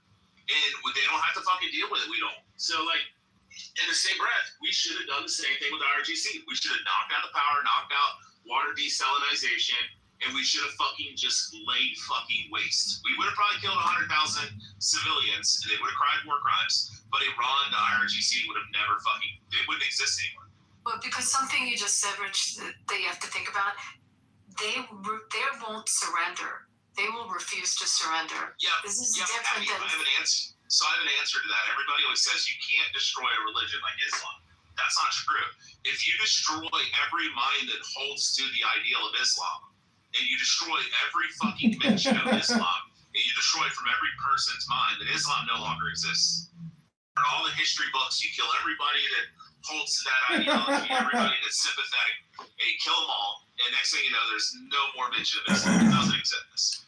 So you can't actually make statements like that on YouTube. Those would be considered hate speech and abusive rhetoric. However, if you attack the legal code of Muhammad, the Charter of Medina from 660, and you look at the gangsterism, the mafiaism, the terrorism, and what they did to the Jews in Saudi Arabia, the Muslim terrorists, the first Islamic State, it's right there in 600 AD. All you got to do is study the law. And thank God we have Abby here, a lawyer, who used to be a Democrat lawyer. Now she's a Republican. Mazel tov. Look at her. Abby, I was going to mention, are you familiar with the story of Genghis Khan? So, like, I think it was Genghis Khan, right? He was the one that they came in, they murdered like his whole village and shit like that, and they left like the women and children alive. And then he realized through them allowing him to survive that it allowed for that idea to still survive and thrive. And then he ended up like conquering like a quarter of the fucking world and populating like 20% of the world or some shit. And just, he realized that when he would go into a village, instead of just wiping out all the combatant soldiers, he would just murk the entire area, just go scorched earth, kill every woman and child. Or he would bring them into his group and like convert them into his group. And that's how he did it. And I mean, that's what we should have done in Iran. We should have went in and just absolutely fucking laid waste to it. We did it in Hiroshima and Nagasaki. You know, and it stopped the fucking war. Had we just done regular, storm of the beaches and shit, that shit would have probably ended up either losing, we would have, or that shit would have lasted 30 years and we would have lost millions of people. But we went in scorched earth and bombed 2 cities and they surrendered. And that's what we should. I'm not saying we should do Shiraz and stuff like that, but we should have went in a lot